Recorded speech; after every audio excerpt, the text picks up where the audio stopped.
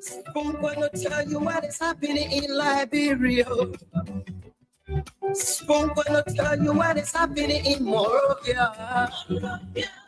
Spoon gonna tell you what is happening in Africa. Just to spoon, you will know. The children crying for starvation, just to spoon. You want to get a news update, my brother, to spoon. You want to know what is happening, Morovia, to spoon.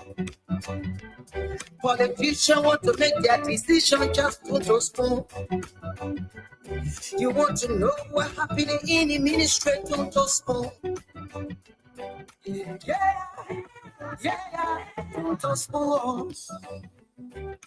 Yeah, to spoon. You from Bonjama, Maryland, to spoon. Yeah, to spoon. If you eat keep regular, my brother, to spoon. You got a spoon TV, you got a spoon radio, to spoon.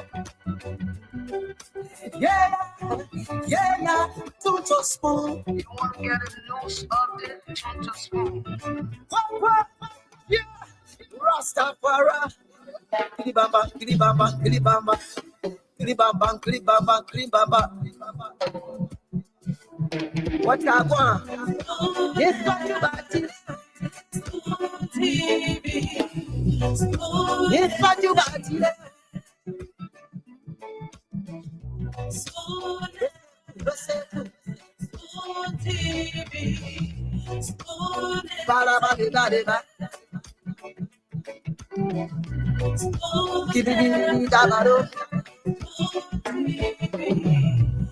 Spoon entertainment.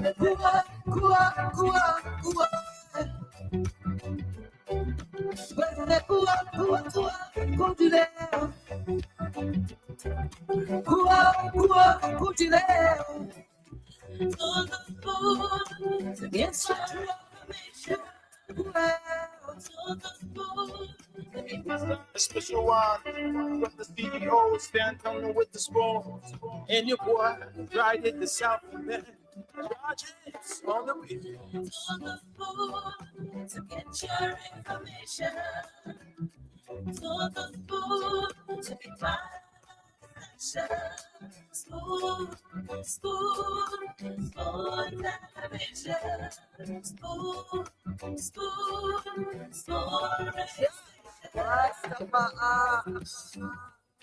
Spoon gonna tell you what is happening in Liberia.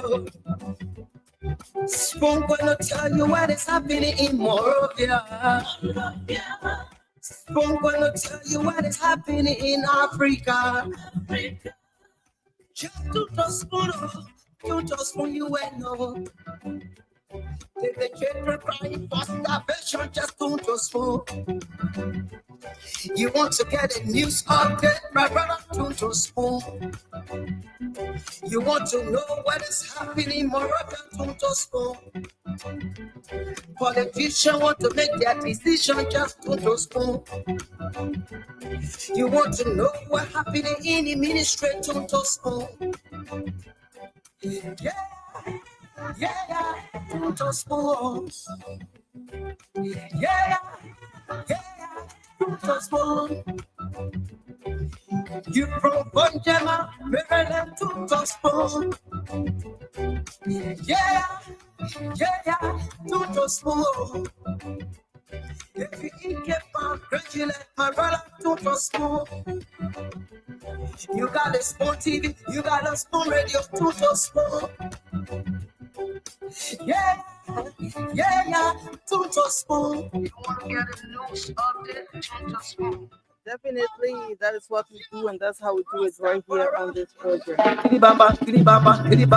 Spoon Talk. I know our people have gathered all over the world. What I want? Yes, you want to know what is happening in Liberia. You are interested. You are concerned. Yes, all of the trending issues, breaking news.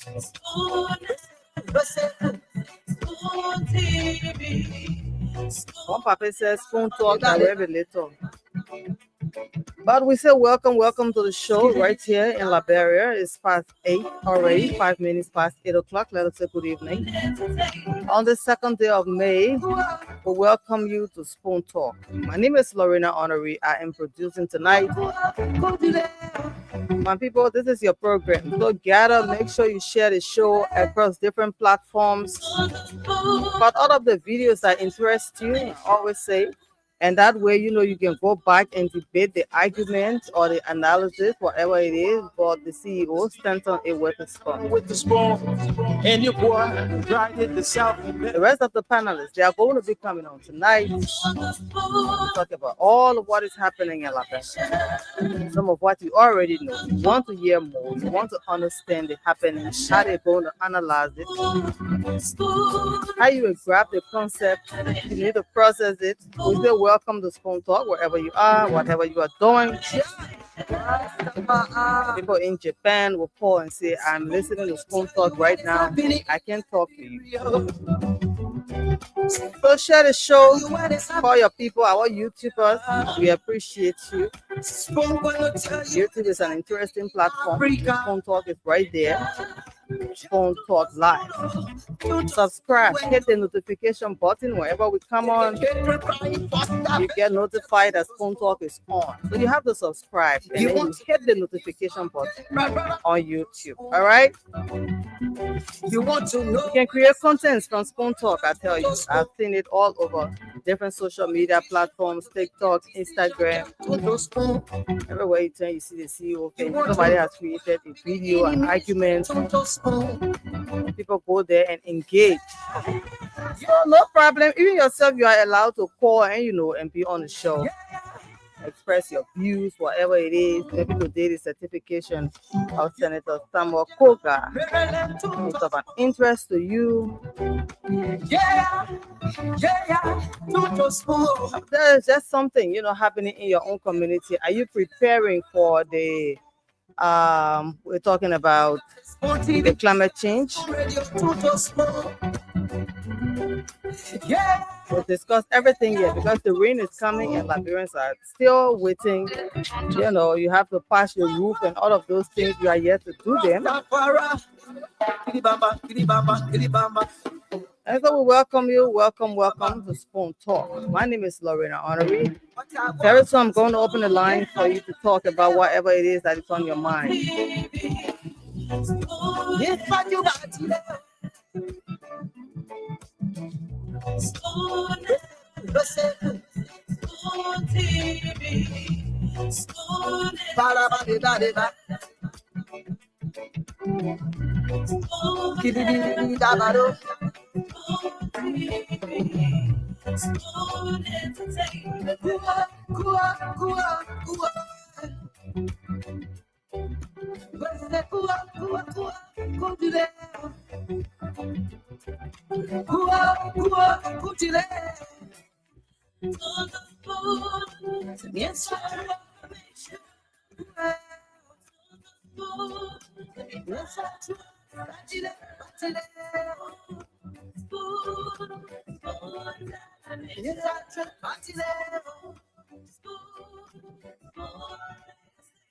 All right. So again, we say welcome to Spoon Talk right here on the second day of May, 2025. Today is the second edition in the month of May, which is the beginning of the second quarter of the year. We say welcome to Spoon Talk. I know you want to put your calls through. There are different things you want to talk about. You are all welcome. We are going to make sure you put your calls through. We have a number. And we will call that number, and so that you call us and tell us we are here because of you. The platform is provided, so you can just come on later on as we open the line. Different things happen across the country. On Friday is just like a summary of what happened in Liberia. We recently followed the story at the University of Liberia, as the University of Liberia dismissed 8 employees and suspended 1 for their roles in academic fraud. UL President Dr. Lilian Mapayan says they Action follows a 4-month investigation into widespread misconduct across key departments. They were fired from public administration department, enrollment services, and IT. One senior staff member has been suspended until the end of 2025. You can imagine, for the next 8 months. All right. These are things that happen across the country right here, and we talked about it. You always find these stories on Spoon page. We are live on Spoon 107.5 FM, Fabric 101.1 FM. We are live on Spoon TV on Facebook, Super TV, Fabric TV. We are live on YouTube, and that is Spoon Talk Live. Politicians want to make their decision just to Spoon. You want to know what And recently, the Liberia National Police sent 8 individuals to court following a violent protest at the University of Liberia. It happened just the other day this week. The protesters blocked the Capitol bypass and damaged a police vehicle. So they were sent to court. Their names are up. It's in our stories. Yeah, to Spoon. If you eat get found crazy like my brother, to Spoon. You got a Spoon TV, you got a Spoon. All right, so we say so many thanks to all of those that have the show across the different platforms. Some people can just go and start airing live as the program is on. We appreciate you, across rural Liberia, your radio stations, you are relaying Spoon 107.5, you are also relaying 101.1. Different things happen across the country today, and we are going to open the line so that you put your calls through and tell us what is it that is on your mind you need to talk about. Yes, but you got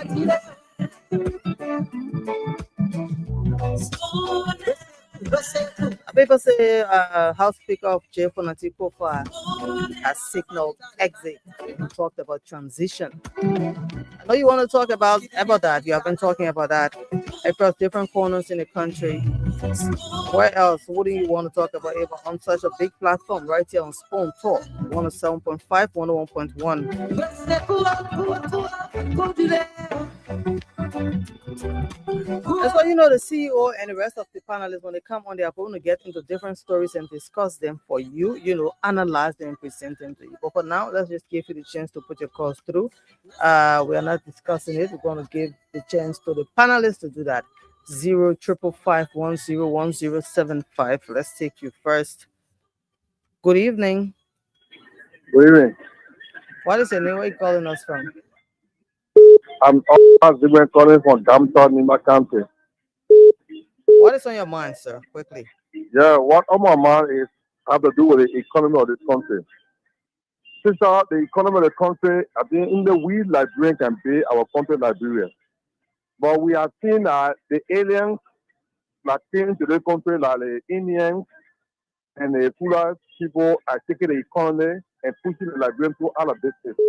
We then they register to sell wholesale. But at the same moment, they are taking their goods and putting on in the car, carrying from corner to corner, from Monrovia, from town to town, selling the whole retail. At the same time, we Liberia are fighting for them and selling on the same price. It's not going down well. When you compare, this country will not be paid by us. So I'm begging the government, I'm begging the Minister of Commerce to intervene into this situation.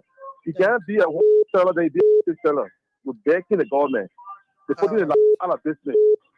Thank you. Thank you. Yeah.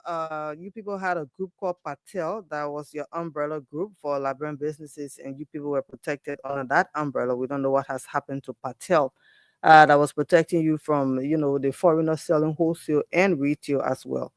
05551011075. I understand if you go and purchase your goods and then you have to, compete with the same person you purchased it from. What you are buying $40 from the wholesale dealer, you'll be buying $50 from we call it Yana Boy. Yeah, how are you, man? Good evening. Welcome to the show. Good evening, man. My name is Adama Kane Anthony Montala. Adama, welcome to the show. What's on your mind? Man, the only thing on my mind like Yagazio. Yesterday I gave my number to Yagazi. Doing a 5 month representative on a call asking where he say Yagazi must take my number. Yagazi say call back and so you can't call and call back. So yesterday I called him, I gave him my number. Or I let you anything I beg you, mama, please. I follow you. Eh? What is it that you want your Kessie to do? No, man, no more, man, no more. Again, they represent the grade, someone represent the grade. The time I called doing a fast more. Represent the grade, asked him to give me, to help me with a fast food. They say that What is you the guys want number? to man, no more. Okay, give To me the give me, number. you guys didn't call back. I Okay, didn't all call right. back. I'm gonna remind your Give me Kessie, my number okay? yesterday. I need to give him everything. So I just taking you now. You might Okay. want to please tell your guys you say that Adam. All You right. get my number. For my man, don't Thank you, sir. forget. There's so much. 055510175. Call and be live right here on Spoon Talk. Let's talk about it. What is on your mind? What is the issue?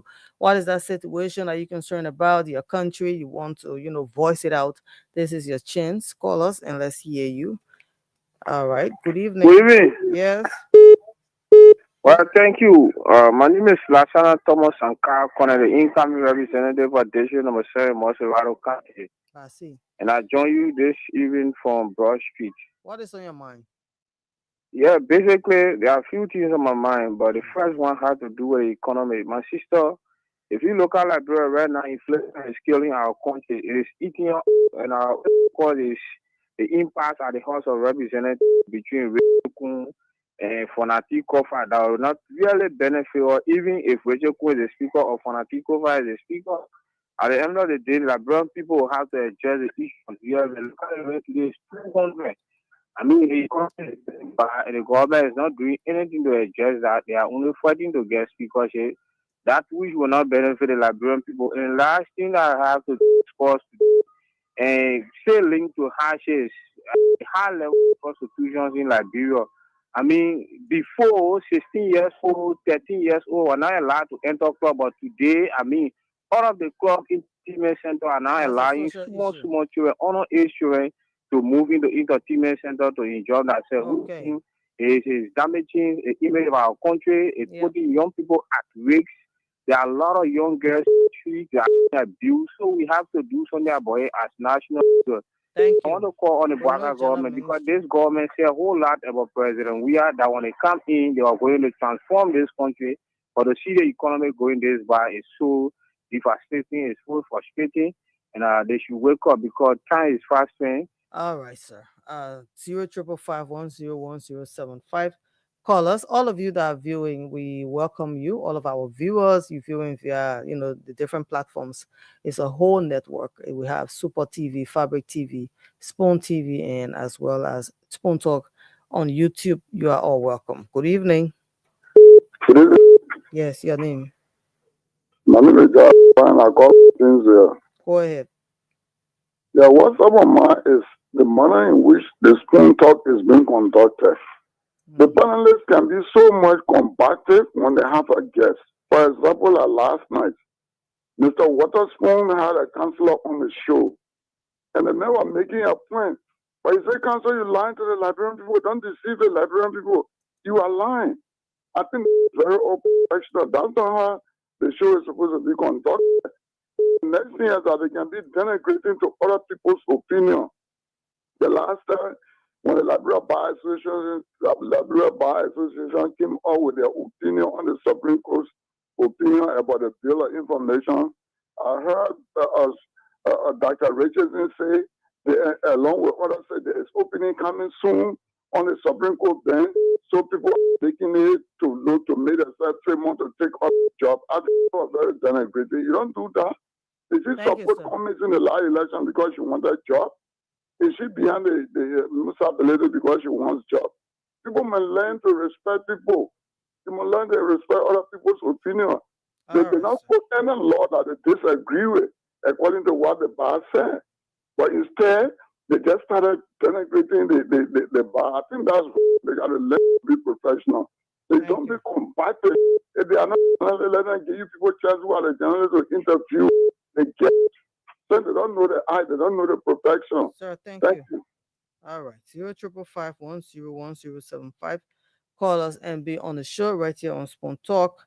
And let's talk about it. That thing that is pressing you. The Oman in the villages and the towns, you can be calling us and asking us questions off Spoon Talk. Now it's time for you people to call so that all of those burning issues that you want to talk about, the fact that you are concerned about your country, you are interested. We always talk about it these days. The politicians are all over Liberia, every corner of town.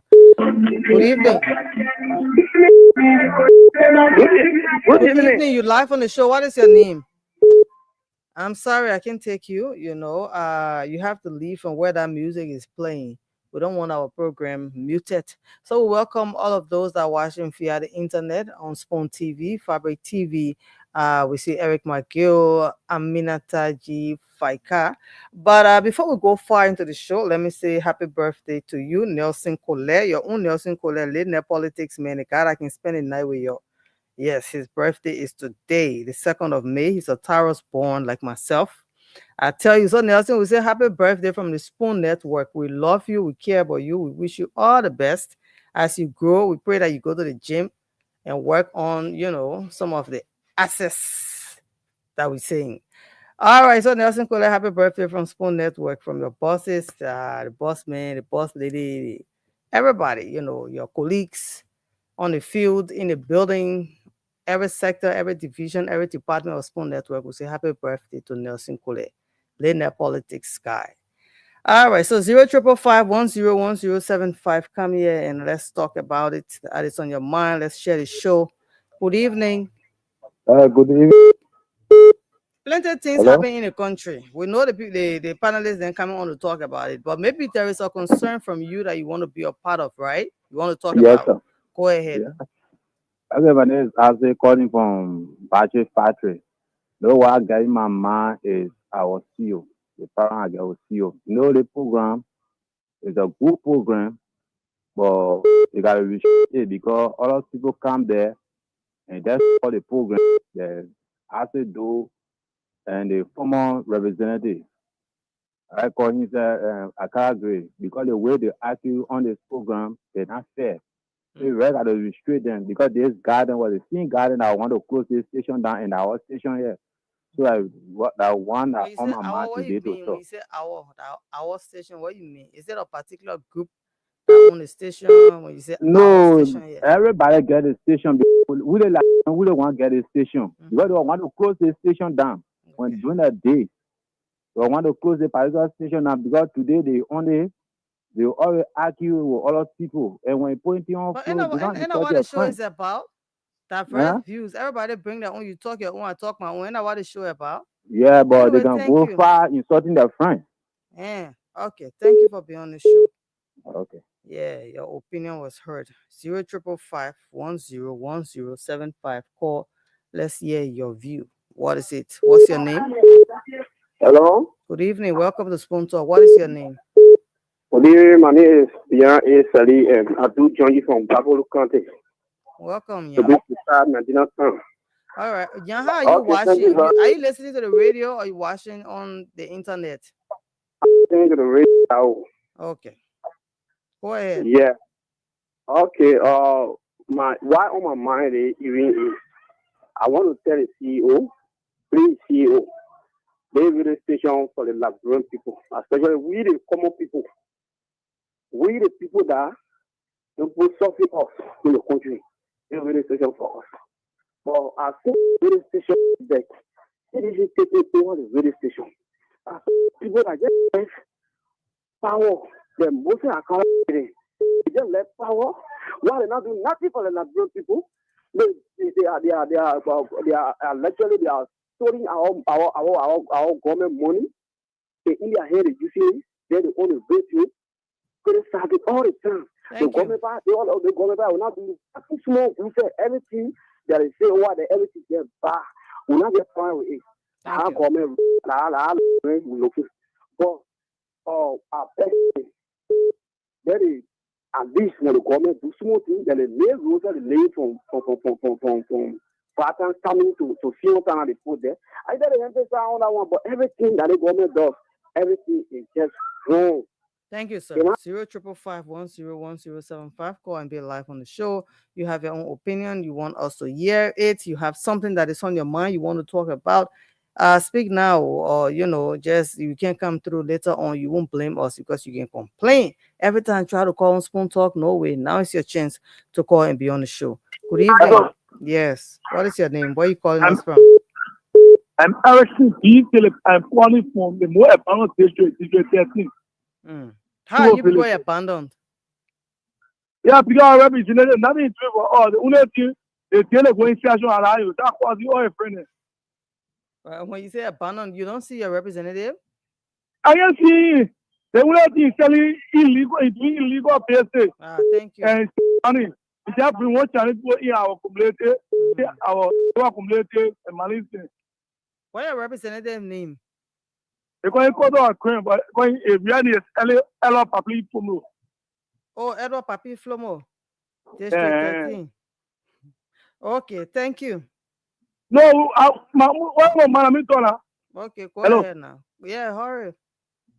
Man, I let go and the Fumo Steve and OCT chairman.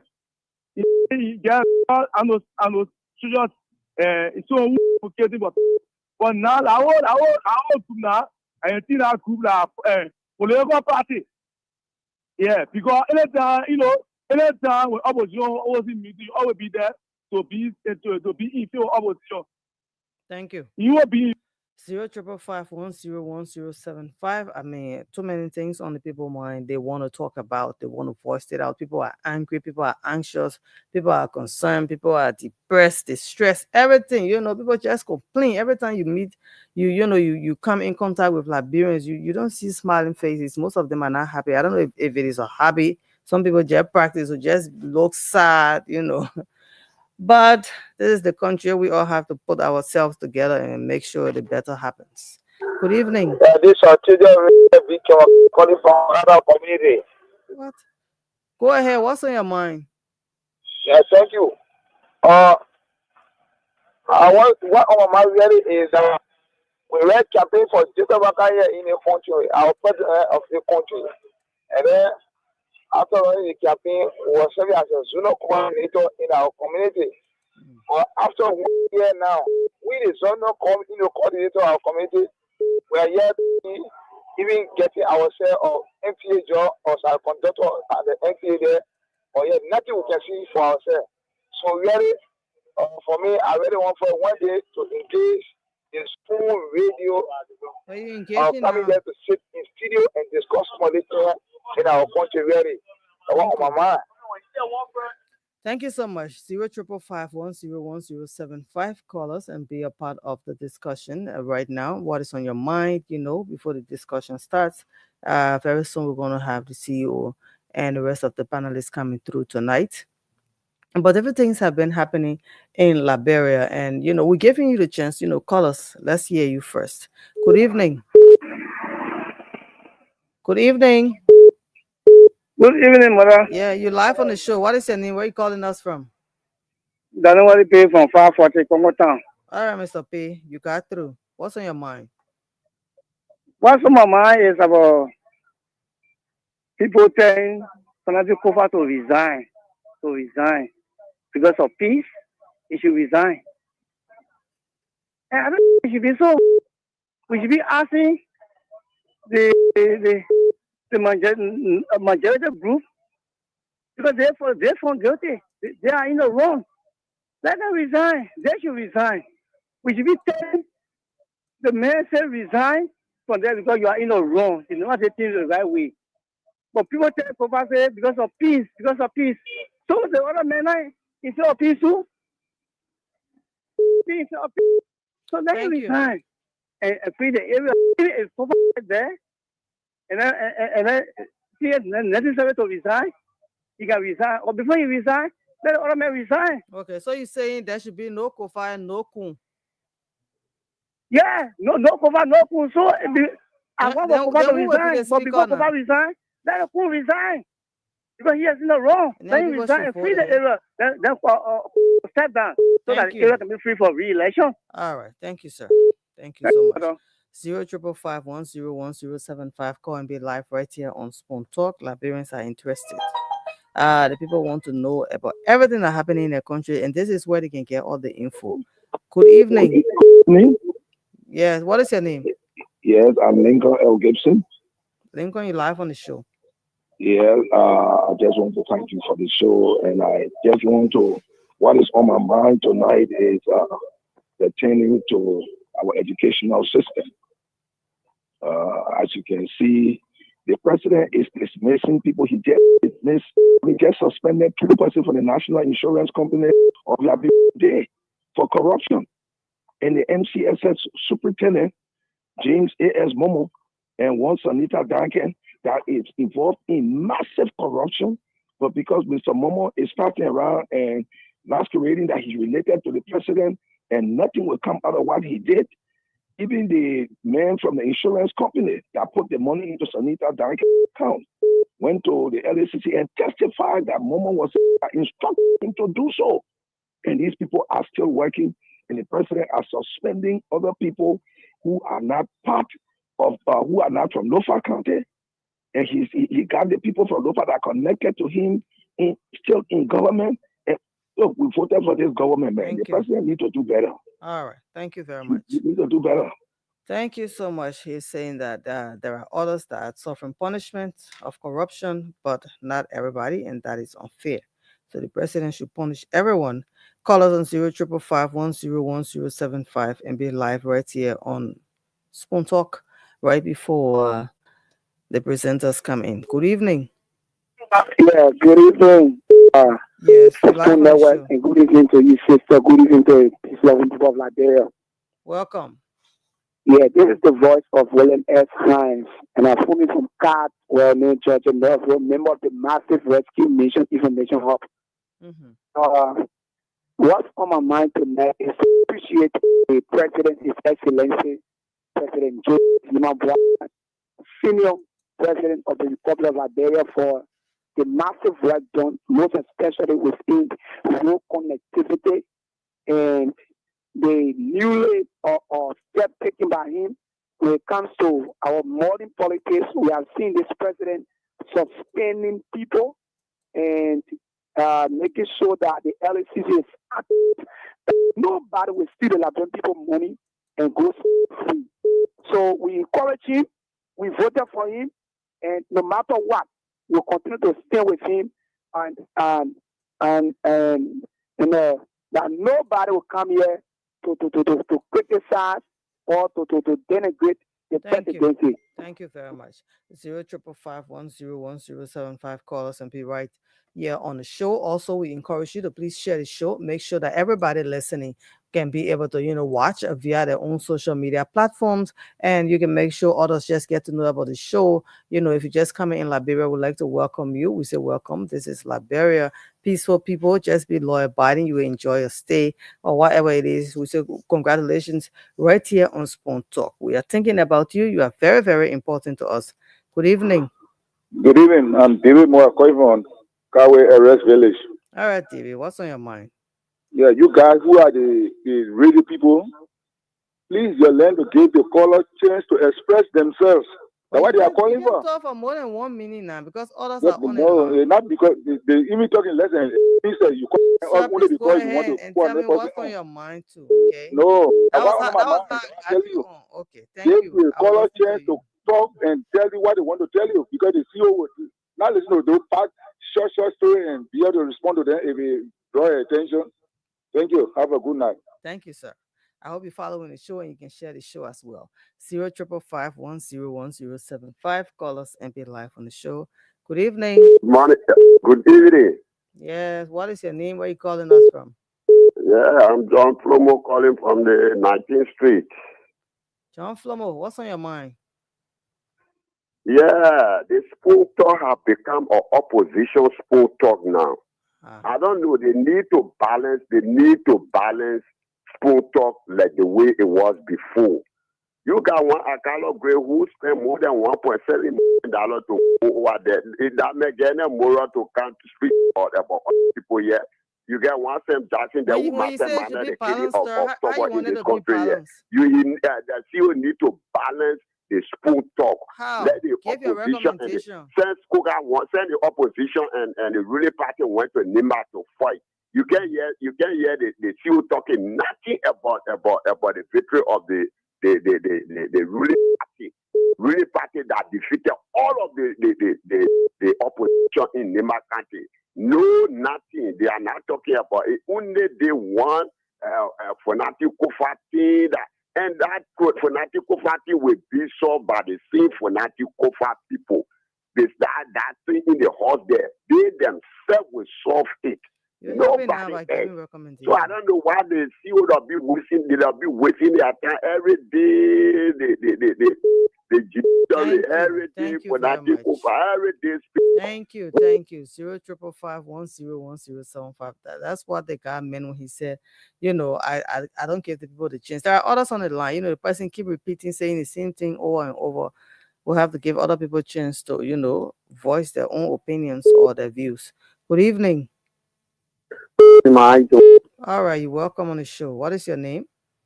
Alachi Kamara calling from Kupo from Fennel Community. All right, Mr. Kamara, you're live. Thank you. I just want to commend the president for a job well done. All he knows in this country, he remains focused, doing his possible best to know the country, make sure the country is going forward. I just want to thank you and focus on us when I'm at us. The only thing we achieve in this country is policy. Already has spoiled the country totally, but then we focus with making really native people with making very well for us. Thank you so much. You're welcome. Yeah, he said politics have spoiled the country. Everybody that politician now. People don't focus on other things that are important now. The only important thing in Liberia is politics. Good evening. Good evening. What is your name? Where are you calling us from? Jay Odelo and Tuba. Mr. Tuba, what is on your mind? Yeah, first of all, I have some thing to Stanton on Tuesday. He asked a question and I answered it, and my phone just went up. So he said, you call back. When I call back, he'll send my money, which is $15. Oh. I'm there. So and my name is Jay Odelo M. Tuba. And maybe you want the number, so I can give it. But I test on the number that day. I'll send it there. No, but this number, we can see text on it. Yeah, but then he told the guy that on the show that night, he said, let the guy call back. I called back. He couldn't even pick. So that I just test. No, we won't see the number. Okay, so thank you. Yeah, what else? What do you want me to do about it now? I can get my number. So I can tell police because that nothing was there that night on the night. Okay, so what's the number? It's 0886 400 581. Okay, we have your number. 0555101075 is the number to be on the show.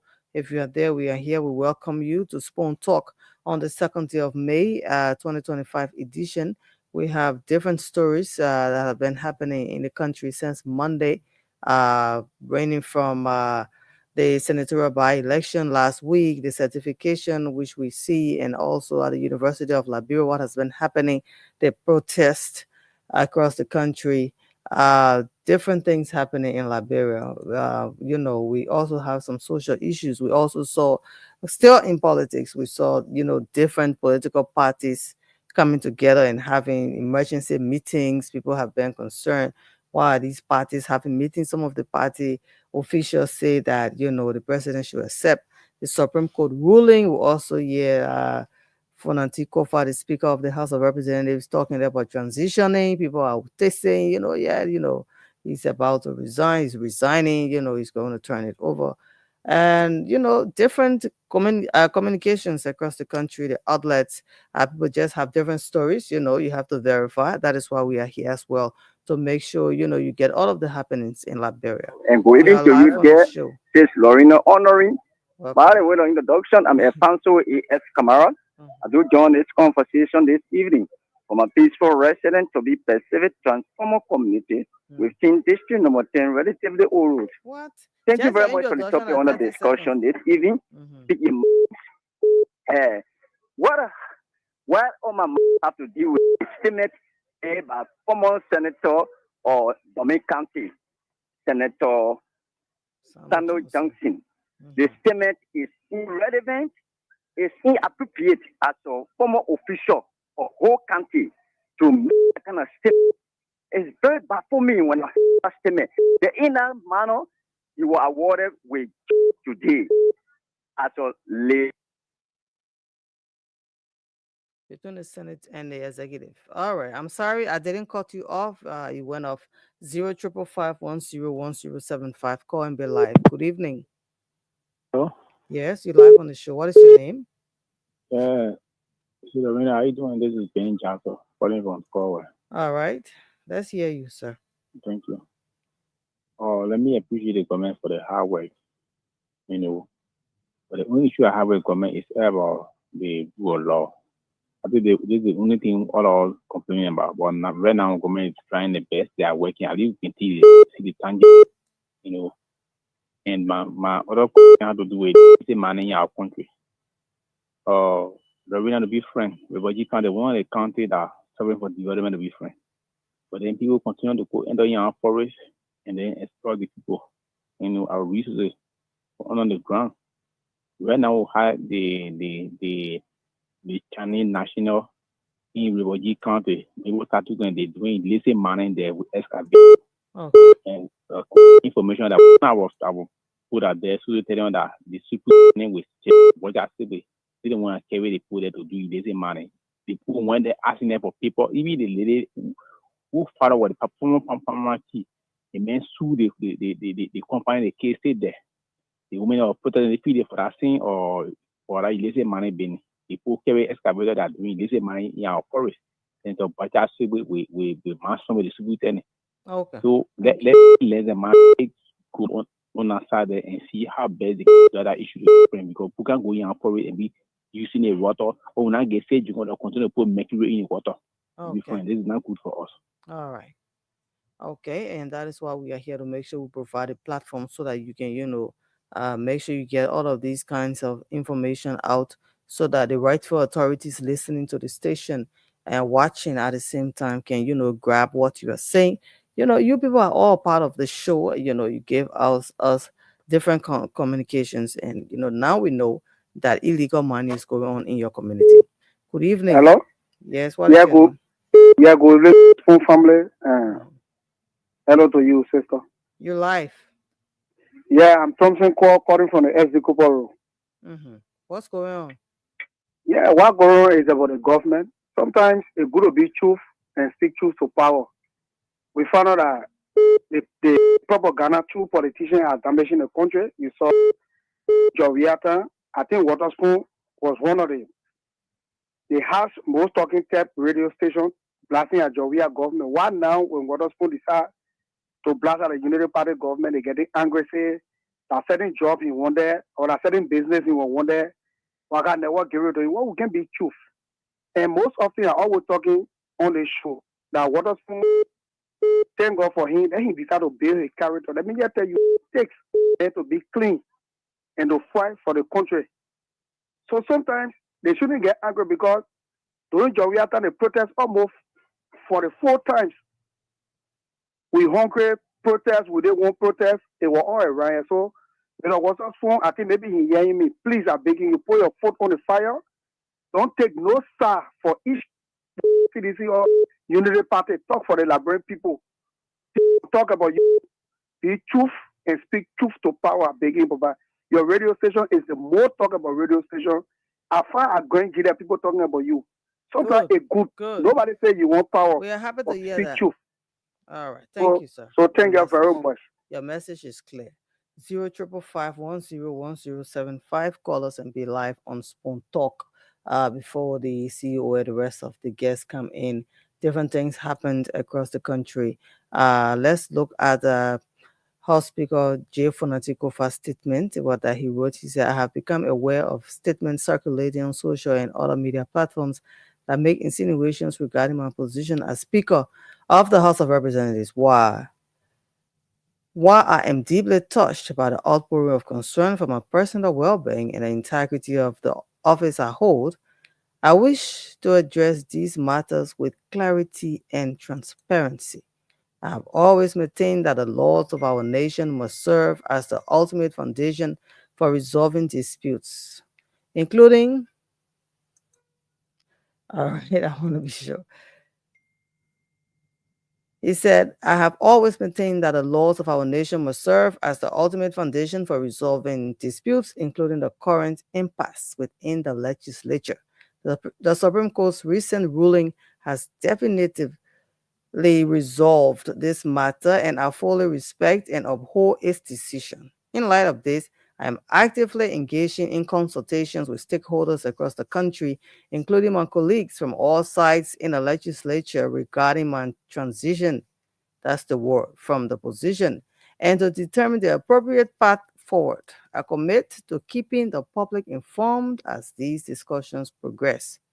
In the meantime, I urge all citizens to refrain from amplifying unsubstantiated claims that risk fostering unnecessary confusion or division. Let's remain law abiding, let's remain peaceful. We take you. Good evening. Yeah, good evening, man. Welcome to the show. Yeah, thank you. This is Daniel Kelly. I call you from Old Road, CB Road. All right, Daniel, go ahead. Yeah, thank you for your platform this evening. Speaking to the former Vice President, Madam Joy Howard Taylor. Yeah. She was she was our president for the country on CDC government. And then nothing you do in the country, nothing at all the people to lay out on it to say, Madam Phoebe, then they do it here. And then she sit down in the country, President of Blackout, be her in her own district, channel district. Nothing to do that. And then they want to be crazy in the government. Even her officer, I know her, one of her officers. So what's the way forward then? Yeah. I come in and her chief of protocol, they gave her money, CDC government gave her money for her to buy a car, for her phone, chief of protocol, also now they will second the money she was thinking about the second election, now they lose the election. So none of the opposition has to put more on the government. This is government they have people leg and then they put President Baka in the so don't forget about our president. We see what president doing in the country. But also all of them know the thing that they probably doing, but just in playing politics, the CEO playing politics in the government. Thank you. So thank you for your show. All right, 0555101075, and all of those viewing, we appreciate you too for being there. Leave your own comments. All right, we welcome you. Good day. If you're ready to come in, I'm not sure. I should bring you through. 0555101075. We are waiting to see you and the rest of the panelists. And you being there, we say please share the show. Make sure everybody is watching, and encourage people to sit by you and listen to the radio. Good evening. Good evening. This is Brother G. Lahasin Wote calling from Pinzi, Ebitoboro. I love to commend this program so much that they give us the latest information in Liberia and other countries. But what information that I think you people like, you know why you're keeping? Why they thought now ostend with this criminal case? When he can't update us, some of all we pray for him. When he's in that case, we pray for him. So we want to know why the state of please let him continue to update us as he does with other getting to administration, agency, corruption. Let us please never so to know to put our government down or to continue to pray for him. Okay. Thank you very much. You're welcome. 0555101075. This is your right. Call us and express your own opinions. Whatever it is that is on your mind, you want to take it out, you want to get it out, you have the chance. Good evening. Good evening. How you doing? I'm good. What is your name? Where are you calling in from? Thank you for the opportunity. My name is Imam Ibrahim Kiazulu. I call from Broadview to be beside Rakubuno Chef.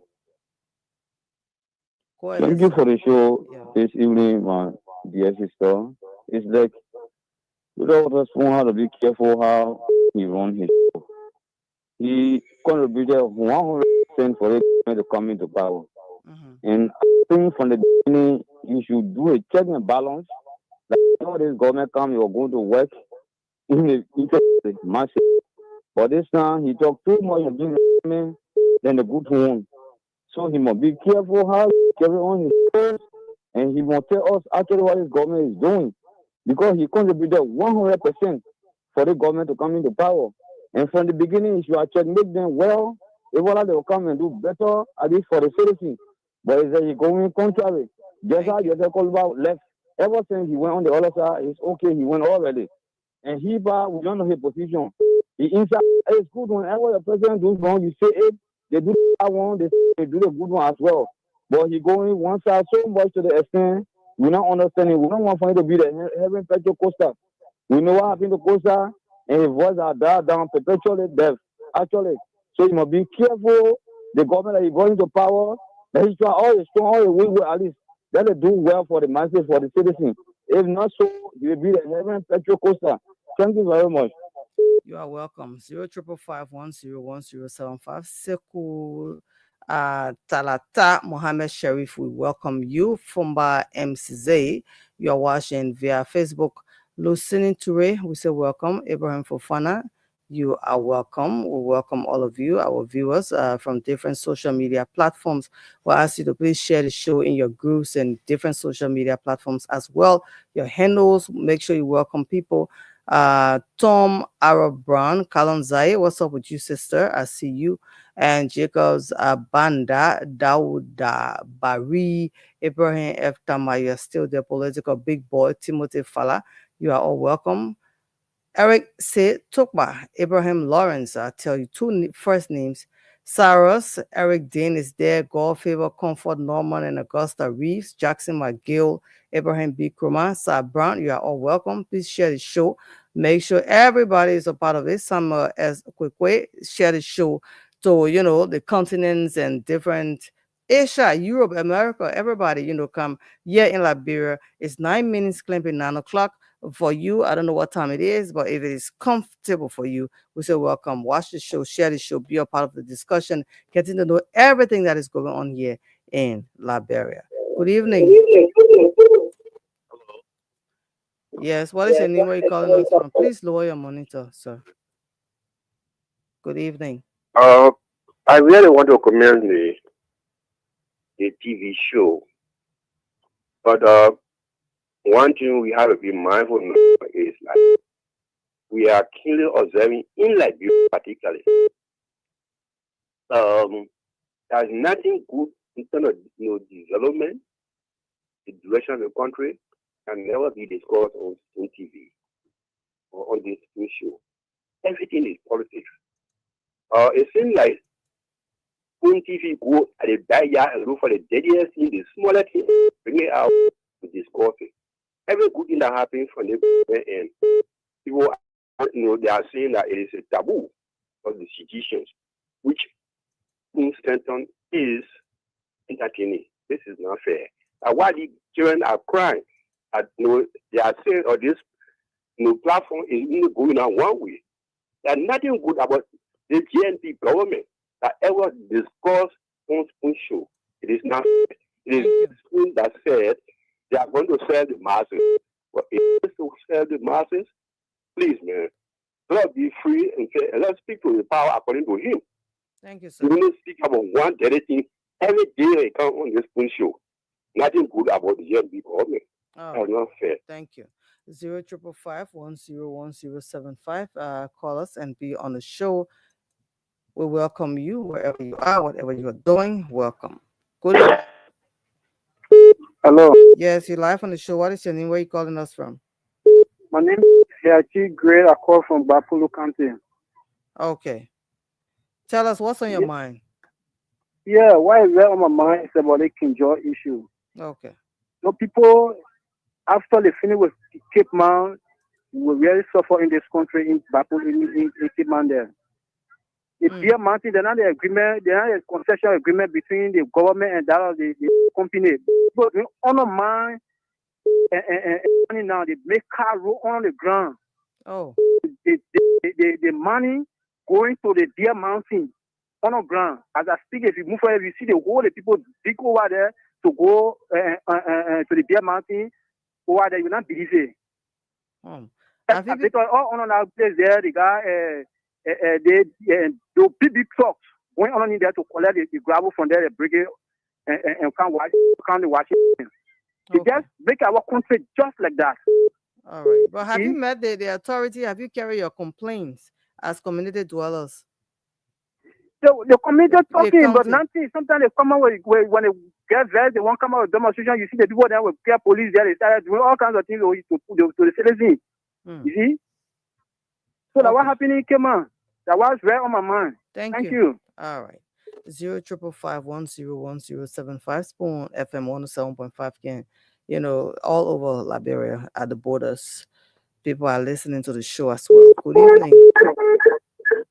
Please check your monitor. Let's talk. What is your name? My name is Patrick. I'm from the principal. Patrick, welcome to the show. Yes, welcome on my the Unity Party participant. At the time we were running the campaign, Stanton was sponsoring the campaign. The reformer, everything was well. Now Stanton is on the other side. They claiming that Stanton is being politics for the CDD government. When they were delegating, just we are government at the time. They didn't know that the thing would have him monkey get him back. Pardon? They just become crying wolf here. Thank you. All right. Liberia is not just about a group. We have the whole country, that we have to pull first. We're almost 178 years old. We're still trying to feed. People are still sleeping hungry in the country. People are struggling to survive, to go to school. People have graduated, want to go back to school. People want to start their own businesses. You don't see those little schemes put together to help. Here is somebody calling you from Cape Mount and telling you what is happening in Cape Mount. That before they are done, the counter is going to sink. That is what he is saying. He's saying now you people are welcome to come and see the hole being dug, where a whole excavator is, being used. So it tells you that the people of Kinjo and Cape Mount is they are at risk. If that is what is happening there, we know that we are going to go there to investigate. So again, we say welcome. This is Spoon Talk right here on Spoon 107.5 FM. We welcome all of you via the social media platforms and, also on the radio. You just press your button phone, go to the radio 107.5 or 101.1. Let's hear you. Good evening. Good evening. You're live on the show. What is your name, sir? I'm asking to join you from Chiazo. All right. Let's hear you. What is on my mind is that the traffic light that is placed to this junction. Yes, the traffic light at the Chiazo junction, the Dupo junction, and the other police academy and the Park of Peace. Yeah. All of these traffic lights are on. But the traffic light that is placed in real life, the traffic light is not on because I don't know why the police. Well, I don't know. The police every day they are harassing people there in real life. So the reason they don't want to put a traffic light on in real life. So I'm asking you, please, to tell the government to put a traffic light on in real life, please. Hello. When the traffic light when they install the traffic light, did they come on at red light? They was that coming on from the beginning? They try like that time. They try all of the traffic lights at the junction in real life they keep on. But I don't know why they don't want to put red light on. All right. So red light on has not come on at all. Okay. Yeah. Thank you. So then we don't know if when they are going to put red lights on. So it is not the police that is cutting the light off, because they are doing brabbing.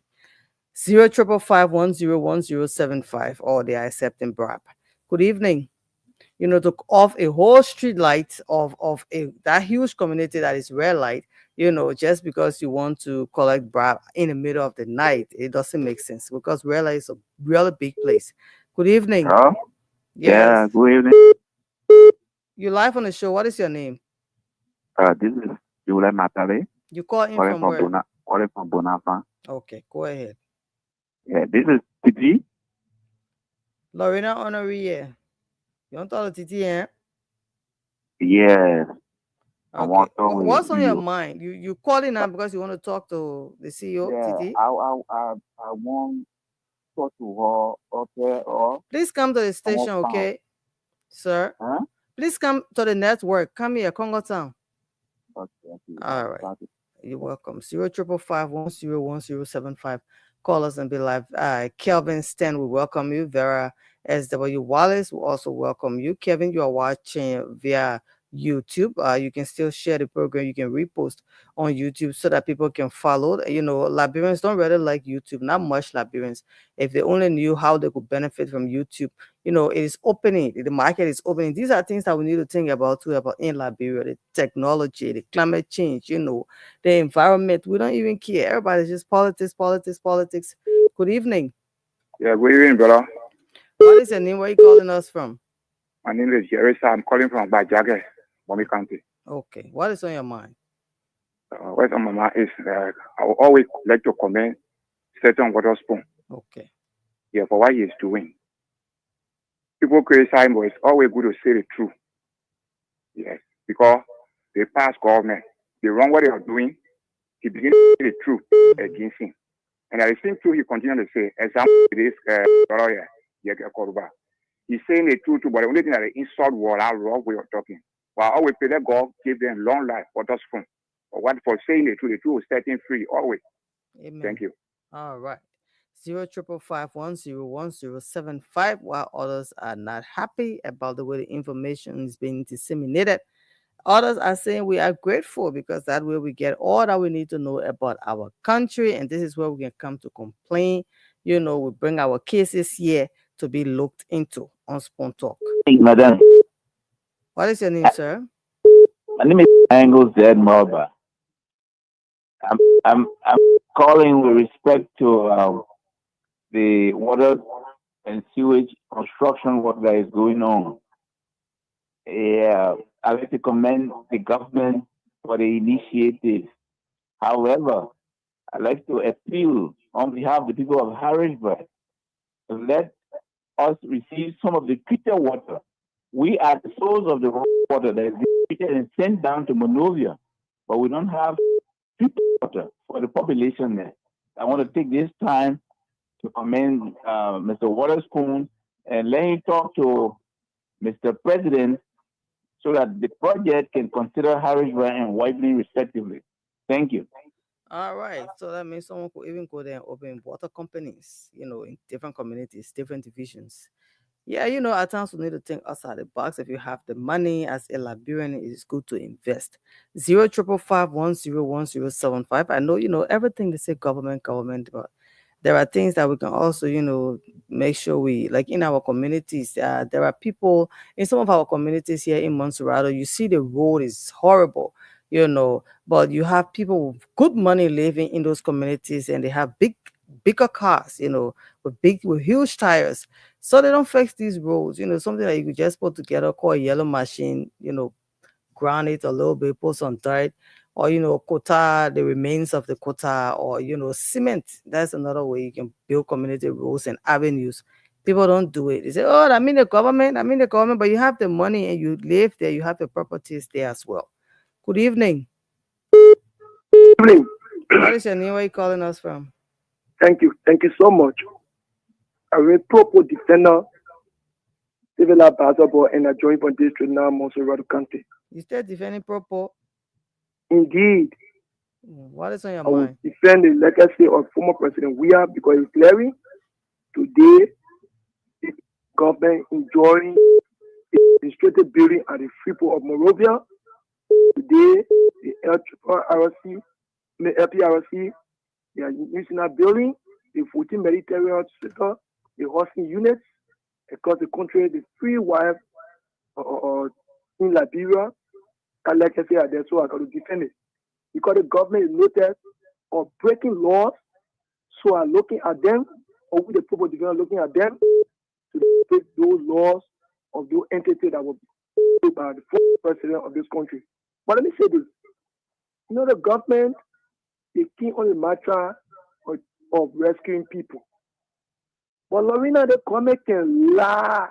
The government can lie to the extent they can lie even to the dead body in the country. For example, we saw our president, Joseph Mobola, went to China. Around 3 billion or 3 billion trillion were coming manufactured. Today, we can hear nothing for that. We heard President Bwaka, he went to Burkina Faso, that they were coming from Liberia. The president continued to make travel. The international people, looking at all. We had two speakers. You think anybody would say the government serious? That your child you can't say person will come and do something. When you have two speakers in the country, look, people describe President Bwaka as a man who know about governance. I tell you, 05551010755. When you say you need others need to call in, everybody's concerned. Everybody has an interest, that's why they say, well, for the platform, there are diverse views from all sectors of the country. There are people that are interested in the health sector, the educational sector, agriculture, women and children, there are women that go through a lot of trauma and distress. The mental health issues in the country is serious. People are looking for therapists to be here. We need them. We need therapeutic sessions as Liberians because people suffer different mental illnesses. People don't talk about these things. You go to the hospitals, people are complaining about the treatment. Some people call from the counties and say, some of our correspondents tell us that people in the counties, even you go to some of the clinics, the big hospitals in the counties, they don't have medication. They will just, give you paper with all of your drugs. You have to move around, go and look for them at, private pharmacies. And these are concerning. And somebody called also and said that in Grand Bassa County, they sell the prison compound they have that is cell is, to only accommodate around 40 something persons. But now they have 100 plus persons there and people are dying, people are sick, no treatment, the correctionals, they can't do anything. Some of them say at times they have to use their own money. They are calling on the government, those responsible. To get there and make sure that they try people. There are people that are in, just imagine somebody in jail, huge, like Sobich for busting somebody water bottle, while someone is there for rape or murder, and these people are calling on the government that, they need to be tried so that, if you have to be set free, you get set free instead of just being there and, awaiting trial and you can't get your day in court. They have been concerned. They've been complaining from different counties across the country. Good evening. Good evening. You're live on the show. What is your name? Where are you calling us from? Yes, ma'am.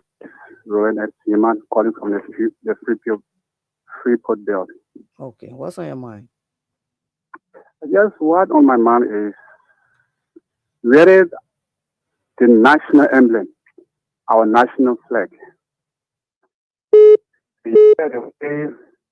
We found most Liberians, especially for our security apparatus, sometimes we see the entire nation wearing our flag backward.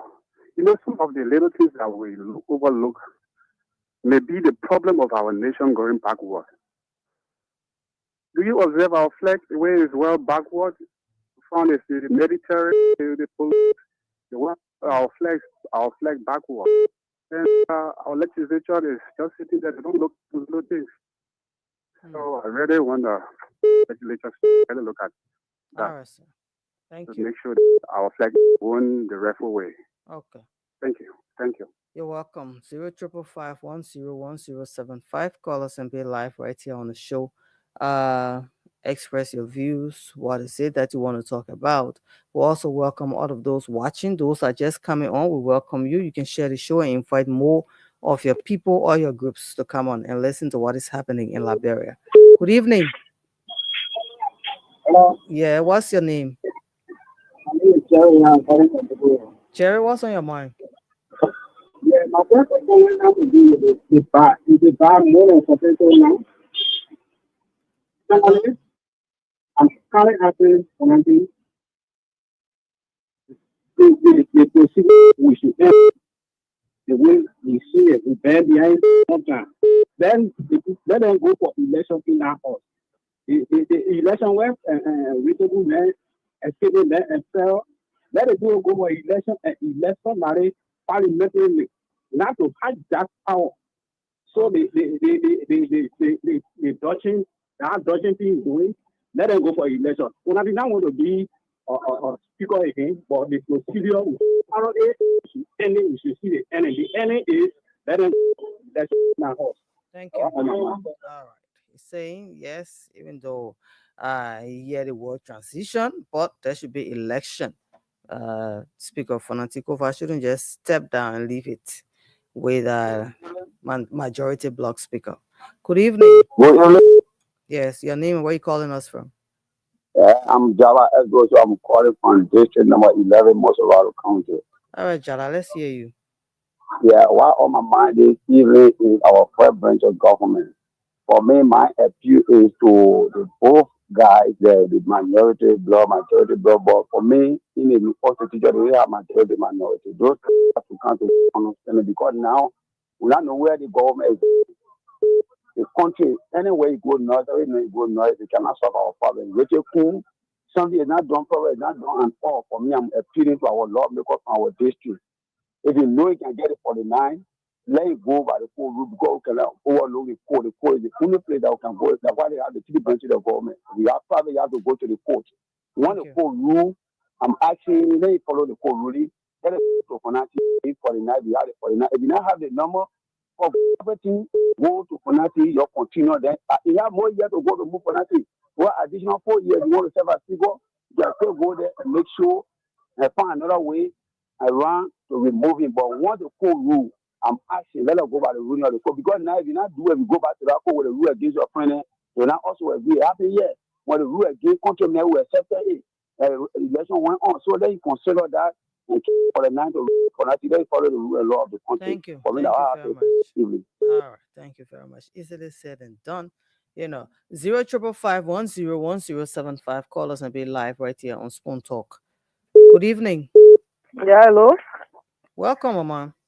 Yeah, I'm Mary Johnson calling from the street one. To be precise, one. Mary, welcome to the show. Yeah, the one that on my mind had to do with education sector. President Boka told all that there will be no volunteer teachers. Up to now, parents are still paying volunteer money to volunteer teachers, even in the public schools. Because the people that are not they are paid will be committed to the job. Children are not learning. Based on this, that will make all the lawmakers bluffing people in Labroye. Because common people can send their children to private school. So please talk to President Boka. Let us see reason that they put the teacher on payroll. Let common people to be able to learn for the betterment of Labroye. Thank you, Mama. Yeah, thank you. All right, she's saying volunteer teachers should get paid because those instructors that are getting paid are not teaching the students. The volunteer teachers are the ones teaching, so they should get on payroll. Good evening. Really? Yes, you're live on the show. Your name? Okay, this is Two Twin. Calling from New Life. Talk now. Why you sounding like you on one romantic program? Thank you very much. Yeah. You know, I heard somebody talking about River G, people digging gold. The reason we put the revenue there, they're not doing it. Only the first money at all. They keep thinking about our country. That the whole thing, why hurting me? When they go to, they say, we're waiting for 2029. Why we can put together a vision? Okay. The way they in the house, they're talking different things. They talk different things also. Because they're sitting out there, they enjoy our resources. They get some us. And we say we're waiting for 2029. Before 2029, you know what? You know how much the men get? Now we're talking about hospital. So people are sick. When you go GFT, they can treat you. But as soon as they get sick, they will leave Latvia, they go different countries. They play, they carry the money. Why they can't go to hospital here? Me, I can talk here. I say, when you leave Liberia, they must be here. You leave Liberia. When you coming back, they will call you cargo. Why you leave Liberia for? Because you now want to pay attention to the health stuff. All right. You also free us. I go punish you. Oh, this is something we discuss every day. This is something we talk about every time. You know, the health sector is horrible. You go to the hospitals, the clinics. I mean, it's not a good sight. You already sick. Go to the hospital. At times there are no beds. You know, the emergency room set. What that first used to say, go to the ER. Yeah, there's no ER these days. Like you go to the ER, you have to wait for close to an hour before you get checked. So why is it an ER? Good Good evening. evening. Yes, what is your name? Where are you calling from? So my name is Daniel D. College Jr. and I join you from Electoral District 3, Monserrato County. So I don't have much time to take on the phone, but I want to say this as a caveat to our lawmakers who in the House there and have tried to deviate from the ruling of the Supreme Court. One of the premier of Constitution, it says that the Supreme Court is the arbiter of justice. So any attempt for that lawmakers that are in the House currently to deviate from that instruction, they will receive the hardest resilience for we the youthful population because we will not stay back this time around and look at them bury our country. Thank you. You're welcome. 0555101075. Call us and be live right here on Spawn Talk. We welcome all of you. Yini Guva Esan. We welcome you. You're watching via Facebook Live. Honorable S. Edward Peel is also there. Leader Kennedy, you're watching via YouTube. Spawn Talk Live on YouTube. Bill Carson, you are always there. Doris Tobert. Moi, that's May Tia. Empower Mentor, Abraham Amara Donor, you are there, man. Jennings Son, Molu Jones, Tie, quick, that's Kreku. Share the show, please. Invite others and, be a part of the program as you are listening via the radio 101.1 Fabric or Spoon 107.5. Good evening.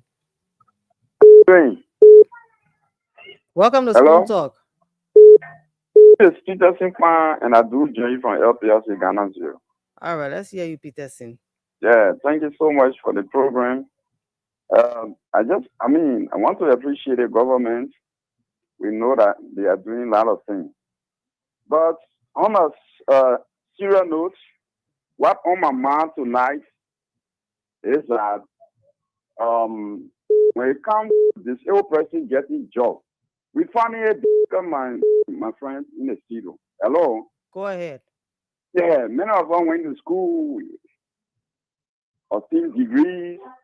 Even when the president took over, what he did, they asked for our credential. We carry everything at foreign affairs, to the marshal there.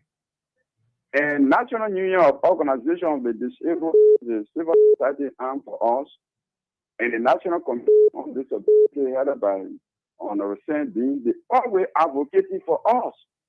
But we are not finding our way. So I want to put it before the government that they have to think about us. It will not be good you go to get degrees and you own the street. It's not what we want to school for. Thank you. Thank you. All right. Okay, we also need a lot of private corporations to come in the country to, help enable people. Sometimes, do you look in the private sector? You could also get jobs. Jobs should be created as well. They say sometimes you can't get employed, you become an employer.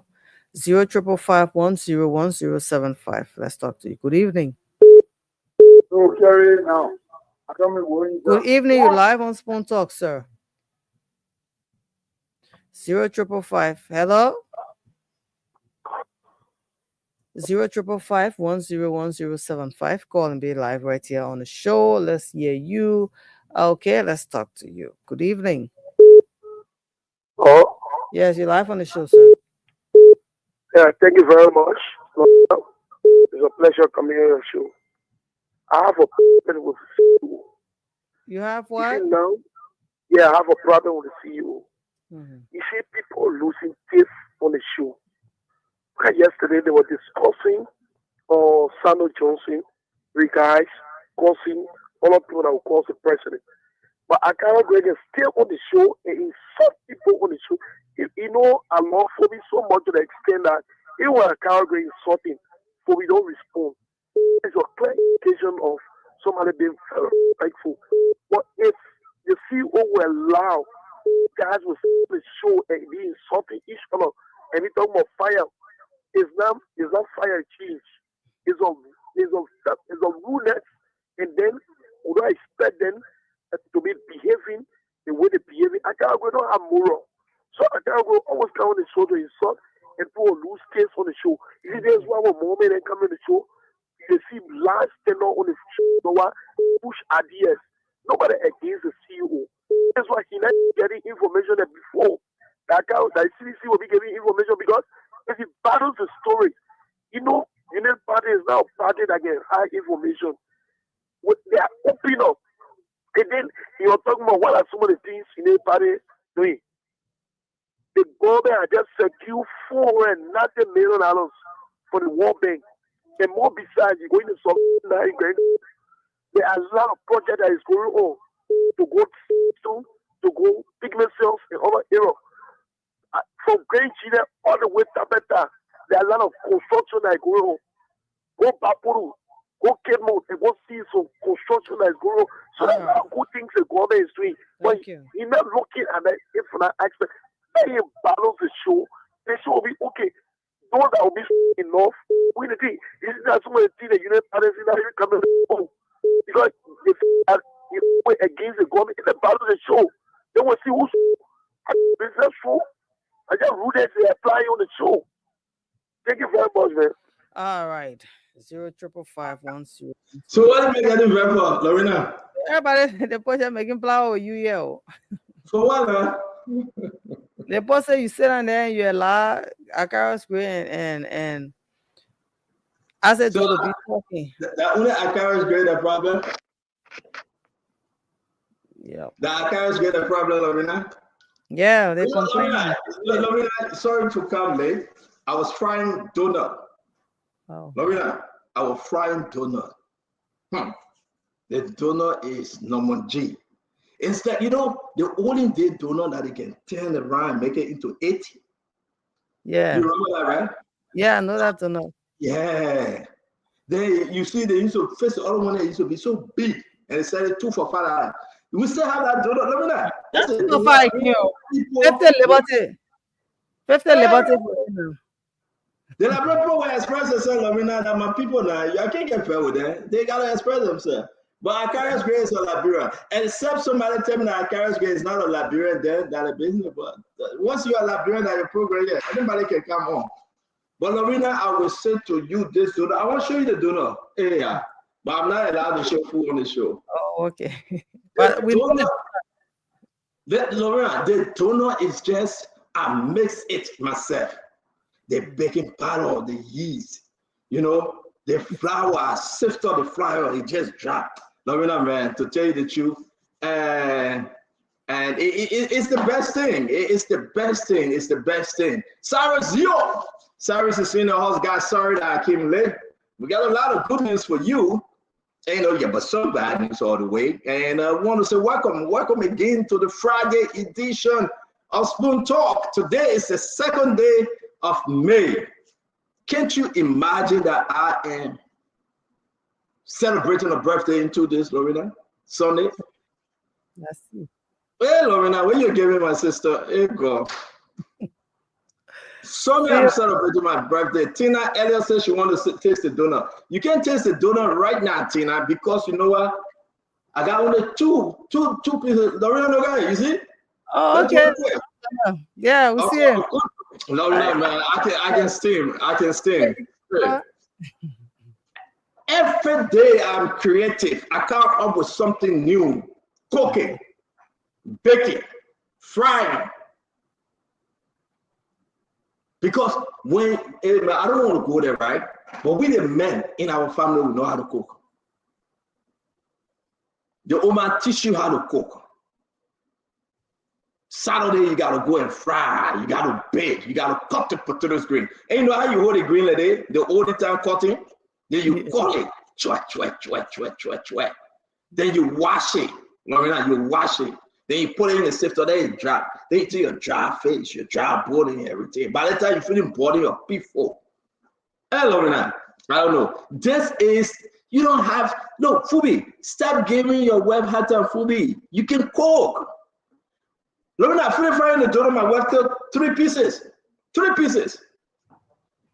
That's and I'm here just, so if you see me going in the back, I went kidding. Everybody right now, for 1 week, don't allow your wife to cook. For 1 week. I challenge anybody, Fubi. I know you can make it. For 1 week, give the woman a break. Say, don't cook, I will cook. Can you do that, Fubi? well, rather, I don't see it no way, so I better cooking myself. There you go. There you go. For 1 week, the woman shouldn't cook. The man will be cooking 1 week. Look at somebody say, "Should do not again." I beg you, Mustafa. You want to make magic? The man can jam my donut from my bowl. I beg you, Lorena, tell your husband, Lorena, for 1 week, he don't cook. Let he cook. Will he agree? I think so. Look at Baron. The man will say, "I beg you." Yes. I challenge all the men out there. 1 week, tell your wife, say you will be not only cooking, right? Go to the market, go to the supermarket and buy the food.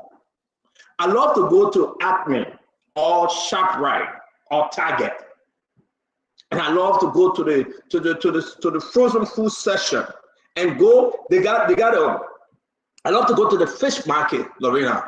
You can see the fish swimming. And you can just say, I want to cut it, the kid, they clean it. You want a hair on it, you don't want a hair on it, you bring it home. You wash it, you steam it. You put your pepper, your black pepper, I love it to be hot. Then you put your onions on top of it. With your bell pepper slice, you just spray it on top of it. Then you just steam it. You take a little olive oil. You just, seriously, man, you don't need nothing else. Hey, my people, everybody, Lorena, hey, God. You can be on Spoon Kitchen. Huh? You could be on Spoon Kitchen. I want to be on Spoon Kitchen, seriously. Yeah. We can give you a schedule on Spoon Kitchen. You know what? I would love it. I will come on Spoon Kitchen and teach, Fubi them how to cook. Exactly. I will. All right. Yeah, but a couple of things. The first food we cook would be potato screen. Fried potato screen. No real oil thing, no double ghee. Fried potato screen.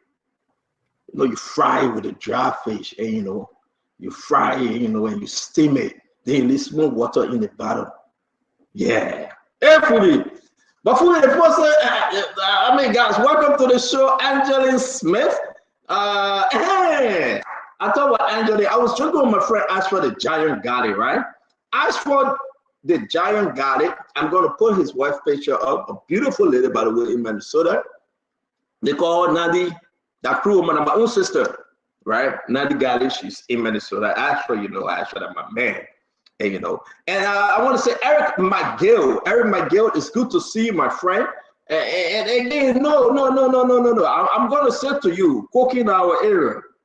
Everybody got an area, cooking in my area, to tell you the truth. Make no mistake, cooking in my own area. Everybody going to come on the show. People are asking questions, Fubi. They said Mo Ali said he posted a picture, something, right? That he built another hand pump. But people want to know, did Mo Ali build another hand pump, or what's the story behind our 384,000 US dollar hand pump? Did Mo Ali build it? And Mo Ali is my friend. I've been waiting, but for me in the chat room, we've been waiting for Mo Ali to answer since this morning. He has refused to answer, so we want to have a conversation there. Did Mo Ali build the hand pump? And we got another story again from the Governance Commission. Our own professor, Larry Tupac. Yeah, you admit that, Fubi. Our own professor, Larry Tupac. What's going on with Professor Larry Tupac from the Governors Commission? We got the story that we got to discuss today. Yeah. Governance Commission. We're going to discuss that story today. And the first one will be Mo Ali. Mo Ali said he did another hand pump. But did he say it? Or they just call you to dedicate the hand pump? A lot of confusion here. Mo Ali got to explain. Mo Ali said they gave him 384,000 United States dollars to build a hand pump. But the Church of Jesus Christ of Latter-day Saints and that of the Catholic Relief Organization, did they give Mo Ali money to build it? Or they just call Mo Ali to dedicate it? Fair question. We have to ask.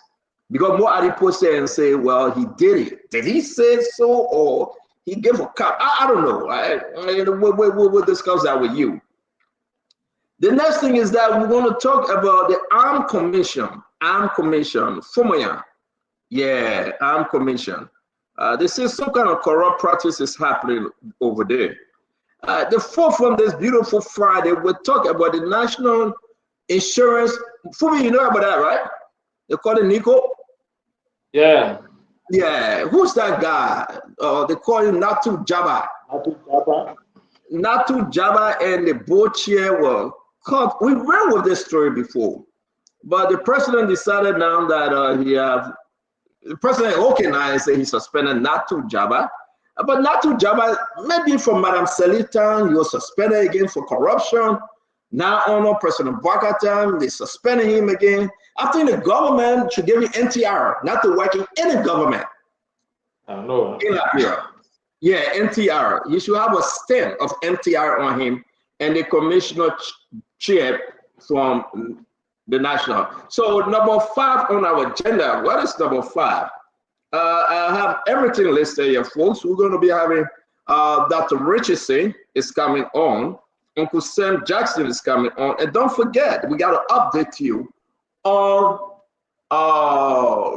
the speakership issue at the House of Representatives. Some members are having retreat. I can tell you this. Is that an internal coup d'etat taking place here? And we got to give you all the information coming up. We will. The next story on our big problem here in the country, why the Supreme Court members boycotted the program today. And the program, the keynote speaker was the former Supreme Court Chief Justice, Gloria Musun-Scott. What did she say? We got that clip. And Gloria Musun-Scott, what did she say at the program? And she said something that you want to listen to. We got Madame Musun-Scott clip. We'll be playing it for you. And for immediate release, this is to say that this tell me is very, very big. Something is happening. There's a guy by his name, I'm going to put his picture up. He went to the casino, 50-50 casino, to play. And ladies and gentlemen, you got to share the show as we're talking, right? He spent over $3,500. Every night when he goes to that casino, he works in the government. I don't know how this guy make his money, but every night, the man spent over $3,000, $300, $5,000 gambling. And this day, he blamed the casino because he didn't win. So he complained the casino owners to the National Lottery. And when he complained them to the National Lottery, they both said, well, you come and see, any man working in the government yet? Look at every day the man playing. No less. Is he spending the government money or he's spending his own money? The man spend no less than $3,000 every evening at the casino.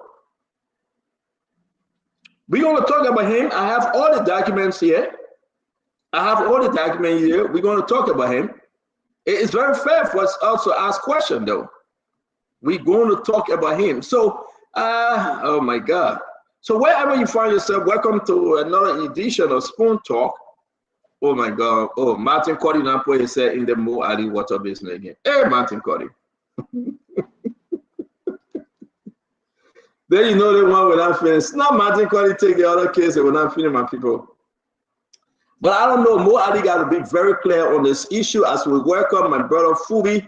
Now, don't forget, yesterday we were kidding with Fubi on the show. It's nothing serious, guys. Okay, but Fubi, Fubi is on an attack, massive attack, and it's my work to protect Fubi. And as a politician, you come under this attack. So Fubi is built for this. It's nothing strange. And it is why it is. But what is discussed in the chat room is discussed in the chat room. And what we come out here to say, we say. So ladies and gentlemen, James Walker, it's good to see you, my brother. Yes, 3,000 US dollars. Yes, James, US. The man spent only US dollars to go gamble. Mary Lincoln, it's good to see you, Mary Lincoln. Wherever you join us from, you say good evening, my Spoon family. Tanu Jala is watching from the Voices of Lawala Zoo, also based in the United States, USA. Darlington Jackson, Darlington P. Jackson, is watching from the Baptist Seminary home. We're going to say Charles Berry. Juna, what do you call Juna? They may tell me Juna, I don't know what I mean, but anyway, we recognize you, Charlie. Marketplace Assistant, we recognize you. Liberia Eminent Intellectual, thank you for joining us. Mary Ann Pelisiki is in the house. Lasanan Content is here as always. We're going to bring in Sam Zoe. Sam Zoe, it's good to see you. My man, Buster Papa Eunice. Buster Papa Eunice is in the house. That's the man right there. Cole, Gloria, Voka, Moba is here as well. Tipo, Speaker Dempster, we recognize you, my sister. So you see, somebody take the time to cook. You see what the guy saying? Is it that donkey donut I show him? There you go. So you are saying I went to the store and I bought myself donkey donut. Hey, my friend Tipos, but man, that's true, but I can cook. Buster Johnny, it's good to see you. Alex Tier, as always. Bakari Kabo, thank you for joining us. Joseph Lasana, Io White, Tom Brown, Philip P. Bali Sr. Now, let me give this announcement. It's very important for me to give. A lot of folks out there, they don't work for the Spoon Network. They are impersonating. A lot of folks out there impersonating those folks that do not work for the Spoon Network. I want to announce, if anybody coming to you, please be very, very mindful that you must call the radio station and verify. Or you can send me a text. Because we are receiving complaints, people going to ministries and agencies and saying they work for Spoon Network. No. We are receiving information, a lot of people impersonating, saying they work for Spoon Network. I would beg you, reach out to the business office. Lorena, do you have the business number? You need to reach out to Patricia Dapo, Lorena Honoré, and the CEO, Madam Titi Kane, Nelson Colette, Damos Slanger, or I can call all of them in Yekesi Zogbe, James Goode Flomo, and I want you to reach out to them. I mean, I call all the staff name, but if you are in doubt, if anyone come to you, they want to do business with you, we beg you, reach out to the network. We have a lot of people impersonating. They do not work for the network. I receive a lot of complaints. People calling different agencies and ministries and saying that they work for the network and they're trying for you to give them money to run with your story. No, you can only do business with the business office. And the business manager is Madam Patricia Dapo.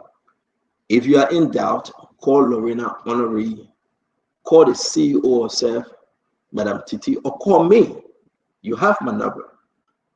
We will beg you to do so. We are not responsible if someone out there eat your money. We are not responsible. I will beg you, please, help us help you. It's only fair that we got a lot of scammers out there. It's only fair for us to just understand now what is so important today that you want to reach out to the network and do not do business with any one individual. You have to reach out to the business office. Please.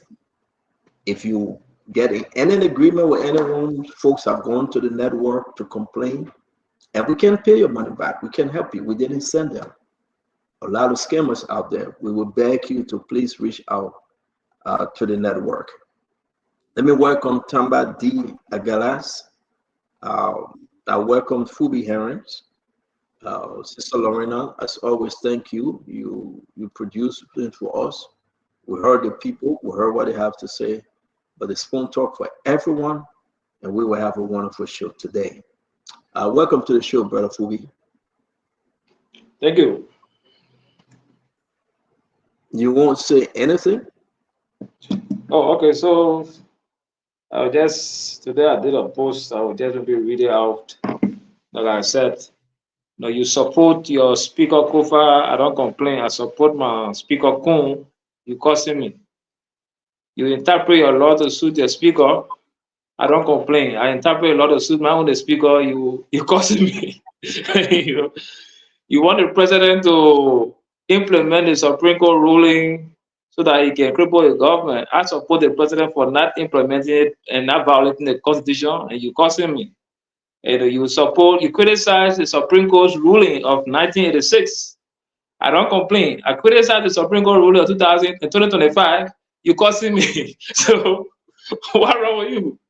So we need to understand that the war is not wrapped around you as an individual. Everybody will not agree. We have to disagree at different points in time. Sometimes we agree, sometimes we not agree. Or the only thing we need to do is learn to respect each other and move on. We can't keep fighting somebody for their own opinion because nobody owes you, and yourself you owe yourself for what you think and what you believe. And so that's how we run a better world, by respecting each other. So we look forward to a good show today. Yeah, you're quite correct. You're quite correct. Everybody say you say your own, I say my own, we move on. You're correct. And the Liberian people will decide. Tama, how does it feel, right? That you ran for an elected office and you didn't win? Tama, welcome to the show. I'm just asking. Thank you, Stanton. It's a great question, and I appreciate you asking this question. I think you brought it up before. So, for the record, I didn't run for the House of Representatives. I ran for the Senate in 2020 in Lofa County. But it's always a pleasure to come on here to contribute. It's usually, when you lose an election, Stanton, it's you feel disappointed initially. You feel disappointed the time it took you, the commitment you had, the resources you put in, and you feel disappointed initially. But I think for me personally, though, it was a great learning experience for me.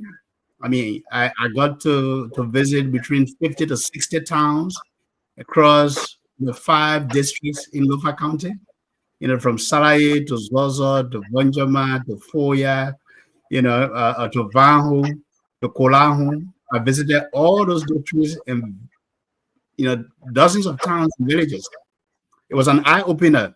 It also helped me to really see the challenges of our people, the roles that I had to go through, challenges in getting to those places, and the day-to-day life, how people live in the interior and in those villages, and their challenges and opportunities. A lot of produce are in those towns and villages, but it's difficult to get it to the markets because of the roads. So it was a great lesson. It was a great lesson for me to learn about Lofa County, to know the people, to get to meet my people, in those numbers. And I would do it again in a heartbeat, Stanton. So, but it's a pleasure to be here. So my question, I know we include the set time to the one. We're just taking the time to the one off. This one start. We're getting to the show. But understanding now that you left the people, what are you doing now for those people that you were asking for the vote? And I will ask probably the same question. It's 15 months. You just turn your back on them. What are you doing for the people of Lofa County? Oh, wow. Very good question. And it's a valid question. And I think this is the concern of our electorate. Is that people come on the election season and then they leave us. But I've been in Liberia. I've been working in Liberia since I returned in 2014, Stanton. I took a job in Liberia with BRAC in 2014. I was there during the Ebola crisis when the government officials were out of the country. I helped with the emergency relief. But now you are not there. What are you doing now? Yes, I'm coming there. So given the fact that I'm an international development professional, sometimes I do travel for work. I live in the States. I live in Liberia, but I have a foundation, Stanton, in my name, the egalasfoundation.org. That's the website. I can send it to you. And what we've been doing is the mission of the foundation is to inspire and empower the next generation of leaders through education support, capacity building, and empowerment. So we do programs across education support. We provide, whatever support the young people need for culture and sports event. We provided over to 25 teams across Lofa County, sporting jerseys. The foundation is currently building a clinic in my hometown in Foya District, a primary healthcare center. It's on the website, the Tama Igelas Foundation. And it's my widow's mite. I have some friends who are supporting, but I can use more support to do more. The vision, we are doing our best, through our widow's mite contributions. But Lofa remain Lofa though. Why you want to be senator to represent the people of Lofa? Why? Very good, very good. So when I made a decision at the time, I have been a refugee for about a decade, and I have spent about a decade in the U.S. I have studied, I have worked, 20 years of international development experience. I felt it was time to go back to Liberia to lend my hand to nation building. And I think I would have been the best candidate. I have no record of corruption. I bring honesty and integrity to government if I would be successful. And my loyalty is not to a political party. My loyalty. Who did you run against? Oh, we were 11 in the race, but the big names were Brandon Samuka, James Pato Jala, who is now the senator, George Tengbe, who was you think Samuka was not fit to be senator then? Well, Samuka was found guilty of mismanagement or embezzlement, according to the indictment, and he was found guilty. And based on the laws of Liberia, if you are a criminal, you can't take a seat. Even if I understand that. So he was unfit then, right? He won, but he was unable to take the seat. That's correct. So was he unfit? Look, this is a bigger issue of integrity and honesty in government. And I think if you go through the law and the law find you guilty. So the people of Lofa listen to you now. Was Samuka unfit? Look, Samuka wasn't the best candidate. Was he unfit?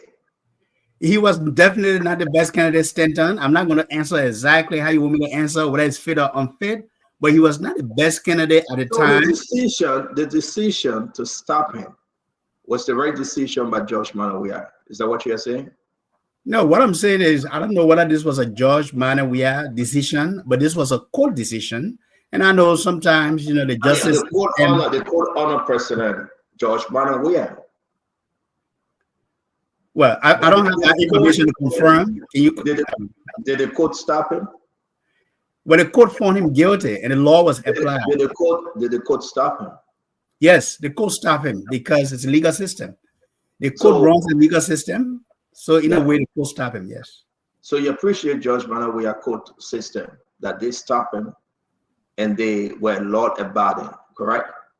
Well, first of all, this is not a judge Manawia court. This is about governance. Exactly. So it happens under George Manawia.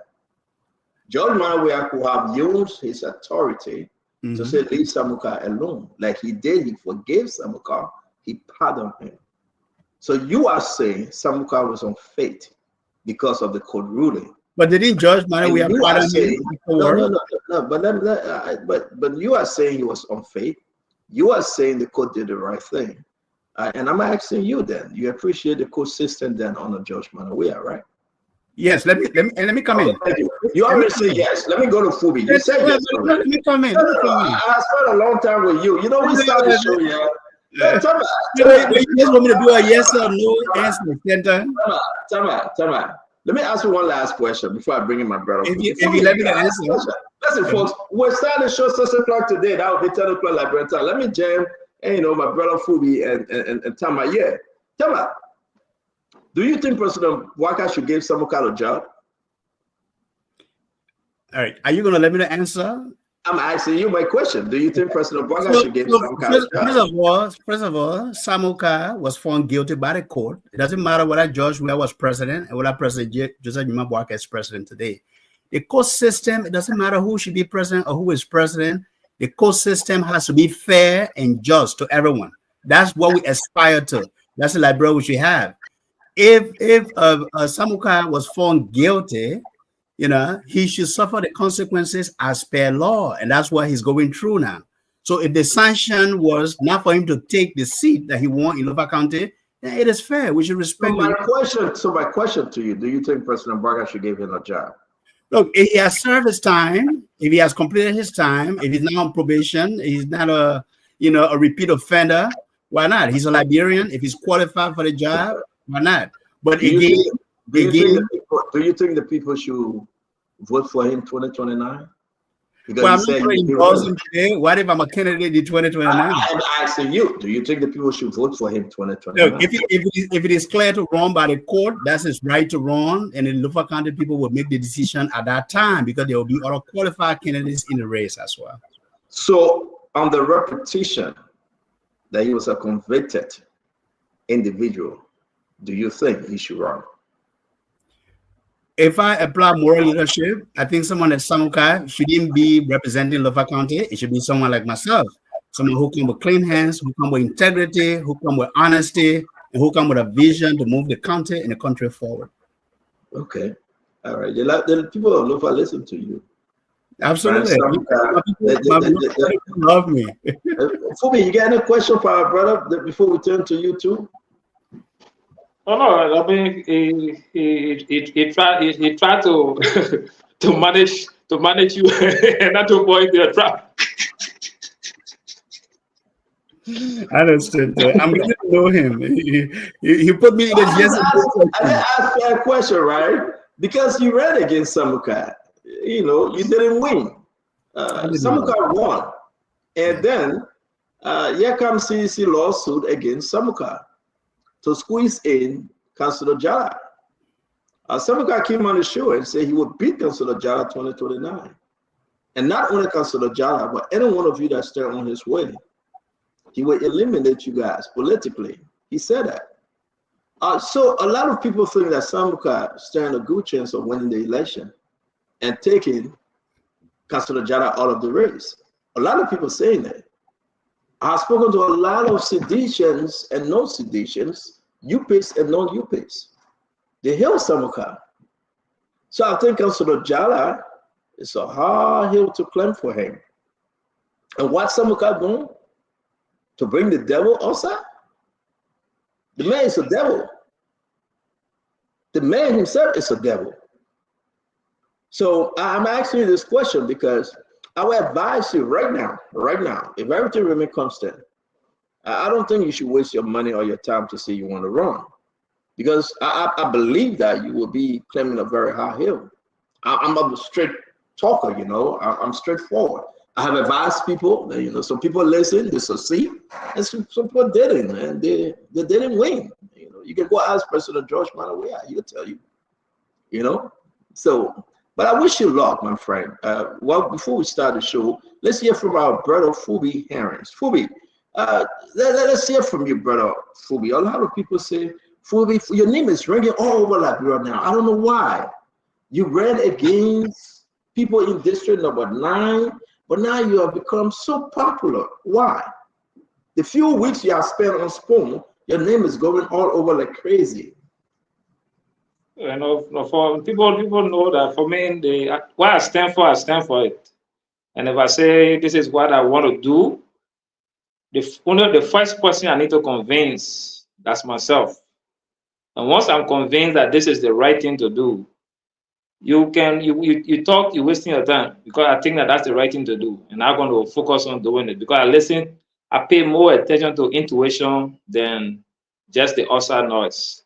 Because people like for you to support them regardless of your own conscience. And for me, I don't believe in that. I always tell people, I stand for Liberia, and I've done it in the past. Like I told you, We Are Step Down campaign, when the bulk of the opposition were supporting that campaign to the fullest, I stood up against all of them. I told them it was the wrong thing to do because this is Liberia. We don't want to set that precedent that every 2 years, the president getting off it, within 2 years, we protest to remove him. And so once we set that precedent, the next set of leaders will have the same 2-year term, 2-year term. And that's not the kind of country that we want. Let's engage the government constructively. Nothing wrong with protesting. By the end of the day, do it peacefully. But at the end of the day, go to the ballot box and defeat the man. I told him, I said, we will be defeated at the ballot box. I was confident about that because the thing that we told the government to do, at that time you have Meta Eugene Facone in the government or calling on hate position. And they criticize us for speaking our minds and all the blah, blah, blah. By the end of the day, I told them, focus on the economy. All the things you're doing, you're building this other small role, you're putting the 10% achievement. I told them that 10% achievement are not achievement. They will not change the country. Yeah, a lot of people, we're going to come to that, Phobia. But a lot of people kind of confused, right? You had a good message, but you didn't win the election. But let me ask you. You ran 4 times. So let's have some serious conversation here. What's the problem? The people just don't like you, or you are missing something here. Well, what's the problem? 2011, I didn't contest to win. I woke up one morning. I just said I'm going to get this political experience, and it was about 21 candidate. I think I came 16th place in 2011. I just woke up one morning So for the election grading system, you passed. All of 21, you came 16. Is that passing? No, I just giving you the progress. It was not a pass, but I said I just entered the race during the campaign season and I registered and contest just to get the experience. 2017, we put in our real energy. I moved from 16th place to 2nd place, and I moved from about some 600 some vote in 2011 to 8,000 plus votes in 2017. And the only reason why Muna won the district, Muna credited money from GT Bank and trucked people into the district. And the trucking that helped all the win. But the district stood up and voted. 2020, I won the election, and CDC and NEC could not install the election and give it to Fuku. That's how Fuku became representative. But I won that election. It was a clear victory. And they knew that. And so they rigged the election. And the Supreme Court supported them in that quest. At the time, you ran on a political party, or you ran just as a independent? I ran on CPP ticket. So the 4 political parties didn't question NEC decision. They all sat there and CDC stole the election. We took NEC to court, and that's why I said the election law is something that we need to change, because NEC commit fraud, and you take that same case to NEC to investigate. So you can't report the criminal to the criminal. And so that was hold on, woman. That was 2017, right? So that was 2020. 2020. Then look at Darius DeLong and say he won. 2020. Yep. Now look at all the other candidates and say they won. That only you now had to go after. The margin that Dylan won with and most of the people won with were massive. And my margin was narrow. And besides that, they also directed some of our votes from 2020 between now to 2017. So what was your margin? It was about 150 votes margin. Okay, but my question to you, you have so many CPP candidates, Borcha Sibley, Darius DeLong, all of them ran on CPP ticket. They won, no complaint. But you want us to believe. Now look up on all the candidates and come to poor man like you, begin like you, and say, you know what, we'll punish you. And Joey say, yeah, let's go after Fubi Henry. And we will not allow him to win. Seriously? You want us to believe it? Yes. Okay, so 2017, you said they stole 2020, they stole the election from you. Let's go to 2023. What happened? Yeah, 2023, it was massive trucking. So it's the same thing. So from 2020, I got about 8,000 plus votes. 2023, that went up to 12,000 plus. And so that can tell you that at each time there was progress from the 2017, they stole the election.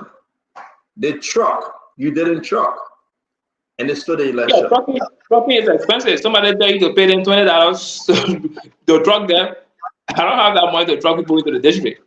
Then 2023, they truck again, and you didn't truck. Yeah. And you didn't truck. Yeah. But 2023, NEC didn't steal the election from you this time around, right? I didn't waste my time with NEC and going through investigation, but it was a massive trucking. That's what I'm saying. 2023, NEC didn't steal the election from you this time around, right? Yeah, I can say that because I didn't challenge them. Okay. So the only thing that caused your defeat is a Safoko truck, and you didn't truck. That trucking, yeah, that's all. Okay. So you'll be running 2029 again, right? Oh, I'll run 2029. And you will not truck.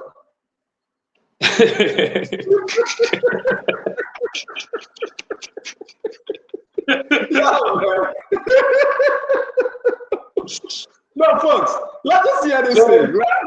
So, listen, guys. No, listen for me. Tell you who will go, right? As bad as it is, come on. 2011, they truck. 2020, 17, they truck. 2020, they truck. 2023, they truck. What that tell you? The man political leader get us saying, doing the same thing over and over and expecting the different result is insanity. You understand that they will check 2029, so don't even put your foot in it. I mean, no, I will contest. So you will try. I will contest. So right now, the focus is to make money. So we honor. Wait. So you are making money now to try. We're making money right now, so we'll focus on that. No, guys, you know what? And the Liberian people are hearing you, Fubi. You are telling us. So right now you're hustling. You're all of the country now. I'm not going to tell which country you're in, but you're all of the country. You're hustling. Yeah. You are telling us a unity party and I say you all of the country to go hustle. That's fine. I got no problem with it. Because Unity party knows nothing about what. Unity party knows nothing about me being out. Let me tell my own, then you tell your own, right? So you are saying you're saving all your small money, correct? Because 2029, if Fubi truck 1, you truck 5. If Fubi truck 5, you truck 25. Because you are saving your money now to do 5 to 1. I mean, it's clear. Because, I mean, it's pure disadvantage for 2011, the truck against Fubi. 2017, the truck against Fubi. 2020, the truck against Fubi. 2023, the truck against Fubi. So that only Fubi they can truck against. So Fubi say he making money now to truck too, right? So first thing first, Unity Party got nothing to do with my being out of the country. So I left Liberia right after the runoff election. So okay, so let's listen to the people. Today is a beautiful Friday, guys. It's not as serious, right? Let's get to know our panelists. Dr. Richardson is coming on, and the rest of the guys coming on. Granny, Jen, all of them. Let's listen. Who's this? Your name and where you joining us from? Yes, Senator, this is Cyrus. Man, you got me cracking up. I hope we'll be saving money to buy one truck before 2029. But that's the only solution. Just truck. Buy a truck for me. For me, I mean, look at this suggestion. You need to buy the truck. Will you buy the truck? You just need to buy a truck ahead of 2029. So, I mean, thank you very much. Let's put a phone line on, Lorena. We want to hear from our people on this beautiful Friday. You listen to Fubi. He will be again candidate in 2029. He will be. We want to hear from you. Fubi said, well, they cheated him. Well, the truck and Tamba saying Brian Samuka is unfit to represent the people of Lofa County, and he's the man to be the next political leader. I don't know what Paul Kennedy going to say or Karis supposed to agree when he come on the show. We got to know the reason why these guys were flogged.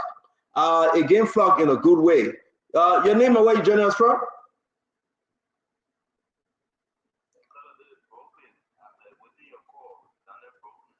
Oh, man, I'll call you. Yeah, I'll call you. Let's take some calls here real quick.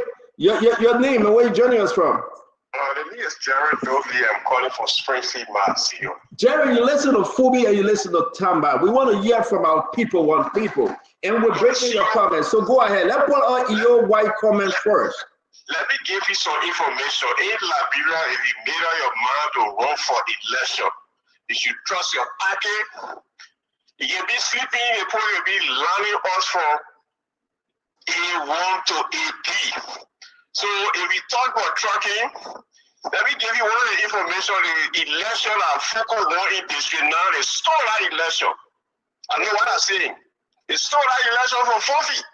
So Liberia election, if you get inside So what's the advice here now? The message is still the election for 4. If I had to give you now, you shouldn't put all your factual information on public radio now. Because Okay. now you know. We want you to make information. Move from that. Jerry, leave me alone. We want you to make information. They say, man, when I talk to her about move from here, man. Hello, your name and where you joining us from?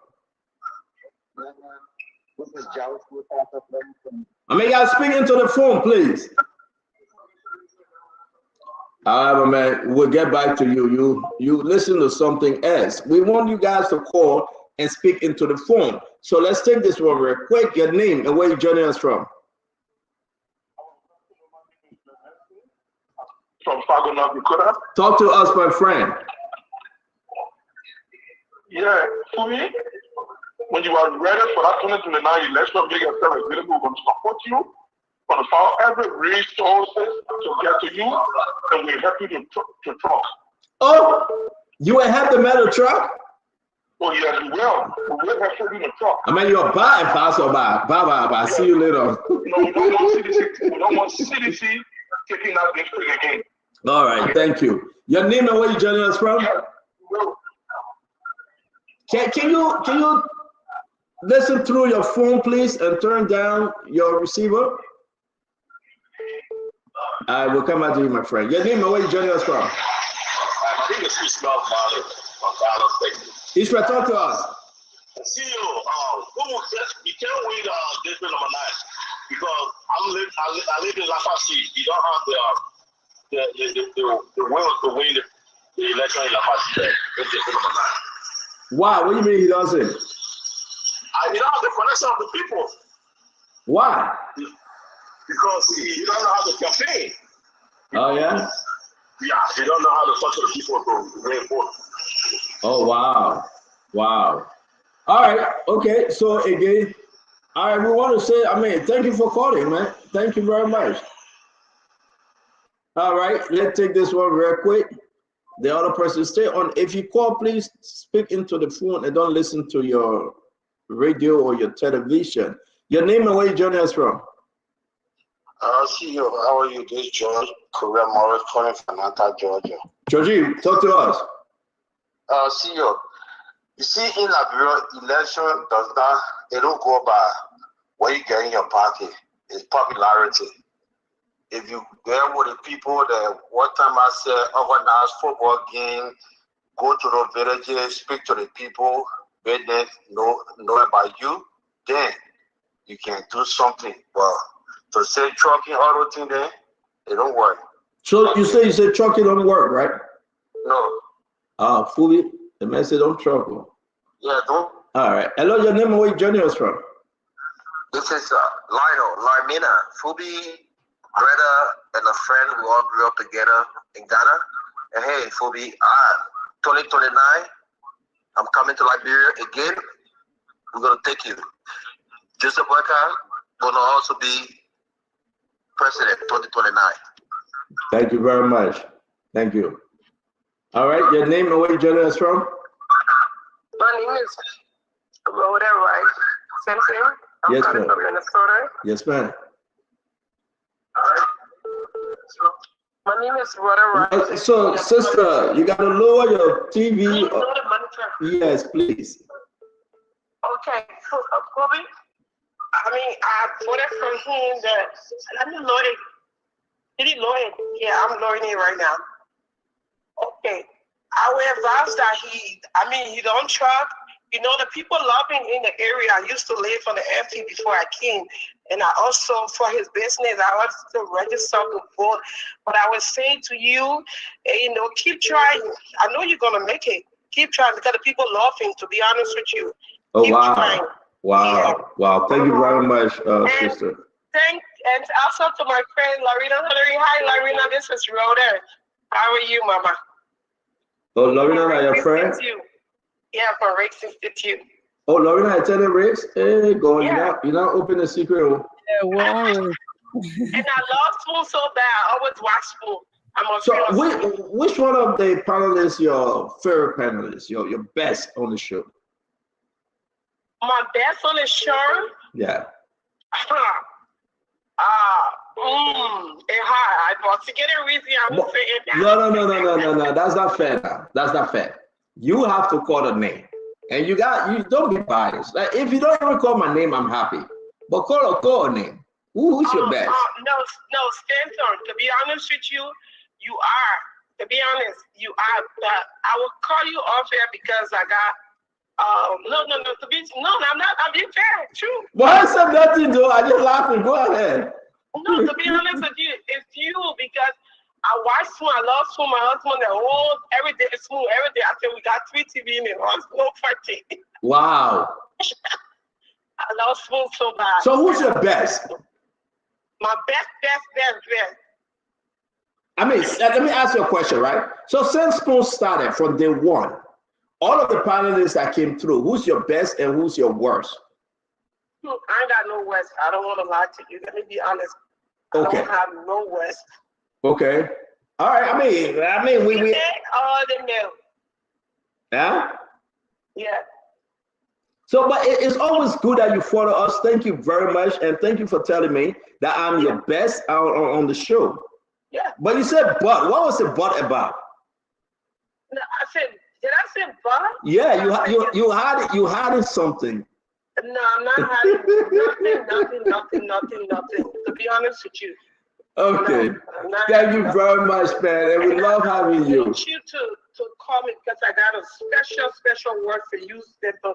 I've been trying to get in touch with you. Send me a text. Send me a text right now with your name. Send me a text, then after the show I'll call you, okay?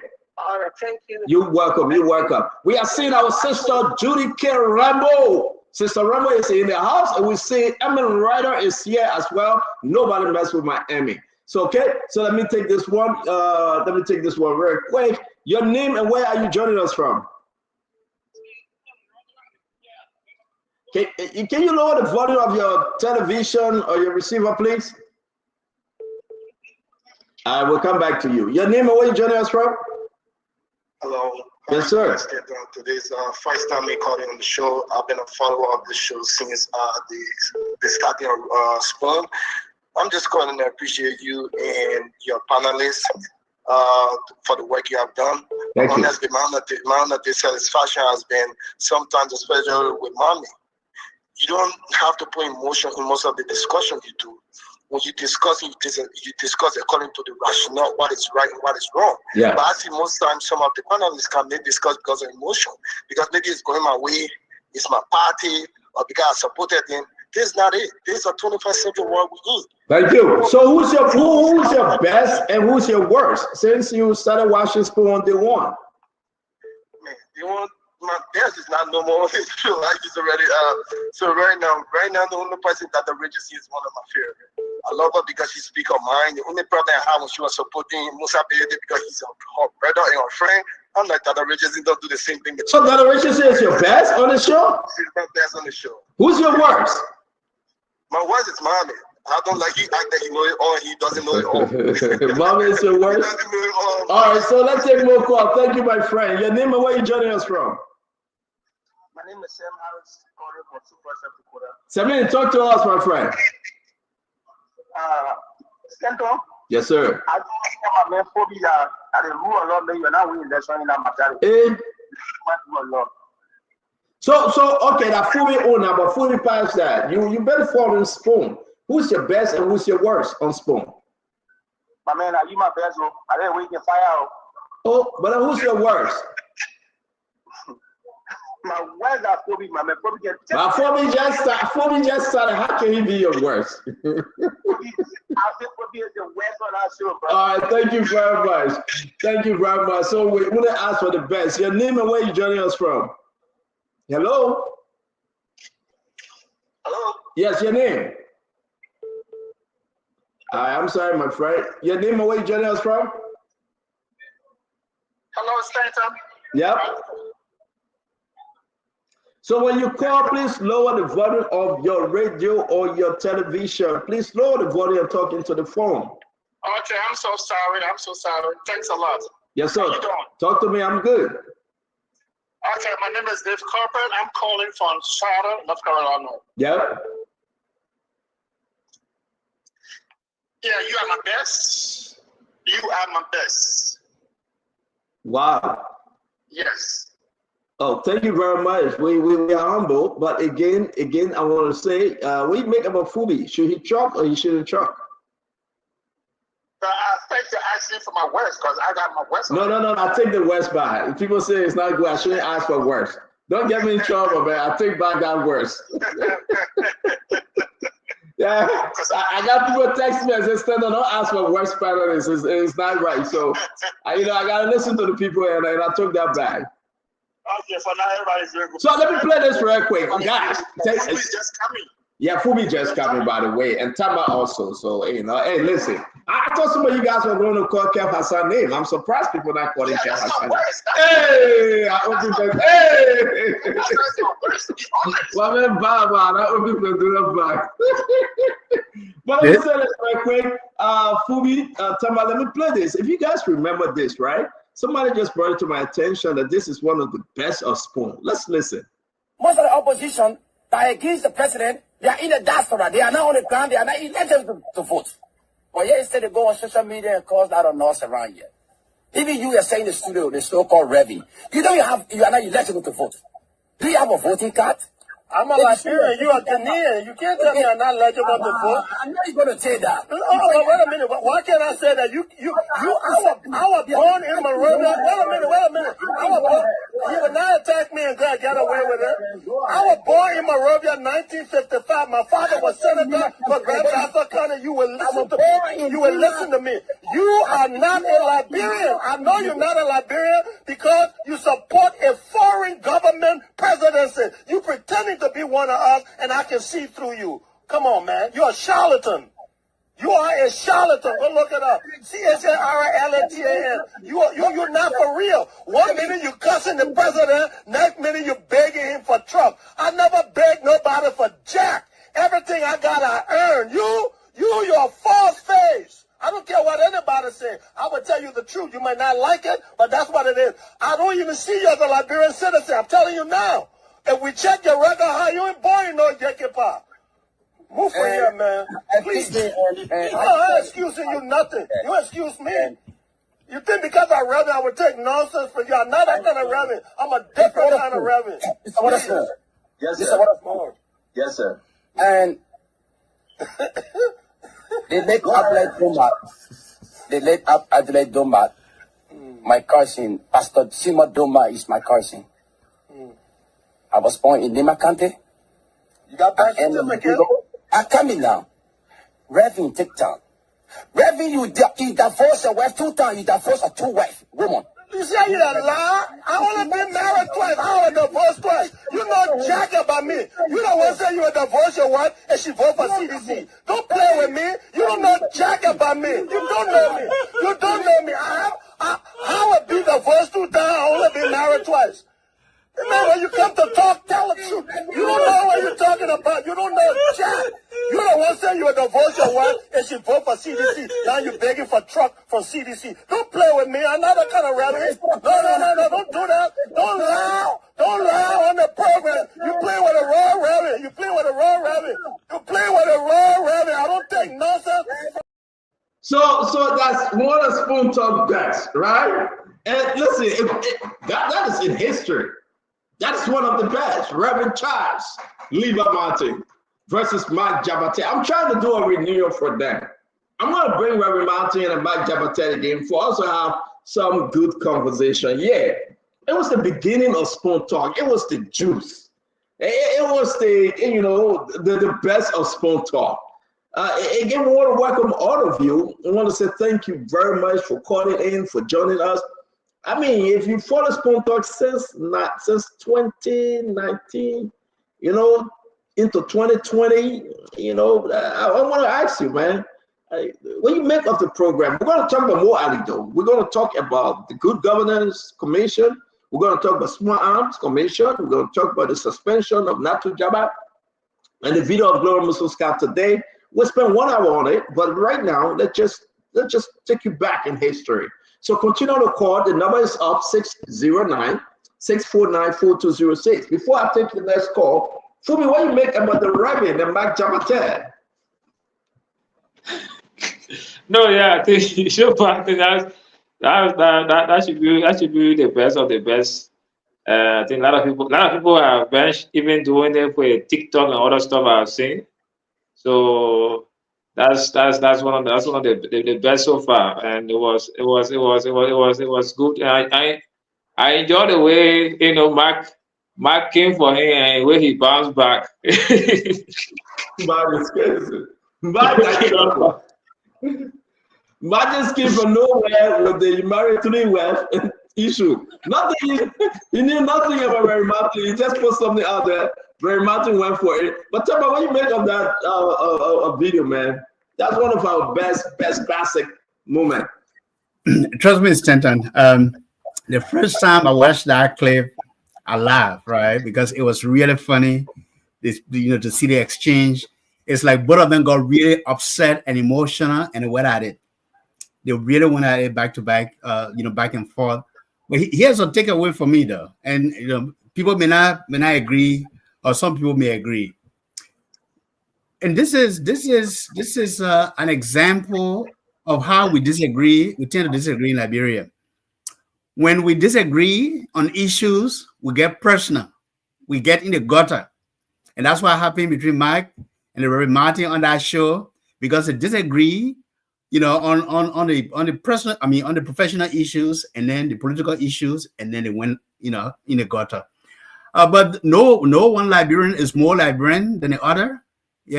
Someone may not speak English perfectly, like some of us or some of you, Stanton, the media professionals.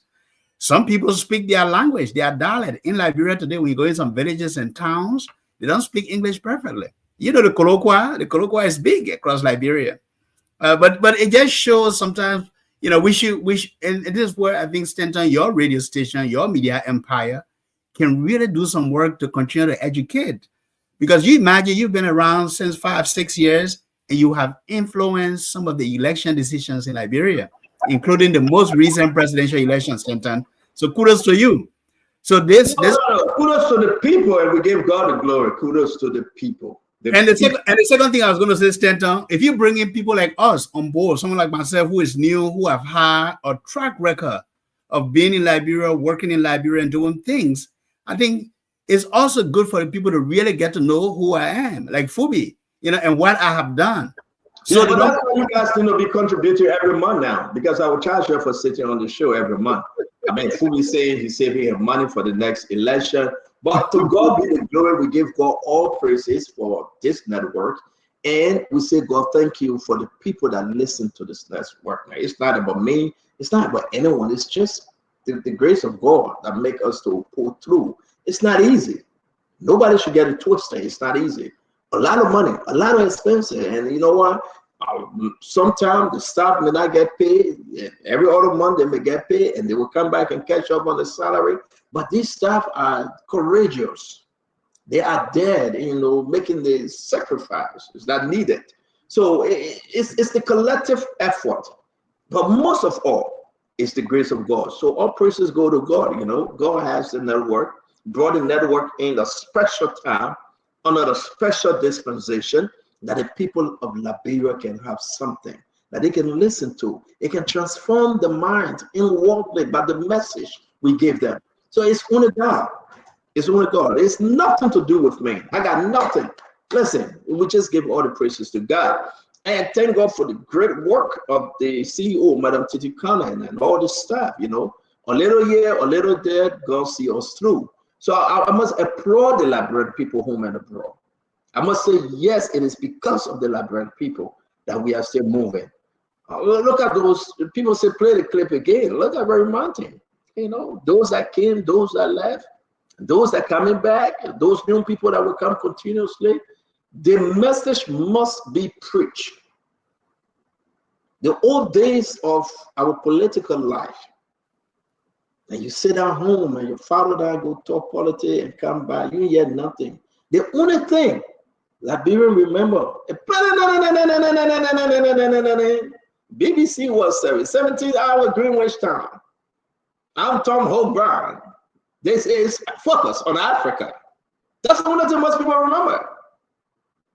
That's the only thing. I'm telling you, it's stuck in our mind that we used to, repeat everything the people say as the introduction. Or go local. Kwame Nkrumah. We still remember Kwame Nkrumah. We can call the names. My man, when you're small, you're prepared and watching the news. You used to pay attention. 18-year-old, 20-year-old, you used to pay attention. Let it be serious. This is the time of innovation. This is the time of social media, and everybody can create a news. So I just want to encourage us, man. Let's just move on. Let us help our fellow Liberians, and thank God because the people trust the network. And you still get some good network out there in Liberia, good radio station there, The government got to support the efforts. The government got to come through. The government, one thing the president said, I like, these things are encouragement to make the government better. Criticism is good. No political personnel when it comes to the press. So the government got to work along with the press, the food estate. That too will make the country better. The president will not see everything. The government will not see everything. But we can work together to make a better Liberia. And that's where we come in. We've been joined by the former Deputy Minister of Youth and Sport, Minister Isaac Doe. Welcome to the show, sir. Well, thank you. Kim O and I heard my brother Tamba selling himself. So we didn't tell the people. We tell the people anything about you, Tamba.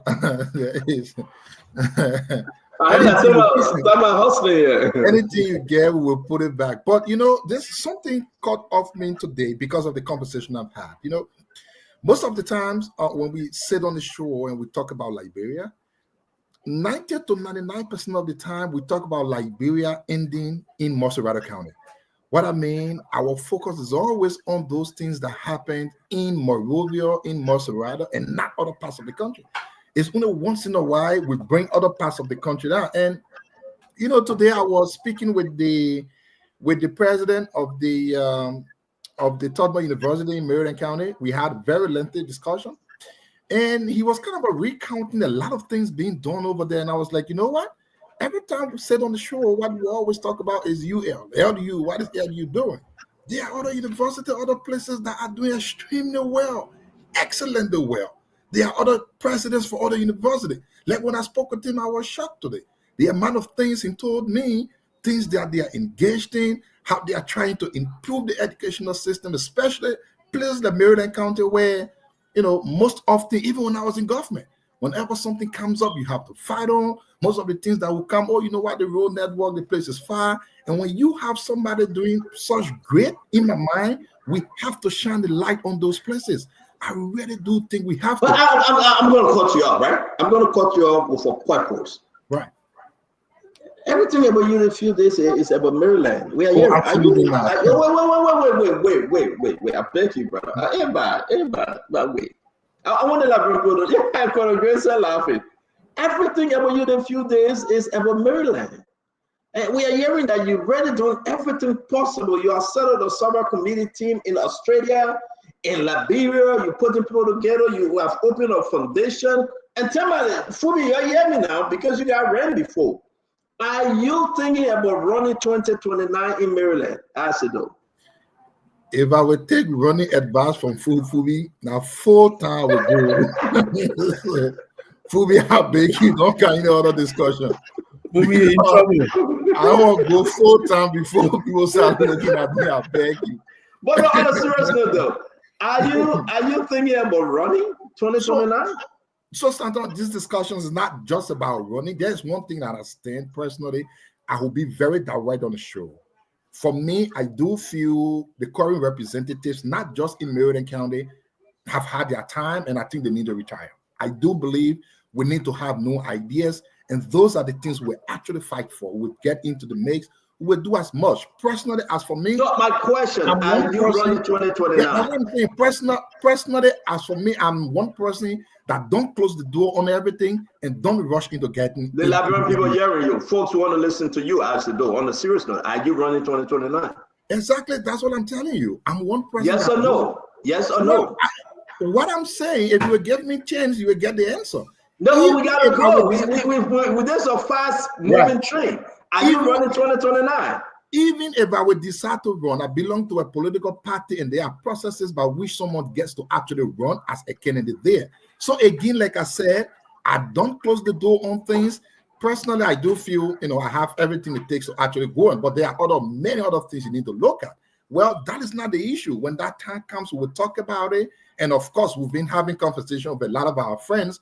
But my main focus, though, if you will ask me about the politics of the land, I do believe that lawmakers who are there, especially Isaac, we'll come to the politics, Isaac. Brother Isaac, you see, today is a quiet Friday. We're having fun. You can't bring phobia. Yes, I should go to phobia. Okay, now, Isaac, let's talk about you. Yeah, but Isaac, let's talk about you. Isaac, let's talk about you. The nation want to know, are you running 2029? I understand your party is supposed to carry you, right, Colonel Gray? I understand the party will give you blessing. But are you anticipating to run 2029 if the party gave you their blessing? Everyone as a person wants to get into leadership and lead their people. That's not one of the places I close. Like I said, again, we are walking down the road. Once that time comes, we'll make the decision. We have to talk to people and see what happens. It's not just about us. We don't want to be just me thing. It has to be with a collective review of people, and people can come together and say, I think you deserve the knock at this time. Or not. So thank you very much. Let me bring it. Thank you very much. Let me bring it our brother Gray, the retired corner. Come on. What are you hearing from Isaac? I mean, that's a yes for me, though. Well, I've not only heard it from Isaac. I've heard it from other sources as well.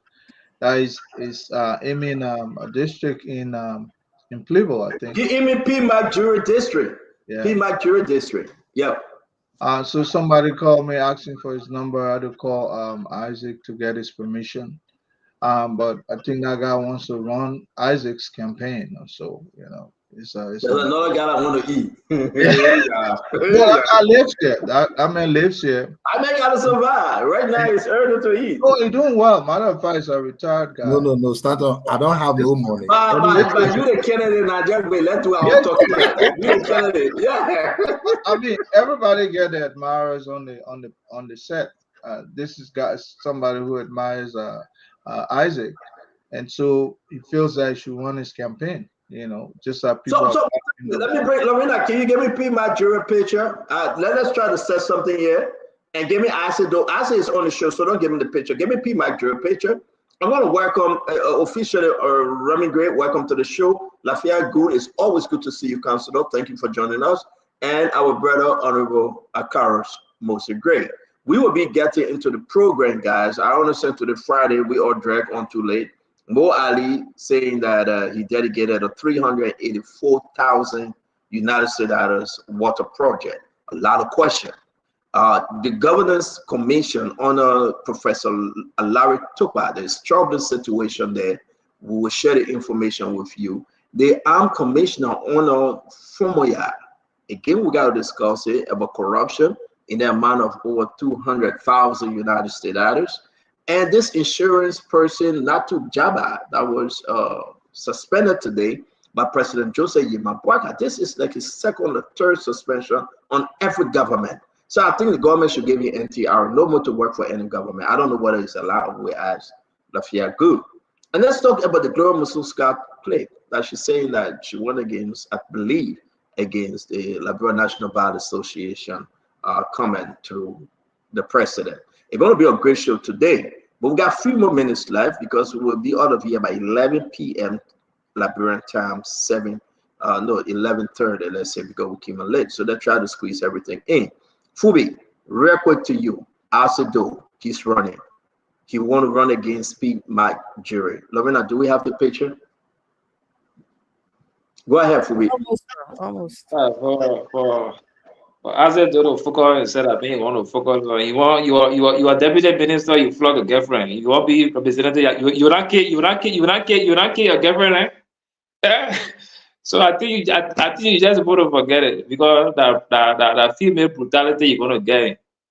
You know, but it's everybody free will to contest. So if he wants to contest, that's a freedom as a Liberia. So he can take advantage of that. If the people think he's fit to lead them, that's their business. They will make that call. So it's up to him. Come up. Yeah, thank you, Stanton. Look, it's Azadu is a Liberian citizen. He's from Maryland. If he chooses to run in Maryland, the people will decide whether they want him or whether they want his opponent or the other people who will be running. But you know what I'm going to say about Liberia is that Liberians need to learn. You know, when they go to the polls every election season, we shouldn't just go we cast ballot for an individual because based on popularity or because this person and I we are tribally connected. Especially Liberia is a diverse society. You know, with 16 tribes with over 20 plus other ethnicities. You know, within those tribes. Yeah, we 180 years, Stanton, we are still struggling to elect the people who should represent us. So you think Asado will make a good representative? To be honest with you, I can't speak of Azado's character because I don't know him. I haven't interacted with him, but I'm sure at that time people will have information about him, and I'm looking forward to getting to know Azado and other people on the show. I can make that determination today. Thank you. Yeah. Thank you very much. Also, we're going to come to our brother, Councillor Gould. He ran in District 11. He was defeated, but he has experience in running for election. Not about you. Our brother Asado want to be running against Honorable P. Bacteria from Maryland County. What's your take, Councillor? Well, thank you, Stanton, and let me say good evening to everyone on the show. I think it, like Phoebe said, and everyone will say, it's the right of every Liberian citizen to vie for an elected office once he or she has met the constitutional requirement of 25 years and above, and domicile a year prior to the election in a particular area. So as they do, I'm sure that from what I know, to the extent that I know him, he qualifies, or he will be qualified by then to contest the election in 2029. What I would advise him to do is to ask us who have ran and lost election on many times. Why did we lose election? He could learn from there because there are a lot of things involved in contesting for elected office in Liberia. So some of us will be as strict as we want to. We will be frank and fair. We will go to forums. We will say the truth. We will not lie to people. We will not give them false promises. And at the end of the day, they will vote against us. There are people who will come and give them, false promises. They will build roads, they will build hospital, they will build school, and they will win us, who will be saying genuinely what we believe in. So he needs to ask questions on how we were not able to win. What are some of the factors? If he can learn from our mistakes, apparently he still have time, 4 years plus left. I think he can make a very good what I would say campaign, and then he will win the election. But if he just decide to run and say, well, I'm this guy, I'm actually do, I have been deputy minister, youth exposed, and I can do the job, and he doesn't ask questions, he doesn't get any a view from those who have experience, especially those who are lost. Don't go to those who are won. Go to those who are lost election. You will learn from it more than those who have won election, because those who have won election may have won it by buying votes, by trucking people. Thank you. And those who are lost, Again, will be the best people to go to for experience. So I wish him well. Thank you very much. Thank you. Let's ask Akaris wants to Gray. Honorable Gray, let's hear you. Your brother asked to do. You have shown interest, and something is happening here. He want to go against P. Mac Jury. I think you know P. Mac. Does he stand a chance? Honorable Gray. When you say whether he stands a chance, I know just the fact by being with the Marxist Party, he stands a chance. That's my direct response to that. Once you are with the Marxist Party, you stand a chance. Once you secure this ticket of the CDC, as a political institution go out to campaign for you, we will not have our interest in campaigning for you vigorously. So once us is on the ticket of the CDC, I'm very, very optimistic that he could win the seat. But I guess Asa knows that we all have to go through a primary, and also our guest on the ticket of the CDC becomes the candidate. So there you have it. And that's where it gets so conflicting, and you got to go through primary, Isaac. Isaac, what say you? Everybody have spoken.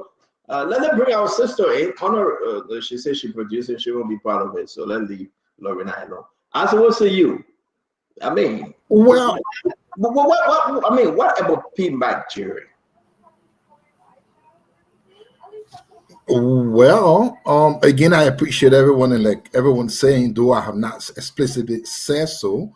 Of course, like Remy say, I can confirm that I've had a lot of people reaching out to me only, and we are not people who is just jumping and say we want to do this.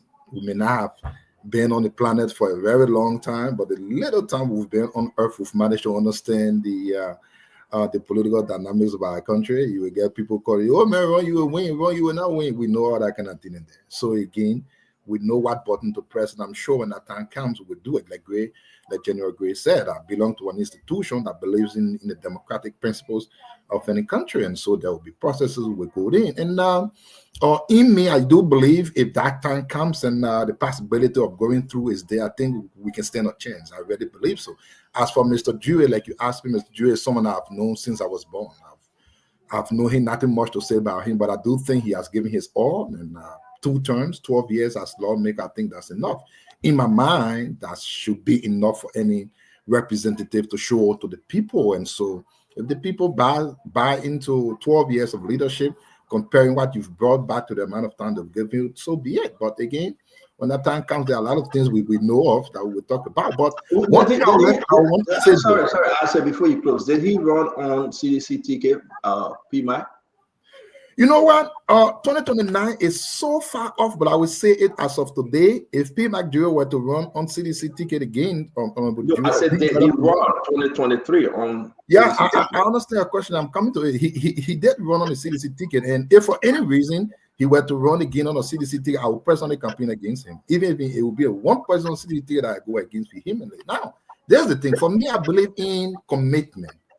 PMAC is one of those who jumped ship and came over to the CDC ticket.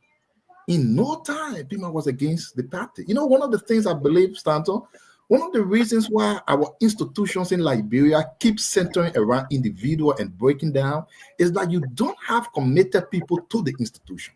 You have people that just come for the benefit, get the benefit, and go away. So they don't care how the institution stands. They don't care how people feel about the institution, don't care. And I think in my mind, personally, with all respect to my own senior brother, Mr. Jury, he's one of those.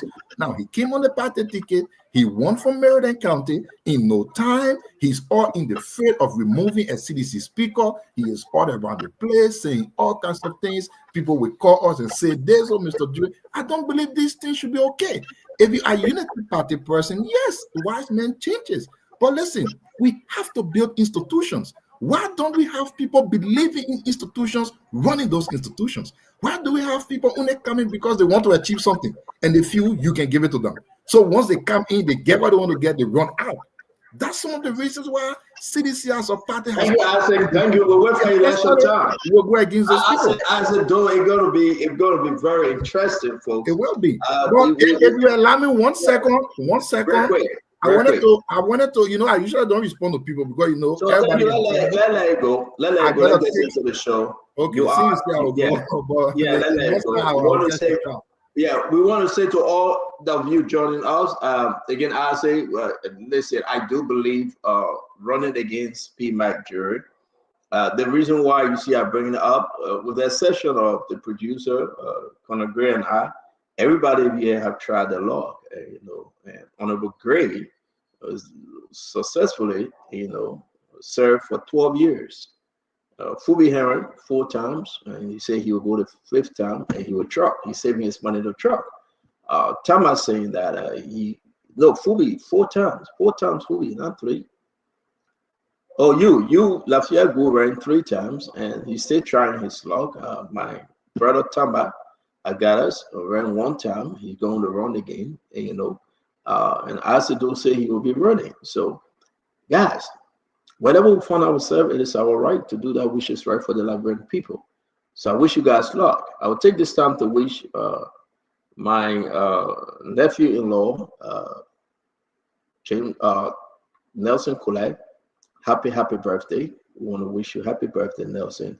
And we pray that God can bless you, keep you, and give you more years to come. Happy birthday to one of our many producers, one of the best, of the many, many best. We say happy birthday, Nelson Kulai. So let's get into the conversation, guys. We woke up this morning and we received this information from Facebook. Mo Ali. Can you give me Mo Ali picture, Lorena, please? And everybody read this thing. So I decided to bring it up because it's only important while we get in a conversation here, for us to know what is the main story beyond this, right? And our chat room was going crazy. 384,000, the total cost of the project. And Mo Ali wrote, today we dedicated a water supply system at the Rare Hill community in Portland. Below is a description of the system, period. We've been wrestling what Mo Ali is saying here. Today we dedicated a water supply system at the Rare Hill community in Portland. We, who the we? Mo Ali and who? Is that Mo Ali and the Liberia Water and Soil Corporation? Is that Mo Ali and the government of Liberia? Who the we? But let's read further. The system is a 12,000-gallon solar power water system. System is inclusive of a chlorination room, construction of 4 kiosks with 4 faucets each, 50 household connection, along with public facility, community clinics, church malls. Installation and connection of polytanks and port connection of over 6 km. Connection of 2 borehole wells and submersible pump installation. CRS, Catholic Relief Services, and the Church of Jesus Christ of Latter-day Saints. Premier construction date, the construction, period. I'm going to go around the table, folks. Everybody celebrated Mo Ali. I was so pleased. I was like, man, I really do happy for this great work. Mo Ali, thank you. Then I begin to receive a lot of phone calls. I said, but Stanton, hold on, Stanton. The Mo Ali did the job. I mean, what's your take upon reading that, Fubi? What have you gathered on this project, Fubi? And yes, the project, by the way, for all those of you that have not seen it, yes, the project, some of it. District number 2, Pipeline, Fubi. Mo Ali, our brother and friend, managing director of the Liberia Water and Soil Corporation.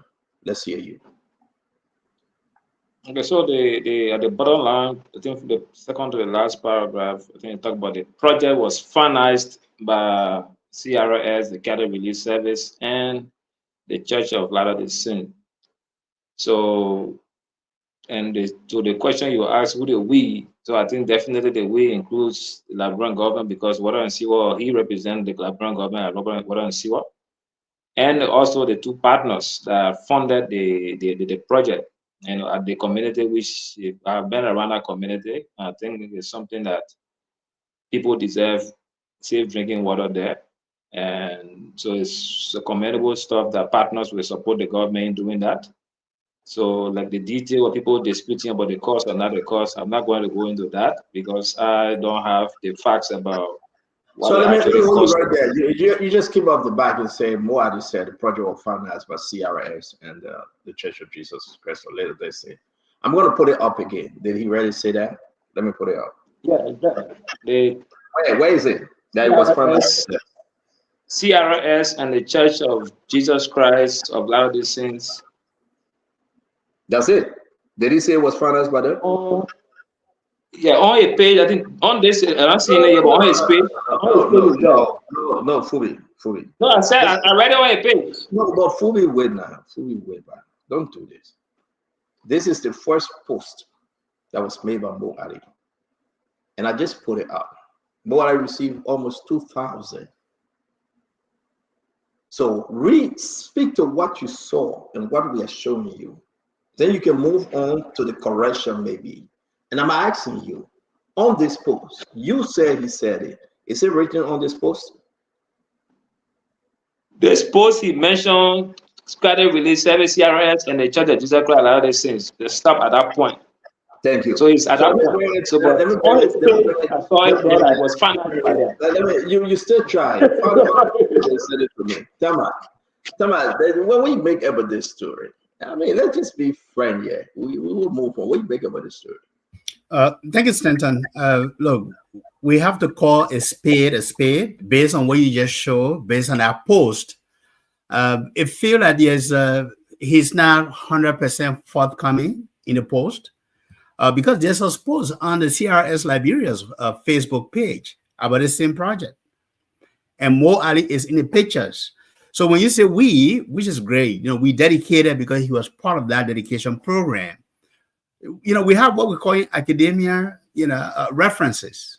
But this is a project that's been funded by the Catholic Relief Services and the Church of Latter-day Saints. We understand, Labrador Water and Sewer Corporation that he leads has oversight for all kind of water-related programs across Liberia. But this is where you have to give credit where credit is due. There's no shame about it. Look, the government of the day will be a partner to any kind of international NGO like the Catholic Relief Services, the Church of Latter-day Saints that are undertaking development programs. They are basically complementing, government efforts, development efforts across the country. So in Rare Hill, the people there are very fortunate today, to get this water program dedicated and good for them. And Mo Ali should give credit, and I think he should give credit going forward if it is funded by an organization like the CRS. Give the credit where credit is due, and tell the Liberian people what role the Liberian government or the Liberian Water and Sewer Corporation play within the project for clarity. I think that would have been better. Thank you. Thank you very much. So let's see. If this is an error from the managing director, then we're in trouble. Was more trying to take credit yet, I said. So let's unpack things here. First off, the building I just saw, that tall little stake, $385,000 United States dollars. This tall stake, 385, more than $250,000 for this one. I'm sorry, doesn't cut it. Makes no sense. So let's go to the next level. Mo Ali was speaking English. I'm sure he went to English school. He didn't go to French school. There are differences in things. Mo Ali said CRS and Latter-day Saints financed the project. There is a difference between financing a project and yourself taking on the project. In essence, what Mo Ali means, or what he may have probably he wanted to say, was CRS and Latter-day Saints gave the money to Water and Sewer that actually constructed that. So the money actually came from them. So if Mo Ali was the one who had this money, I think Mo Ali should call GSC to do a little audit and be sure we are seeing what we are seeing. This Okay, let me count the amount of zinc on it. I think that 1, 2, 3, 4, about 6 zinc. Zinc, 6 pieces of zinc, 6 sheet to be 385 is a joke. This is a joke. Mo Ali is a friend, is a brother. Sometimes will come to the show and one person I can talk good about him, but this will be a joke. 385,000, more than quarter of a million United States dollars spent on what we are seeing. We're seeing this thing, 3 zinc over 8. No, it can be a joke. So Mo Ali needs to be clear. Did he receive the money? Did the people give him money to do it?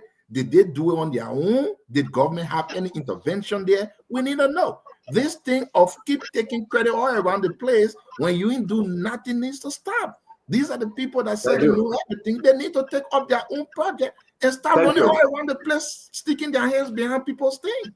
Thank you, Ashado. The question, right, and kind of great. Let's go into this conversation. You can look on Moabi's page. You can go on CRS or the Church of Jesus Christ, a lot of this thing. We got to be careful. We shouldn't take praises and glory.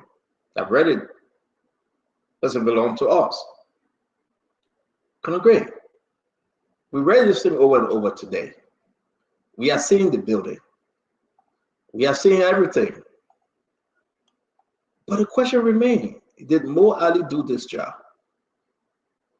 Did the Labrador Water and Sewer Corporation, did they do this job? Did they give money to Mo Ali to do this job? Why is Mo Ali receiving praises today? Talk to me, Conor Gray. Stanton, you can hear me, right? All right. So, many ways to fund government projects. Some now partner with other agencies. In fact, our national budget is replete with all kinds of donor, funding. So, 2 ways I'll look at the we. There's something in lingua franca we call authoritative we. Means everybody involved together were we. Said we. I'm sure nobody took a gun on his head to say, not to say the water and sewer. He said we. And then he went on to list what that we entails. And that's the good part. The bad part is I always say I don't know the component of that structure I see up there. We're just seeing a structure, not an expert. Maybe if I Google what it takes just to set up a water structure with borehole, as they say, one should have to ask how many pipes were laid along the way to even get to the structure. I'm not going to back Mo Ali per se. The only thing I'm disappointed with, we're not building for the future. We're always like, we just put makeshift stuff. That's how I see it. Look, the components there could be extremely costly, but that stuff look like somebody just building their kitchen. And either we don't have the expertise or we don't want to employ the expertise. But I don't know what's in the structure there that probably, those things can be expensive, but that's not my area. But I can say I'm not impressed with the structure standing. It might do the work, but it doesn't look presentable. Yeah, we're gonna talk about the structure of Conor Gray. As we move to consider good year, it's important to know what was Mo Ali really trying to do, Counselor. If I just want you to just think for those that posting and congratulating him and celebrating him. What do you think, Counselor? So my understanding is that there were two posts. One is the first one that you pull up on the screen, and Fubi made reference to another one where he clearly recognized the CRS and the Church of Latter-day Saints contribution towards the project. So to know whether there was an intent to deceive the public, let's see the first post I will put up. How long did it stay up before the corrections were made? Then we will be able to evaluate and say that he intended to deceive the public, or it was an error that he did not complete the sentence that that contains the name of the two institutions. So that's the angle I will come off from first before I can judge him, because we have to know if he put the post up maybe 10 o'clock, 10 a.m. and the post remain up probably until the CRS and the Latter-day Saints posted maybe 2 hours after they posted, and then he went to change. Then we can say, well, there was some way of trying to gain some public recognition of a project that was not done by him. But if he put the post up maybe 10, 15, 20, 30 minutes after it was changed, then it means that I can say that it was a mistake, it was an error, that he did not complete the sentence that contains the name of the two institutions in terms of their contribution. So I wish that you can put the two posts, or if you have the two posts, let's look at it. No. So let me say this to you, Councillor. Yeah. We're gonna ask our brother and friend Fubi. Can you send that post that you say Mo Ali reference his second post and he make the correction? And I want everybody to go on Mo Ali official page, Facebook page, and let's see whether we can find that post. 10 hours ago, this post, Mo Ali put this post up 10 hours ago. He didn't reference that he was in partnership or anything happened. 7 hours, which is 3 hours later, Mo Ali said in his last post, maybe you have other pages, but this page here, he said, we are here at New Georgia to commission the newly rehabilitated Liberia Water and Sewer started on water supply system. That was the last post 7 hours ago. Where can we find the post that Fubi talked about? So Fubi, let's wait. You say you read it. Help us. Let's find it. I sent it to you already. You sent it to me. So he used another page, and you sent it to me. So then, no, the same page. See that? The same page. Okay. So let me find it. So you sent it to me. So because the counselor asked a unique question. Okay, so here's the issue. Counselor, let me put this up. Bear with me. Mo Ali make correction. Let me put this up. So what Fubi is telling us, apparently, give me 1 minute, let me put it up. Mo Ali deleted the first page, the first post. Are you seeing both on the Fubi? No, only that one. 10 hours. Only the one that you sent to me, right? The last one. Yeah. Yeah. So, okay. So guys, bear with us 1 minute. I want to put the second page up, and I'll put them up side by side. So after 3 hours, Mo Ali make the correction.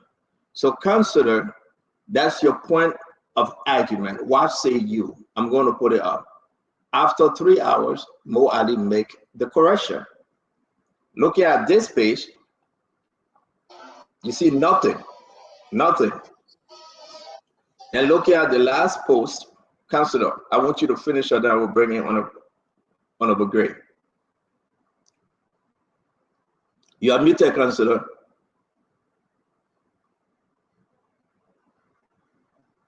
You are muted. For me, I think that apparently there was an intent to deceive the public in terms of who did the project.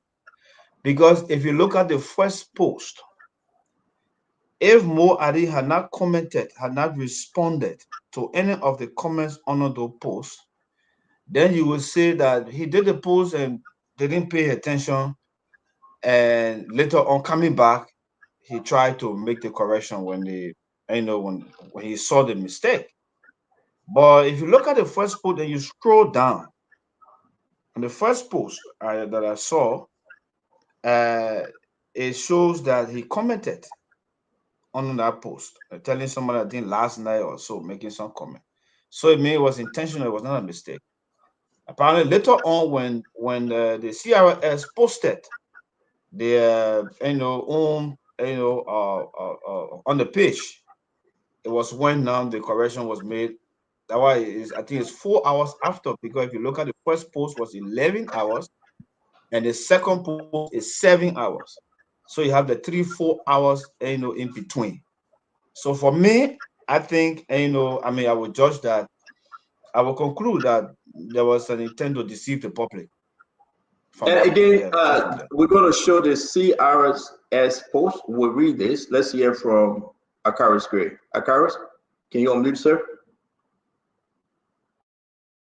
Yes. Quite frankly, it's hard to talk because I know Ali personally. However, for the fact that the post was edited, we got to know the intent of editing the post. Besides that, one of the things that I've tried to tell government officials of, they tend to take credit for what they did not originate. They don't give credit. I'll give you an example of, we have 2 kiosks in Jarlaston, and they started renovating the same thing. But they're not giving credit that it's an existing structure they made there with a poly tank, etc., and all of those things. It was just a matter of time to run the water line into it. So people acting as if to say it's a new project, they originated, and they have concluded, and they want to possess, which has been disingenuous, extremely disingenuous, Stanton. And these are some of the things that people condemned yesterday. Yes. Still talking about boreholes in the Puebloan community. Okay? If the CRS sponsored the project and a lot of this thing, it's good to give them the credit.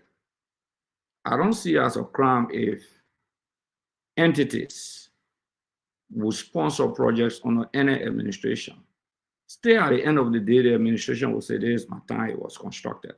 However, it's good to get credit to the donors, because the donors will also have to justify to their partners that this is set amount. But when I also heard about 12,000 gallons starting for 50,000 households, it's unbelievable. Okay, where I am now, okay, I supply 6,000 gallons, 6,000, and that's not possible. For you talking about 25,000 households, 6,000 gallons for 20, that exaggeration there. Those of you who've been involved into these things, you know better than I do. You know what they call 12,000 gallons. All of you people that on the show, some of you contested, you provided water facilities for people. You know exactly what I'm talking about. So it's unimaginable to believe that 12,000 gallons will even be available for 50,000 households. That's what they're saying. Households, 50,000. That's exactly by itself. Okay? That agreement, 12,000, look at it. Okay? You know what you're talking about? So let's get into it. I want to brush off this thing, and I want to hear from you, Akaris. If you look down there on the CRS and the Church of Jesus Christ of Latter-day Saints financed the project, you just saw the correction. Look at it. CRS. Yeah, so the first one, he didn't put that they financed it, right? Yeah. And then he went back to right. So let's just be frank. Let me say something, because I know about this. I spoke to people, right? This is a project, a routine project that is always sponsored by the Church of Jesus Christ of Latter-day Saints and that of the Catholic Relief Services. That's a joint venture project. So Liberians should hear this. Whenever they want to take this project, they call the manager or call people, the simple comment. He was there from district number 2, the lawmaker, he was there. Yeah, they will call a representative. The representative. Senator sometimes, yeah. He was there. We got a video, we showed the video. They want to call Mo Ali to be part of the delegation.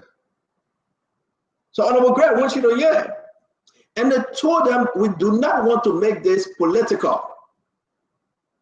Colonel Greg, they begged them, said, we do not want to make this political. Now, the only thing we are saying, please come and be part of the delegation. The government of Liberia gave no 1 cent in this. The people didn't take $384 million as a dough, or $384,000, or $384 to give it to Mo Ali or the Liberia Water and Sewer Corporation. No. The people went and they did the work. They all want to ask Mo Ali. They asked the representative of district number 2. They asked other people to come and be part of the delegation. Look at them. They spoke. Thank you to our partners. This is the Catholic Relief Services. That's saying thank you to our partner, the Church of Jesus Christ of Latter-day Saints, and the government of Liberia for supporting this initiative. Yeah, where it gets fishy, right? After today, all this stuff, and people begin to ask Mo Ali, did you do a project? Did you pay the money? Did you do this? Did you do that? You guys in the chat room, we all will beat you on Mo Ali. With the exception of Honorable Gray, everybody here in the chat room. At some point, Mo Ali refused to answer anybody. So people begin to reach out. The $384,000 is not for this one project, ladies and gentlemen. It's for 3 projects. Honorable Gray, 3 projects. It's not for this one project. So after this project, they're going to complete another 2 other projects. The total amount is $384,000. So people say, well, Mo Ali, I don't know what Mo Ali was trying to insinuate here. That he tried to balance the thing with the Buffalo project that he paid 200 and something thousand for. The 384,000 is designated for 3 projects, similar project like this. 3. Wow. So as you understand now, it's not for one project. So, and I hope Mo Ali can go on Facebook and write something and reach out to any of the media institution and say something. But I think Mo Ali erred in this one. I think maybe it was intentional or unintentional. That's my brother. I talked to him, but I think he erred in this one. He should have given credit to the Catholic Relief Services and the Church of Jesus Christ of Latter-day Saints, and just take his hand out of it. But the impression to say, yeah, Mo Ali have completed another water factory like he did in Bopolu, that's the impression Mo Ali was putting out there. And that's wrong. Tomorrow I'll call Mo Ali to give me water. He will give me water, I will drink it. But today, that's wrong. So, I mean, listen, I just can't call some people name. When we receive the information here and there, we say, wow. And that's what you guys saw me post it. Yeah, go ahead, Councillor. So, Stanton, like I said, look at the second post, the Cali, the CRS post and Mo Ali's second post. It's 7 hours. Look at the 2 posts. It's 7 hours. You see that? Mo Ali's second post was 10 hours, and then 4 hours after. Yeah. 4 hours Mo after he posted. This is CRS, and this is Mo Ali. There you go. It's over 7 hours. The first post, yes. So, but the people, people told Mo Ali, just to add to what you're saying, We don't want to make this political. Please do not put this in the news. We want to do our stuff. We are NGOs. We are to serve the community and the people. And Mo Ali have taken glory, and the glory transferred to the government, like the government did another project. But let's hear from Paul Kennedy while we close on this one. We got another conversation. So to our brother Mo Ali, man, we love you. We wish you well, but we should be sincere next time. And, don't take all the glory. Give the people the glory. They're doing extremely well. When you get no usage, I don't blame Mo Ali. No usage. So the Catholic and the Church of Jesus Christ, they are used to Mo Ali. So that's the usage way of coming. But Paul Kennedy, don't listen to me. Let's talk. Paul. Good evening. Yeah, welcome, my brother. Welcome. Yeah, and good evening to the Liberian people. Thank you very much. I am not a fan of Mo Ali. I've been in the country for 6 But weeks. we're finished with you now. We're finished with you now. We say thank you. But let me finish now. No, we just call your attention. We move to the next topic. But Mama, I can't make my 1 minute talk, Mama. No, Mama, you keep letting we go, man. I am not a fan of Mo Ali. I've been in Liberia for 6 weeks. I've not called him, although we're in the chat room talking back and forth, but I will defend him on this. Stand up, please put Mo Ali post up, please. Which one? This one? Yeah. He said today we dedicated. He said today we dedicated a water supply system at the Red Hill community in Pipeline. Below is the description of the system. Then he went about and listed all that was there. He says CRS and the Church of Jesus Christ of Latter-day Saints, premier construction did the construction, right? So he gave that. I'm not sure what more acknowledgement that you all wanted Mo Ali to give the CRS. Listen, when you are a manager of a project and you go out and look for money, you solicit the resources and come and do the construction. There is nothing wrong with saying we. And I kept reading that thing over and over to see whether Mo Ali were going to say the Liberian Water and Sewer Corporation in dedicated or constructed. But he said we, and then so you are saying Mo Ali solicited this funding? To qualify the we. Are you saying that Mo Ali went after this funding? I just want to be clear. Listen, he's the managing director of the Liberian Water and Sewer Corporation, isn't he? Yeah. Mo Ali is. Last I checked, this project was not a government fund. However, CRS and Church of Christ of King or Jesus Christ, they're not just passing around and giving money to everybody. They have programs. So who they getting money to? They have programs, and those programs are in support of community services. However, you have to reach out to them to have the conversation. So they don't understand. You said Mo Ali reached out to them and they make the funds available? I'm not saying Mo Ali reached out to them. I don't know. Like I said, I've not talked to Mo Ali since I came here. I don't know I'm not saying you talked to Mo Ali. I'm trying to understand the explanation here. Because you gave a little bypass conversation. Let's get this straight. Yes. Mo Ali had nothing to do with this project. Mo Ali didn't build it. Mo Ali didn't build a construction company. The money didn't go to Mo Ali. So you want to speak out again? Yes. So when you build and erect a water facility, that water facility is within, in fact, the well in your yard, you're supposed to be paying water bill for the well in your yard. Do you know that, Stanton?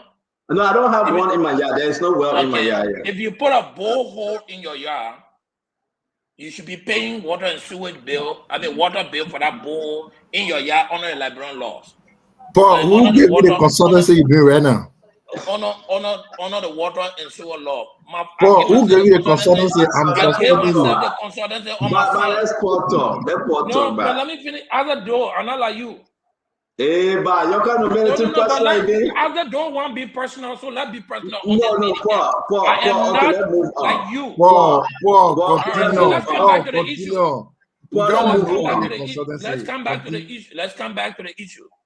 The issue is for us to clearly try to take the Liberian Water and Sewer, that is the manager of all of the water facilities in the country, out of this. I think we're just being totally disingenuous to Mo Ali.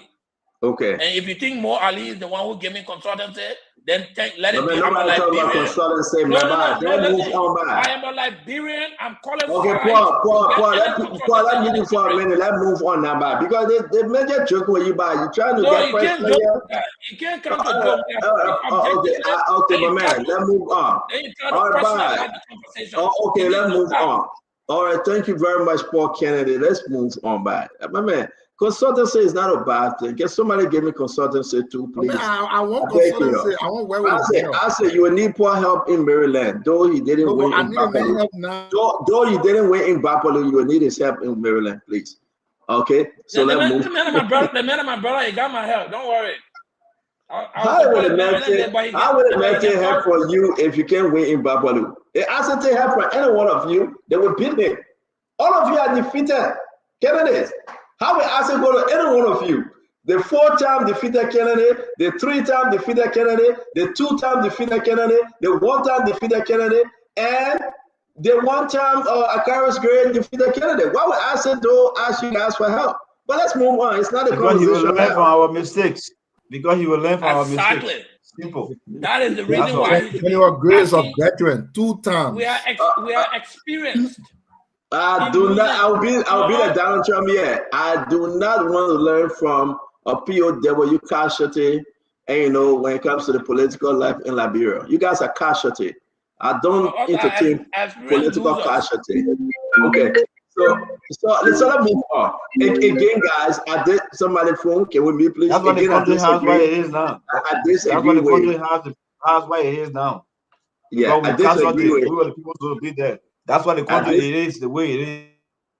Oh, I agree with you, Councilor. I disagree with Paul Kennedy. Mo Ali was trying to take glory that was never due him. The issue remains that these people did the work. They call you to dedicate, then go ahead and do it. Sekou Kane from district number 2 should have been the one to listen, we build a water project and I yet to dedicate it. So but you know, he was very sincere. Mo Ali no book. Nobody get that twisted. He received his degree from Europe. He no book. He know how to write. He know how to read. And you know how to play on the minds of the Liberian people. What was written today, he played on the minds of the Liberian people. He tried to cajole people, trust me, he was trained by a charismatic grade. He's a warrior when it comes to words. So nobody should take that away from Mo Ali. He did it intentionally and he received the publicity that actually came to him. Over 2,000 people said, thank you, Mo Ali, for building another water pump. And that's what Mo Ali wrote at him for. Then he came back after 4 hours to make the correction. Now we are talking about it. So nobody must pay that Kali. But Kennedy, I know that, I mean, you say your own, I say my own, but let's move. If we know Mo Ali, let's talk about the other issue, which is very important to us. Today, President Joseph Yuma Boyka suspended Natu Jaba. Everybody was reading this thing. This man is like, he's suspended under Madame Salif. President Boyka brought him back, and President Boyka suspended him today. We ran with these corruption charges on him a few months back, and everybody said, no, he's a clean guy. Oh, it's one talk. You guys making a mistake. But the president instructed Steve Samstikwa and to carry on the investigation. It was done. And this guy just used the money ridiculously. Ridiculously. And everything showed. He and the board chair. But here we are today. What's your take, Fubi? Another suspension? But I think that the Liberian people should give this guy NTR, not to return. Because if you are suspended on any government 3 times in a row, I don't think you need to work in the government again. I think we should create a law to give him NTR. So President Boyka suspend Nico, managing director and board chairman, in order for audit. When we come with Spoon Talk and speak on these things, people get angry. But ladies and gentlemen, it is for real. The guys are looting and destroying the country. Fubi, let's hear you. Yeah, so the way you say, they should give him a red card and buying from working in government. But the court will have to decide that after the investigation. But is the first thing I want to say is commendable that the president will take that action, because it's something that people hardly do. Most of the times you will see people being charged for corruption or being corrupt on a job, and they'll stay there. Once they enjoy the confidence of the president, because everybody that the president appoints work at the will and pleasure of the president. So if the president feels that whatever corruption that you partook in and it doesn't warrant suspension, or you are say ally, you keep quiet and allow you to stay on. But the fact that the president can take the step, and there are several other suspensions that have taken place, and the issue of the investigation is another thing that is not squarely with the president. And after the audit, GAC play her part. It moves to the court. The court also has to play her part. And once the final guilty verdict is handed down, or non-guilty verdict, whatever the outcome is, then they can take another decision. But I think suspending them from their posts and having people to act and keep the insurance company moving on, I think that's commendable. And I want to just say, look, we need more of such actions. When people are charged with corruption or they are suspected of corruption, relieve them of their posts and let them go through investigation. And after that, if they are clean, they can come back. If they are not clean, they face the full weight of the law. But I think that's commendable. Thank you very much, my brother Tamba. The person have suspended somebody again. Let's hear you. Yes, Stanton, thank you very much. This is, the issue of corruption is not new in Liberia. And, I have talked about this issue, but I think the decision today by President Joseph Nyuma Boakai to suspend both the managing director and the chairman of the board, so it's Mr. Notu Japa, and the chairman of the board of directors, Mr. Joseph Sando Momolu. So both of them has been suspended. They have been suspended on allegation of financial improprieties and board oversight failures, among other things. And in a statement, the president has ordered a full audit, and I think this is a good press release today. And no matter how much we may be challenged as a government, but I think as long as the government is taking strides, and we as citizens, we may want to see faster results, we may want to see things expedited, especially when it comes to corruption. And I think that will be a recommendation to this government and going forward. But there should be no room in this government, for people to continue to do business as usual. This government came in power, on a promise of rescuing this country, of not doing things as usual, because again, the previous government of the CDC, have put their hands in the cookies jar, and the Liberian people saw that, and they punished them, and they removed George Weah from power. Just being a one-term president in Liberia, it was historic. And just based on that, I think there's good news, and the president need to, continue to do these kind of things. But also, we need to set example. Liberians, and I'm sorry to say this, but we are like Toto. You got to put fire on our backs for us to walk faster. So the president and his cabinet need to keep their foot on the pedal. They need to fight corruption. And one of the things they should consider, and I know we don't have the resources, or we may not have the resources, but creating a specialized code for corruption.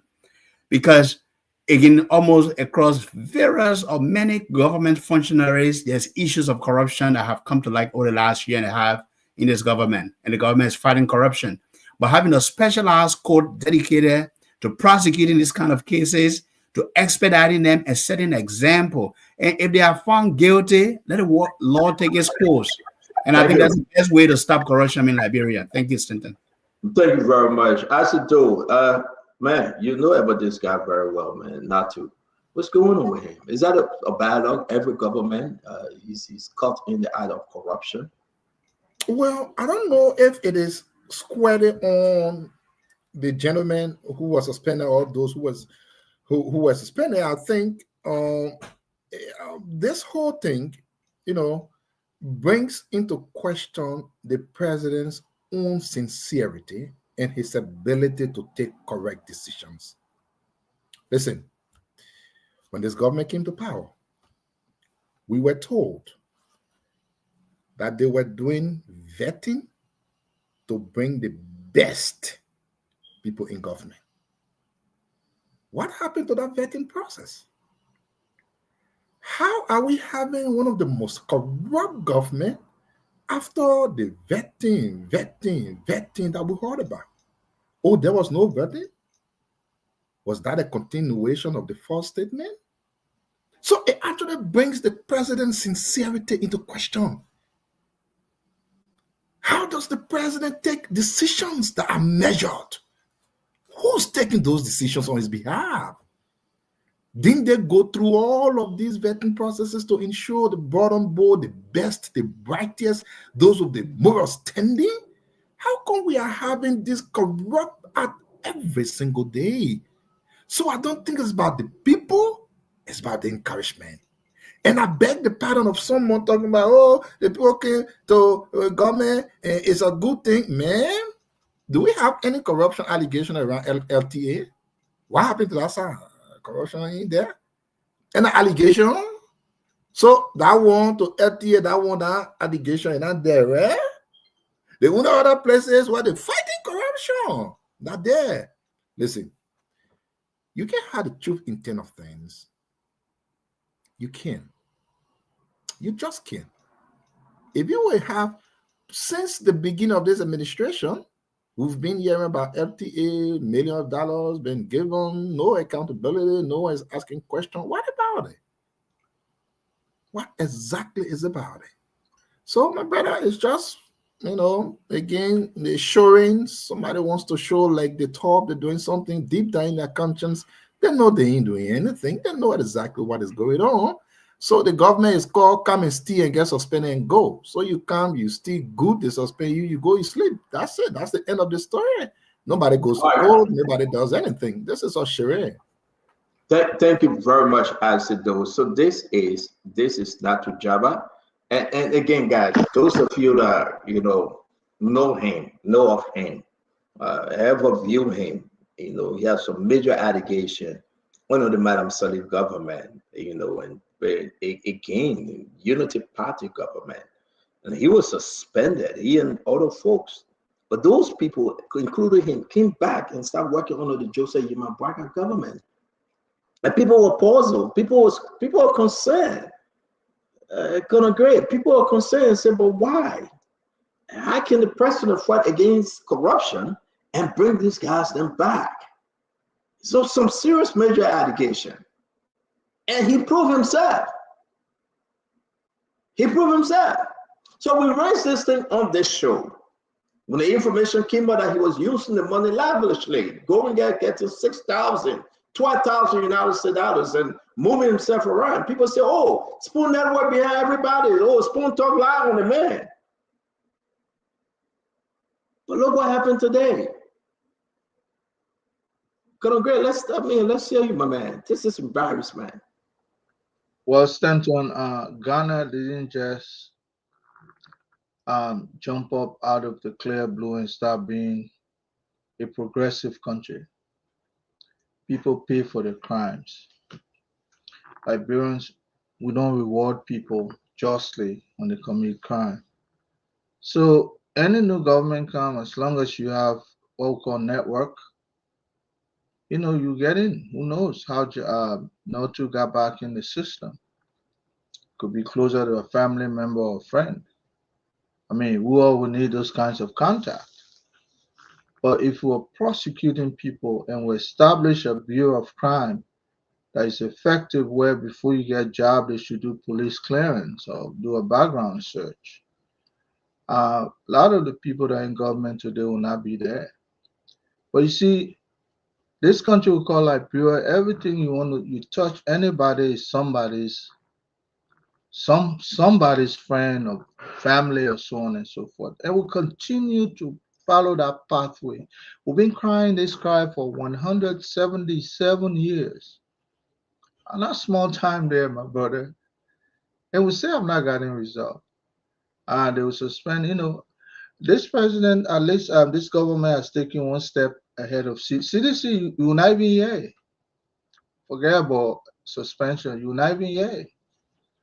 You just go underwater and then you still be there. But this government at least has taken a step. But I still frown on this government for not vigilant enough to prosecute people and give them that record so that succeeding government they will not come back, wiggle their way around because that record will be there. We continue to make this about family matters. I'm pretty sure the president probably was trying to please somebody that's why he reappointed not to. And but if he was not prosecuted the first time, it was just an allegation. So he went on. In fact, not to I understand one time had weapon on himself. He was going to board on a flight that Madame Salif was going to board on. This kinds of criminal record that is then to the point where somebody should not wiggle their way to come back in government. But watch. They should just go swear under the carpet. Next government kind not to has a friend there. Hey, the more the merrier. He's gonna go back, wiggle his way and come out like you and I will be here making noise. Yeah. That's how it goes. Because somebody will be the stand on little man. You understand? You got nothing on him. I hope the government got something on him this time because most time when people meet us, they you guys just throwing allegation on people because we don't prosecute. Ghana is Ghana today because Geraldine didn't play. I'm not saying Barca should be President Barca should be Geraldine, but trust me, one day we'll get a Geraldine in our Thank country. you. Heads will roll. Thank you very much. Let me bring in Councillor Good. Councillor Good, this is very serious. You know not to jabba. You know that Joseph Sando Mamadou, these guys didn't carry on the games of checkup. They were very, very much involved in racketeering, money laundering. They were radicals. That was the piggy bank. The information reaching to us, they polluted the place and caused a lot of problem. Even the report that came out, it was so damaging that even Sylvester Graceby, that brought in Latu Jabba, he put his hands up and said, "I'm done. I cannot defame anymore." But here we are. What say you? On a 120, Madam Salif to today. I mean, that's bad, Councillor. So, Stanton, there's no business as usual. To be successful, you must not bring people as usual. Simple. Because business as usual was in the past. And if you bring the same people who were doing the bad things in the past in the present, then you should have business as usual. That's just it. I listened to Tama, and he talked about the establishment of a specialized court. That was a recommendation that thing that came out of the rule of law conference, I think 2012, and they tried to push it from that time up to now. It has not passed. In fact, we recommended on because of budgetary constraints that you talk about was to just appoint a second judge, like the way you have the civil law court. I mean, in the old time, up to I think up to 2012 or 2013, 14, like that, we have only one judge in the civil law court. Now we have two judges. The civil law court has two chambers, chamber A and chamber B. One deals with property strictly because of the many cases of land that were leading to conflict. They had to appoint an additional judge to sit at the civil law court. So you have two judges sitting. So the same could be done in criminal code C, because criminal code C is a code that deals with financial crimes. All of the cases of corruption, economic sabotage, bribery are all adjudicated in criminal code C.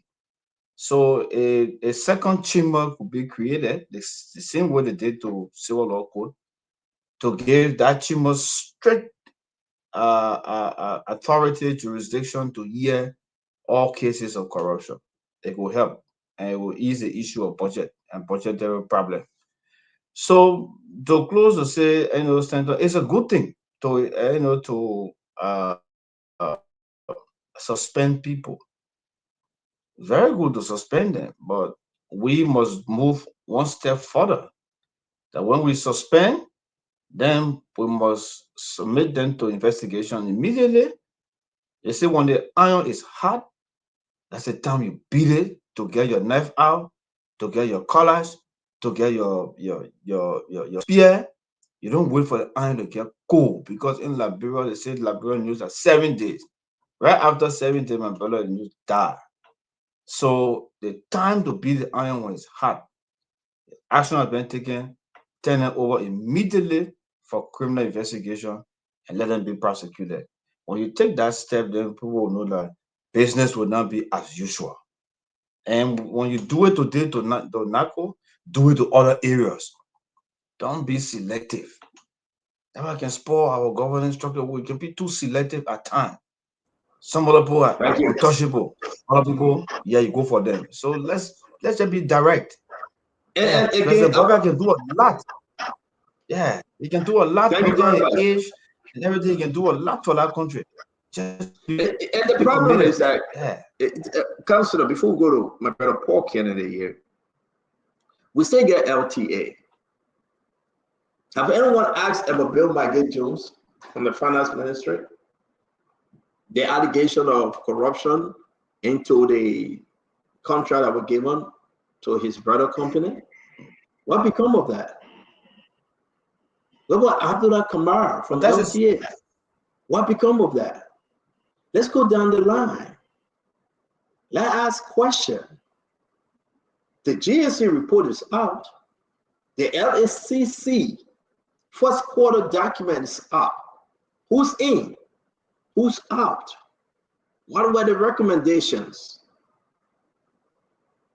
I mean, can we say President Baga been selective here? Selective as to who to go and who should stay? I mean, it's a good thing that the National Insurance Corporation of Liberia and ECHO, you understand that, those people been crying, but guess what? Other people crying too. Why the person is closing up one eye on some individuals, but he's swift to punish some other individuals. And people tell me, oh, Stanton is tribal. I don't believe it's tribal. I don't believe it's tribal. I just believe it's the pursuit to the president that getting some people to have an easy ride. What more the president need to? You get an investigation, Paul Kennedy. They give it to you on LTA. First, you say, oh, the allegation is from the media network. Then GNC had a report. You say, oh, that just report. Let's send it to LCC. LCC did an investigation. Then what are you waiting for? Look at MCSS. Oh, these are just allegations. Nothing comes from all of it. You call FIA, an integrity institution, to investigate MCSS. They did. The board received a recommendation and submitted a suggestion to the president's office that James Momoa should go. And today, James Momoa is still there. What's happening? But to Miguel Jones, major allegation involved the U.S. Embassy. Gafwan went there and Gafwan stepped on it. We can go down the line. What's happening here? Yeah, let me get you tell him a second, Councilor Good, and Paul Kennedy can come in. Yeah, so Stanton, this is what I was saying. This thing has started. Look, Madam Salif, they prosecuted Dr. Christopher Toole for army warrant money. When it came to Noka, her son was Noka. Madame Seli said she took responsibility for the breakdown on Noka. Just we are. They talk about with the prosecutor, what a guy from the housing authority, the National Housing Authority, I think Sanya or so. When Samuel Twe and other people were accused of the $25 million mop-up exercise, Joe Will said that they boy, they won't put the country 170-year-old, you put the whole country and no trouble on head. I told you they won't cause the problem. So the thing come again to the woman. So, you know, we are in a cycle, right? A visual cycle. And that's the reason why they would not give people like us, like maybe I would say the Fubi, even though they feel the Fubi compromise with the whole cost issue, but I would still hold Fubi, yeah. People like Fubi, people like Tama, people like Tama, people like, I'm telling you, they would not give us that chance to get closer to power. Because as courageous we are, we'll never go closer. Because we take action that many people will not want us to take. So that's what the country is. And if we don't take time, the next government come, they will do the same. They will protect their own and go after people who they don't get to. So that's what happening. Yeah. Councilor, thank you very much. Let me bring in my brother Paul Kennedy. Thank you, Paul. Stanton, no one on this panel can tell me that they are a stranger when it comes to the cartel or the syndicate of corruption in this country. In fact, most of the honor development of this country can be pinned on the rampant and precedented corruption passing around the country. The country has become so corrupt that it seems that corruption has become an acceptable norm. It has become a norm. Let me not say acceptable, then say norm again. It has become a norm in our society. In fact, those of us who have a stance against corruption, the perception of the mind of the ordinary people is, come on, man, I'm not listening to them, they're all corrupt. So they prejudice us. Because corruption is all over the place, soon as you say hello, they say you are also corrupt. So as a result, there has been a perpetuating recycling of corrupt officials from one government cycle to another. Several of them. In fact, the more you corrupt in this country, the more you become a celebrity and a star, and the more people really cheer and admire you, and the higher your chances of going into another government or another branch of government. For example, there were several corrupt people who were ministers, accused, alleged, some of them were even fired. They elected them to become senators, ministers, appointed in other positions. So this is not new. And I'm really not impressed by President Boakai's suspension. He has suspended over 110, 15 presidents. What has he done after the suspension? These people just get suspended and they steal their money, they walk away. Some of them don't even get suspended. You will talk from now till judgment day come tire. They will continue to persist in the positions they are in. So I believe that the Omen has already flunked on the issue of fighting corruption. In less than 18 months, there has been a masquerade, long laundry list of corrupt people in the government, and he knows, he's aware of some of them. Except somebody on this podium is telling me that the Omen is not in control and he's not aware of what's happening in their surrounding. I can tell you that he almost knows all of the folks who are corrupt, and he favors some of them and leave them in positions, and then those that he does not really care about or really doesn't know get kicked out. So I think that's the hard ball has been played here.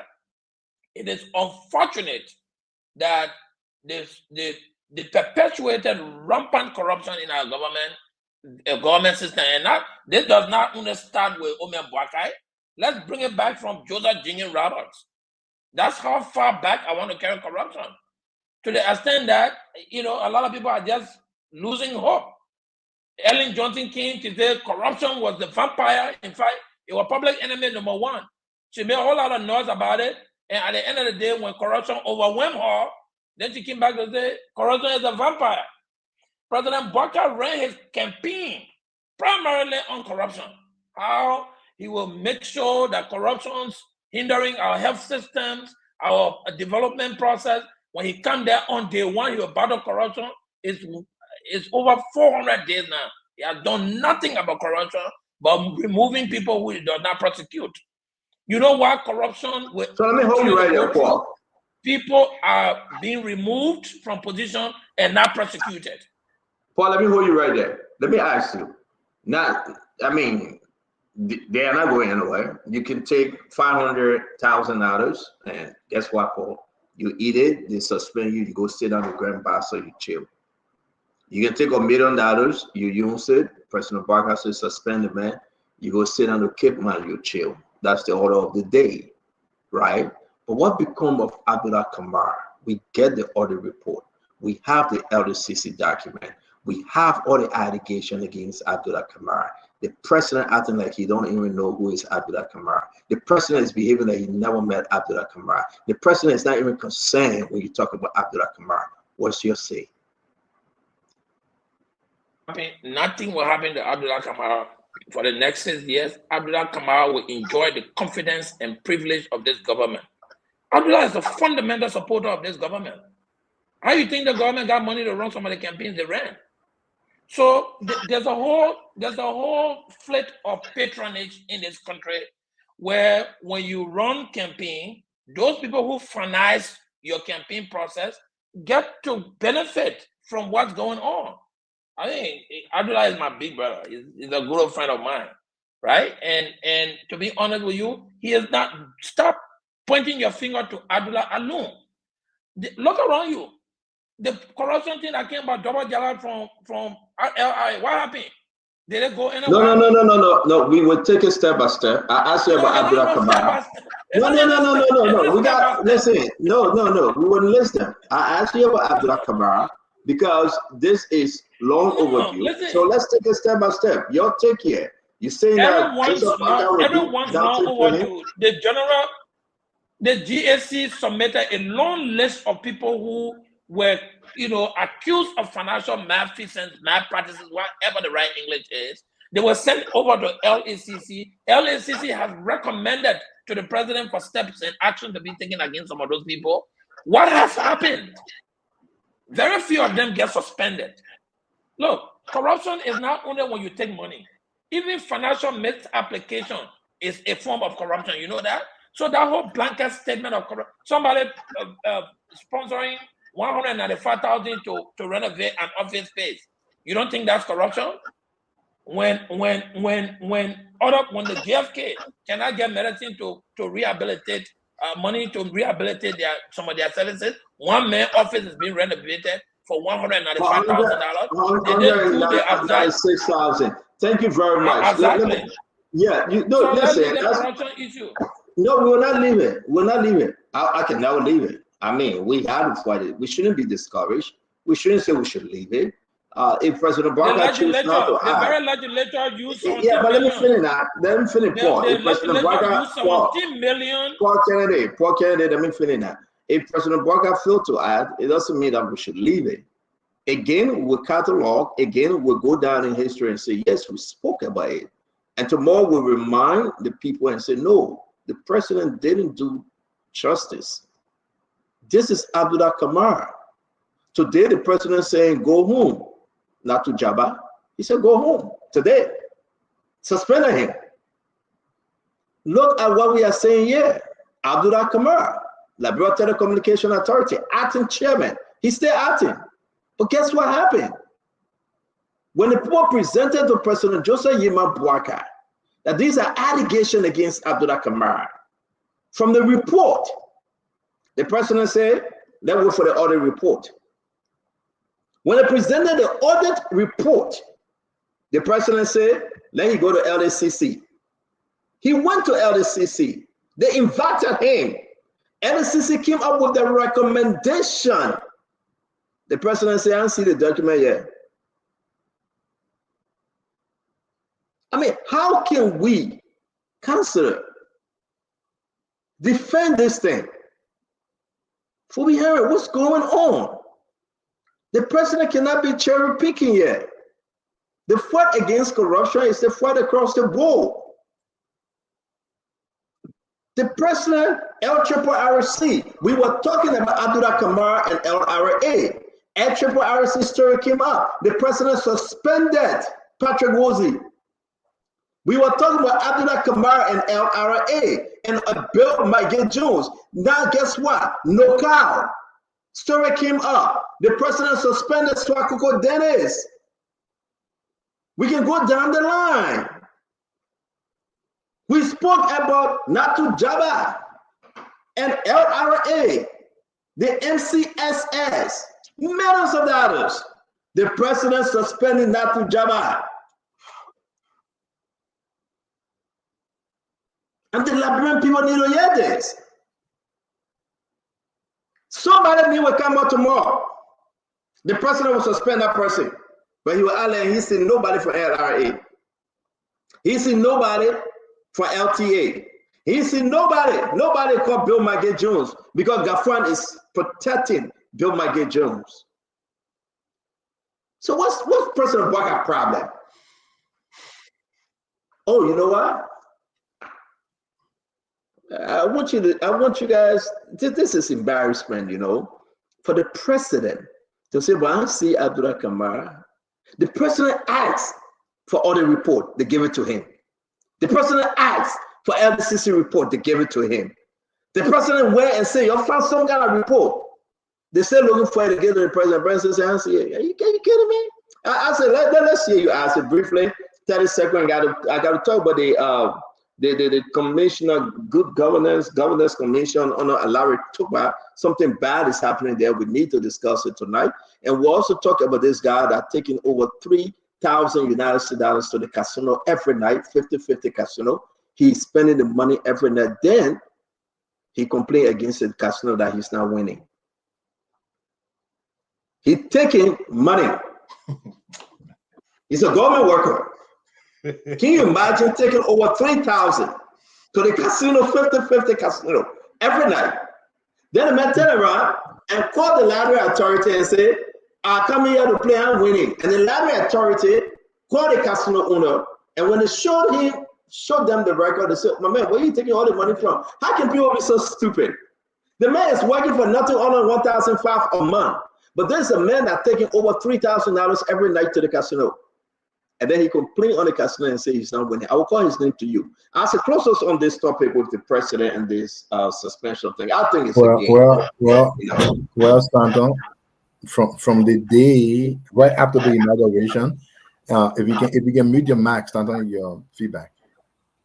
Yeah, thank you. Right after the inauguration, when the president appointed Madame Fambule, and $650 went in the air, no water, no nothing, and the president went and commissioned an audit on that. The audit had not even completed. The next day, we saw a flagship, beautiful, bigly, so Chomsey, press release on the executive management website, praising Madam Family. I knew that the president was not serious. I knew, the president can just flash. You didn't go flashing. If I guess somehow just flashing in your eye when you see it, you say, yeah, but all that thing as charade, as scam. So again, we shouldn't take the president serious. The president isn't serious for any of these things. Listen, the president won an election, man. Right after the president won an election, the president took almost $50,000 to give it to people. The very president who told us he was living on loan. And you expect the president to be serious about anybody stealing money? Oh no, that's what we're in now. The president is swimming into the thing. When the president can tell us today where he took $50,000 from right after he won the election to give it to people, when he told us he was living on loan, then we know the president is serious. But we all know the president isn't serious. But man, right now I can tell you they're way more open. My brother Tama, go to Liberia, tell someone about 700K, the person will suspend you, come out, you enjoy. Oh no, nothing. Just take it. The only thing you will get a suspension. Right after suspension, you get a paper, your small thing, you come, you enjoy the other one. That's the country now. I mean, the paper is there, nothing. What the paper will do? But Thank you. There's a lot of massive corruption going on in the country. If we keep quiet, it will continue. James Momoa is still hanging around. Upon the recommendation of the board, he's still hanging around and say he's not going anywhere. I don't know how dare you say you are not going anywhere. And people begin to wonder and say, what's going on here? And then he bragging and say, yes, I'm related to the president. So everybody that related to the president, they are untouchable, Fubi Heron. Again, if this is what we settle for, then our country is in trouble. While I'm waiting for the guys from the governance commission, let me bring in the casino guys case. So there we have it. I just put it in the chat room. This was written by Christian Cooper, Director for Operation National Library Association. I'm getting all this document here for people to see. I present compliment and best wishes and herewith right to officially invite you to the conference. Now, the library board, as it do, calling on 50-50 management, right? So you'll come, we get a complaint. However, after receiving several verbal complaint coupled with an official complaint attached to this communication, you are hereby invited to meeting at the office of the National Library Authority on Wednesday, April 23rd at 11 a.m. This meeting will focus on whether or not RS Multiplex is in full compliance with all the conditions set out by the National Library regulation. The library people work 50-50 and say, come, because the man complained. The man said, the thing I'm telling you guys here is that whenever I go, and what's the guy name? Let me find the guy name. I want to find a guy name to make it. I put it in the chat room, please, if you want to check it out. The guy get in mind after playing in the casino. Nobody's saying though. Can you see? Is this? Fully, I pray to God, man, that you run an election here to help the people in there. The man complained. His name is Charles T. Roberts. Charles T. Roberts. Anybody know him? Charles Roberts. I'm seeing you thinking. Everybody know Charles Roberts. The man went to the casino, right? Let me share this other letter real quick. Let me share the letter to you. I've been keeping this story because I felt that it's something that we can just think of. But then I thought of it today. I said, but this is crazy. You went to the People Casino, Paul Kennedy. You played over $3,000. And then you went back to complain that you didn't win, so they must look into the casino whether they're in compliance. If anybody know where this guy working, I want you to please call him. And I need his picture, ladies and gentlemen. Send me his photo. Send a picture because you see Charles Robert, because the Charles Robert that I know, the Union Party Charles Robert that I know, he works with, I think, Labor. He's a big inspector. My man, let me send the document to your first. And I will share with the librarian people because I hate stupidity, right? I hate stupidity, seriously. So it's in the chat room. I think you needed to, Lafayette. I'm going to add you to the chat room, my brother, if you don't mind, because I hate to be sharing stuff here and there. So let me send it to you. Fubi, is that Charles Robert? Fubi Henry, I sent you a picture. Can you confirm? Is that Charles Robert? I'm not hearing you, Fubi. So I don't know whether he's the actual, but this other person is a Charles Robert too, but I don't know whether he's the actual one in this case. Okay, yeah. They are sending me Charles Robert photo. I'm going to put a photo up. But I sent a letter to you guys. It's very important though. Read the letter. Read the letter. The man went to the People Casino.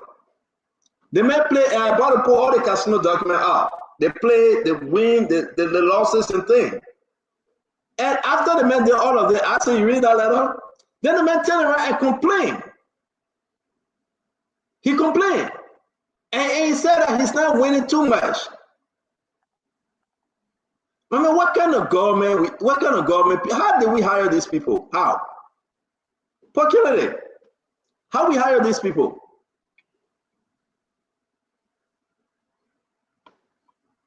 Does this guy work for government? Yeah. But the Charles Robert I know, Stanton. I don't think that Charles Robert there. Really. The one that I know, My He man, wants if to you go don't on think that video. Charles, My name is Charles Bravo. Say a yeah, picture, let me see it. I don't want to see so. my man, wait now. And I put in the document on small. Yo, read the document and we'll find the man picture. We go anywhere. The man went to the casino call, and we can confirm. Talking about the get casino call 50-50. Yes, Yes. the man complain. Yes, the man complain, right? Complain against 50-50 casino. Charles T. Robber complaining the number everything that most of County. I just show everything. I will show everything. Dear the Honorable Deputy Director General for Operation, that the man writing you compliment and best wishes, sir. I'm formally complaining the management of the above mentioned casino. This guy get dry face. The casino is a scam to rob customer out of their money. A casino should not only be about customer losing. You He see, has a listen. point. I think he has a point. My man, wait now. Wait. I agree. Let's get into it. If that's a pocket, I would have a second thought not to go to your clinic. Seriously. You were giving me the first shot. You were giving me the first shot and realized that you gave me placebo. Well, I'm dying. But let's make progress. Out of their money, a casino should not only be about customer losing money. Players should also win. But the 50-50 casino is only one way. Sir, I have no other evidence. The guy is somebody else. Sir, Is it okay? no, I don't know if it's okay. I'm really telling you. If this guy in the government, I think they should fire him. If this guy in the government, and I know where he works, a lot of people give me information. People the signature power up, please. No, wait. I'm not hearing you. Who's that? Wants the signature. That who talking? My man, you get me in the back, you be talking. We're not hearing you. When you come out on the show, you talk with you. Sorry. Huh? What is that gonna do? What happened, Councillor? We're not hearing you. Councillor, we are not. His signature. Oh, I will. I'll put it up. What's your signature? I will. Yeah, I will put it up. I will put it up. 1 minute. I think it's what I do. All right. Yeah, put it up. I'll put it up. Just give me 1 minute. I'm trying to put a lot of stuff up here. We'll chill. Today Friday. I don't see whether is this his picture. If this is not the Charles Rouse picture we're putting up, we'll tell the individual in this picture to please forgive us. We are looking for Charles Rouse here, but we believe this is the Charles Rouse picture. If this is not Charles Rouse, these are allegations against Charles Rouse. Charles Rouse said that people ate his money, and therefore they should shut down the casino because he been losing too much. Every night, Paul Kennedy, this guy walked with 3,000 in that casino. Is that a Charles Rouse, you know, Councilor? I mean, we're not hearing you. That's Charles Rouse, yeah. But then that Charles Rouse. That's Charles Rouse, yeah. That ain't. Yeah, that man. Yeah, I just got confirmation in fact from somebody that the number up there is actually his phone number. And he loves to gamble. It wasn't just coming, so that's it. Yeah, that's Charles Rouse. I was just trying to make sure that we get everybody's attention. So Charles Rouse went to the National Lottery and complained, right? And to the National Lottery, say, I'm losing continuously here. But then people begin to question, but what Charles Rouse getting over 3,000 every time going to the casino? Where is he getting the money from? Where does he work? Can somebody tell us where he work? Because then that place is a gold mine. If you can tell me where Charles Rouse work, I want to work there. To go to the casino every evening. He was at the port. NPA, but I even make my case that Charles Rouse. So we got to ask him to do it. Is the director of security at the port? That's Charles Rouse. We got to start to investigate Sekou Dukle. So watch the stuff in blue. This is the record from the casino. We were able to investigate and we got all of the document. The man wins some and he can come back to win and lose. So what happened here is that, but on the landslide, Paul Kennedy, he been losing a lot. So he been frustrated. I come to the casino every day and I'm not winning. But then people say, Charlie, you come here every day, you spending huge amount of money. 3,000. Look at the amount. bet 4,500. Look at the blue line. He will win. Then he will bet again. So they said, we can't help you. This is a casino. I put this in the chat room, but you're not in the chat room, my brother, Counselor. I'm going to put you in the chat room, like I said. Let me share this in the chat room again. So, what's going on with Charles Robert? Charles Robert is hustling. My fellow Liberians, do you think you need this Charlie guy in the government? The question remains, Tamba, where is he getting over 3,000 from every night to go gamble? Let me hear you. Let me hear you, and I will share the rest of the document. Talk to me. Yeah, thank you, Stanton. This is a very interesting story, and thanks for sharing those letters. Gambling, casino gambling, is not for poor people. And no matter how long you play or you stay in a casino, you will never win. You will never leave as a winner. The house always wins. But he has the audacity, this Charles T. Roberts fellow, and I read a letter, it said Charles T. Robert, and I hope it's not a Charles T. Robert photo you show, because he's a friend of mine on Facebook. But for you to stay in that's him. They just confirmed. What you say you're hoping, not him. That's him. Well, I'm hoping, I'm hoping. I say it's not him. I will hope, right? But then he's a damn fool to say you go in a casino every day. On the show. Sorry, I apologize. Yeah. What I meant to say is, well, it's not a smart investment he's making.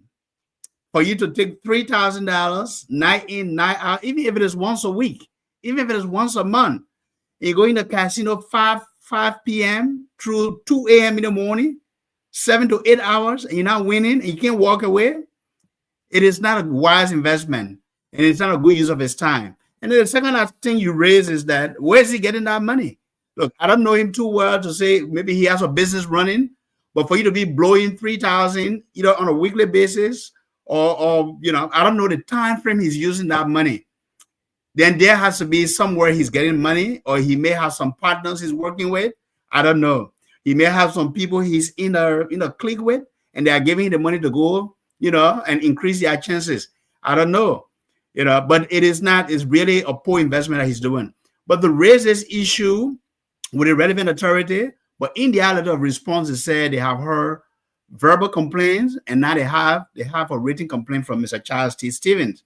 So it is good that they raise this issue. And again, the casino will try to just steal, and take advantage of our poor people in Liberia. Our people are losing. Our people are losing. And they have nobody asks your people to go there. The people aren't dragging them to the casino. They are not dragging them. You go there at your own free will. Let me bring in Ed. Eddie, talk to us, my friend. This is very embarrassing. And you work at the port as a director.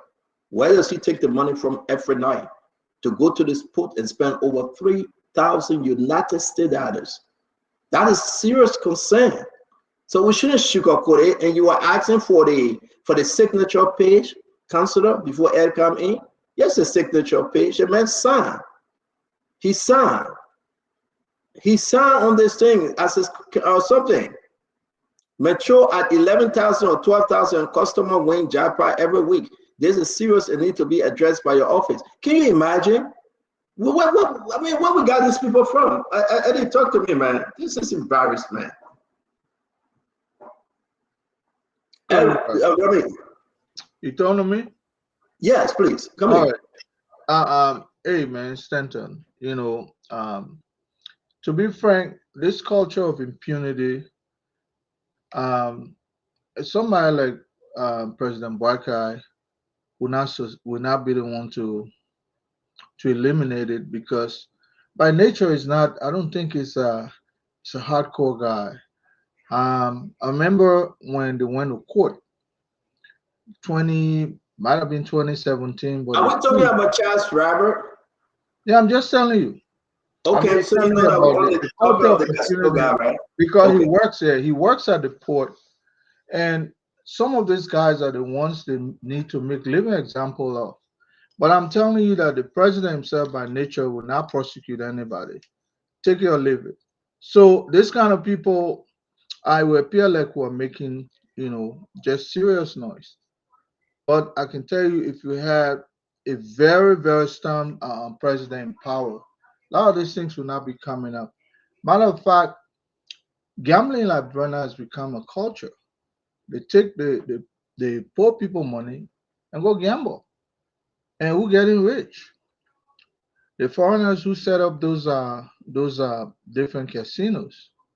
You know, like bro, and some prominent people that we're hearing these days are all locked up in that gambling. It has become a serious addiction. You know, gambling is a mental health issue. So when a man like this, goes out there, it means he's getting it the next day. The problem is, where is he getting it from? Maybe that's why we need to sting on him so we can know. Look, and you heard the guy at the port, the security at the port, but I heard the boss himself gambles. Dukley. I heard that. So that the little man there, the big guy up there, they hang out. These are the big boys now. And but Stanton, the thing about it is we have a country where people have spent $1.6 billion, according to Martin, from last year to today. 1.6 billion. I think that money coming from. And nothing we see, no result, nothing. Thank you.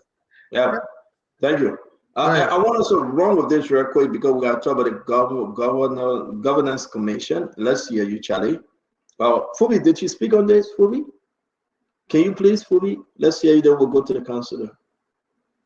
Yeah, so I think Charlie is a security guy, so far what they have dignified, but I work at Coca-Cola in Liberia, and the year 2010, I had some of my colleagues that were in the finance office and also the sales department making salary around 250, 300, but the guys were always balling at Palm Spring and other nightclubs every night and spending huge sum of money until there was a serious financial issue at the company, and I had to do our own internal audit and found out that the guys in 10 months they raped the company of 1.8 million US dollars, and I was able to expose them. That case is still hanging in court because of the justice system that we have. And so some of these things, when you see people lifestyle turn like that, then it's worth investigating and to dig deeper and know why. Because you can't be an ordinary man if you're actually spending 3,000 every night at a casino, then it's an alarming situation that I think the government needs to investigate where such a money coming from. So that's something I think they need to pay attention to, because your lifestyle and your income should match. If your lifestyle does not match your income, it means something wrong somewhere, something happening somewhere, especially when you are living far, far above what you earn on a monthly basis. So that's something that they need to pay attention to, and not just let it be one of those regular stuff. But to stay at a casino from 5:30 to 1 a.m. it's crazy. Again, thank you very much. I mean, Councilor, you're surprised, but this is it. Your man is boarding, because you go in the casino, you get free food, pork and egg, you got free drink at some limit, you can drink your tea, you sit behind the machine, you're clink, clink, clink, and the guy is boring from the casino.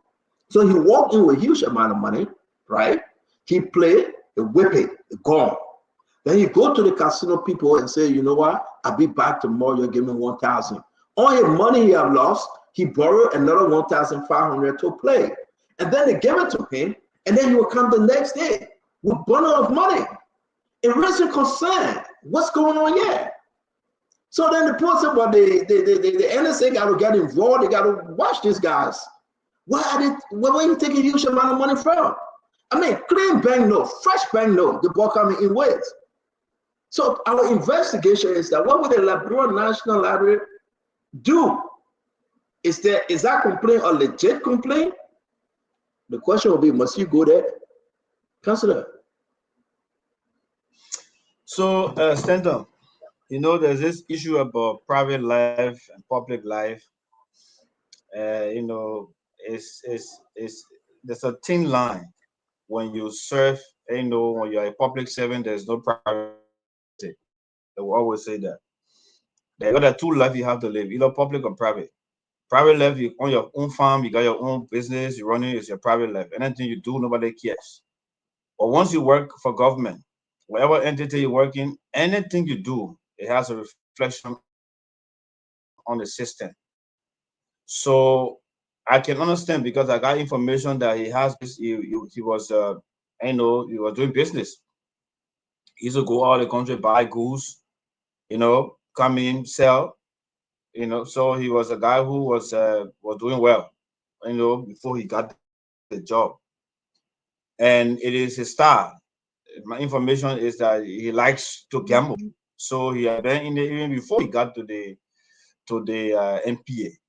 So for us to maybe, I think that his job at the NPA is the one that gave him all of the money to go and gamble, where it would be too fast for us to, assume, because he has some investment outside. But the fact that he's in public service, it is going to be assumed that whatever money that he's spending, that running up, because generally it's normal. Nobody want to rather use their own money they sweat for to be flying out of that. It's normal. But again, there are some people who live in this country on gambling.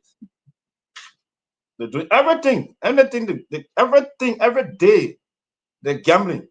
Some of them win a lot of money, they spend it, they think they go by the loss, just like that. So I would think that the investigation that he has called for,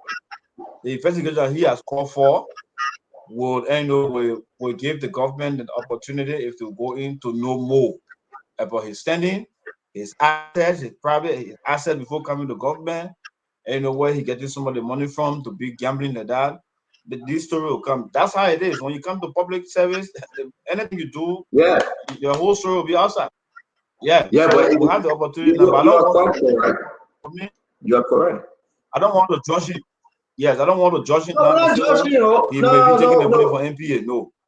No, we're not judging him, but we're Yeah. questioning the fact that this is the man that walked freely in the casino, play, gamble, and blame the casino for losing. Poor Kennedy. How does that work? Yeah, we but get the only message across the bridge.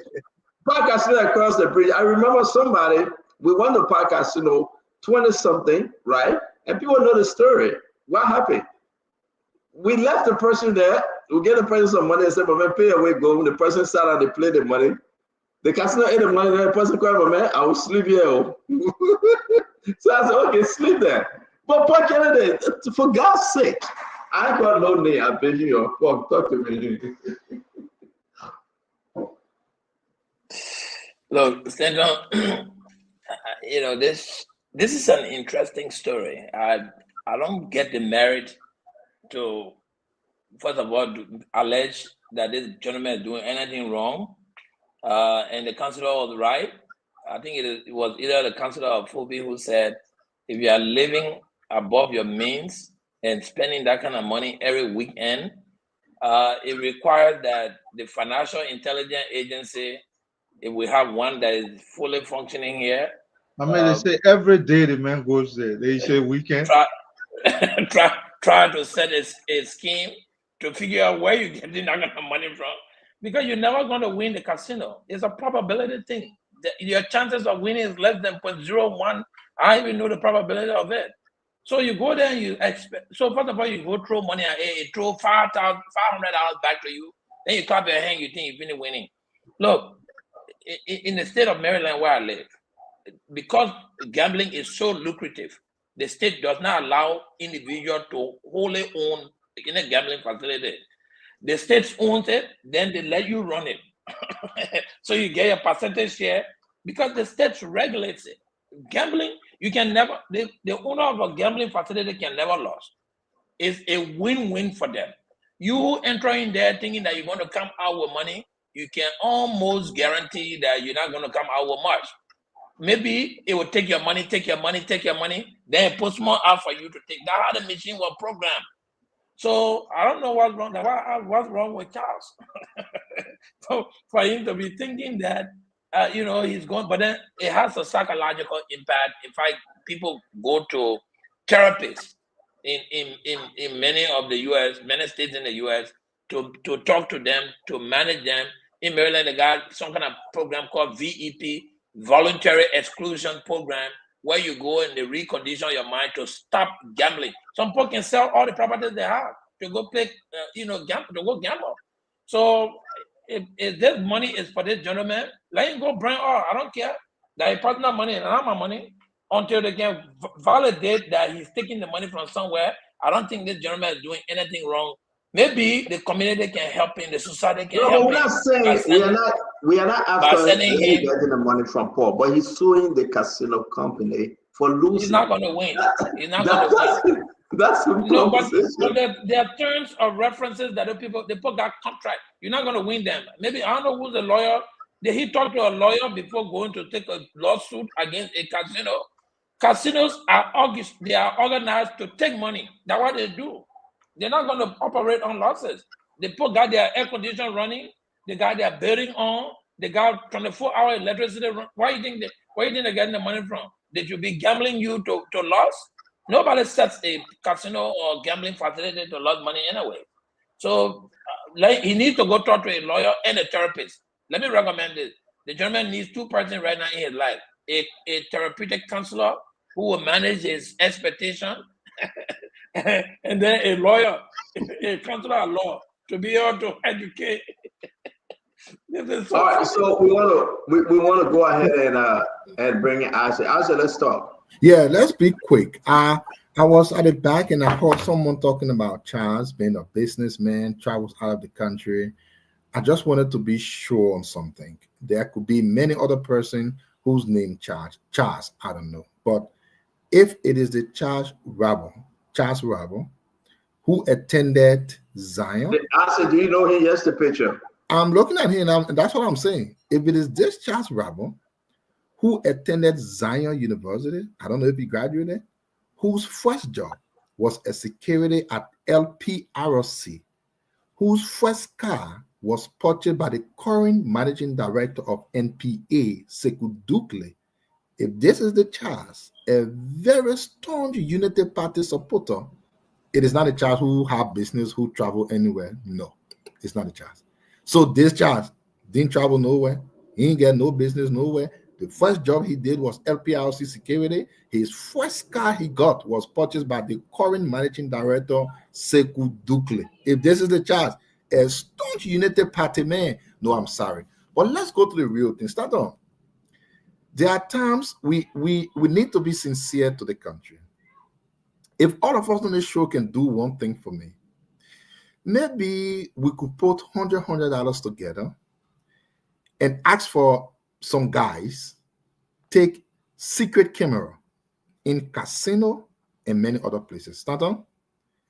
You will see about 60 to 70% of current UP supporters playing gamble. Secret camera. Don't believe me. We can give a trial. 1 week. The amount of Unity Party officials that are involved in gambling, you will never believe it until you see it. Now, it could be Isaac though. He's from CDC, so he's talking. Thank you. So to make it true for just. I mean, is it illegal to gamble as a government official? No. I'm just saying. Now the thing is, if we are asking where the man taking money from, gambling in itself, well, that's the those are questions. Those are questions. Is the man going to do what they do? The party is a party of gamblers. Every night, Kerry. The party is a party here to stay. Party is a party here to stay. Thank you. Secret video, secret camera. Don't believe me. I think secret camera nowhere. You will see government officials. When somebody took a picture, the other guy took out his shank and put it around his neck. Gambling in the place. I say we gotta go. We gotta go. Thank you very much. I want to say to all of y'all that again, Charles Roberts sued the 50-50 casino because he's losing. I've never heard that before. I think it's the lawsuit that can hold water here in the United States. I've been losing a lot. I've never won. And let me go. But this Charles Rabbi owned no company. I don't know who sent out lines to consider. The man wasn't a businessman. He never traveled out of the company to do any businesses. That's not true. You know, personally, I know of him. I know of him, and I can say it. But when I received it, I've been hiding the thing for over a month now, you know. I said I shouldn't follow this guy.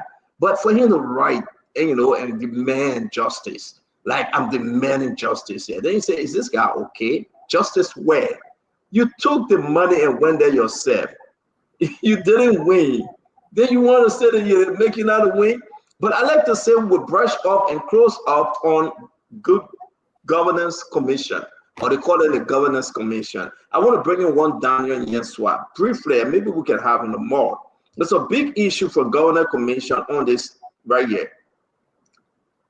In response to the finding under the non-competitive recruitment process category, a vetting or recruitment committee will be established. Something is happening on Alaric Toba, Professor Alaric Toba, since he took over at the governance commission. A lot of complaint that people saying it just doesn't look good, and people are surprised at Alaric Toba. I don't want to go all in because I want to wait for the Professor Alaric Toba to avail himself and address this issue. So therefore, I'm going to bring in this gentleman, Daniel Yenswa. Daniel Yenswa, welcome to the show. It's good to see you. Briefly, we don't have enough time. Let's hear you. Thank you so much, Waterspoon, and thanks to the rest of the panelists, Atedo, and my own brother there, Phoebe Heron, and of course, the lawyer who I also know, Mr. Councilor Gu. Yeah, but it's good to be here, and I'm here as... What you in today? What's going on with the governance commission? Yeah, so it is important to coming out and speaking up. I work for the Governance Commission. I got my employment in July 3rd, 2023 as communication officer. And then ever since the current ruling party, Unity Party, took over, we have experienced a dramatic change at the Governance Commission. We saw the suspension of Chairman Garrison Yelu and his vice chair after months in court. Then the court ruled that these people should stay in position. A better state was suspended to be investigated. Till now, the investigation is still ongoing. Now, ever since then, we got Hilary Toba as our acting chair. Just before we got this letter, on the 30th of April, that was just one day to its 1 year anniversary as acting chairperson. And then why are we coming to the public, or why am I coming now to speak out? Because it concerns us.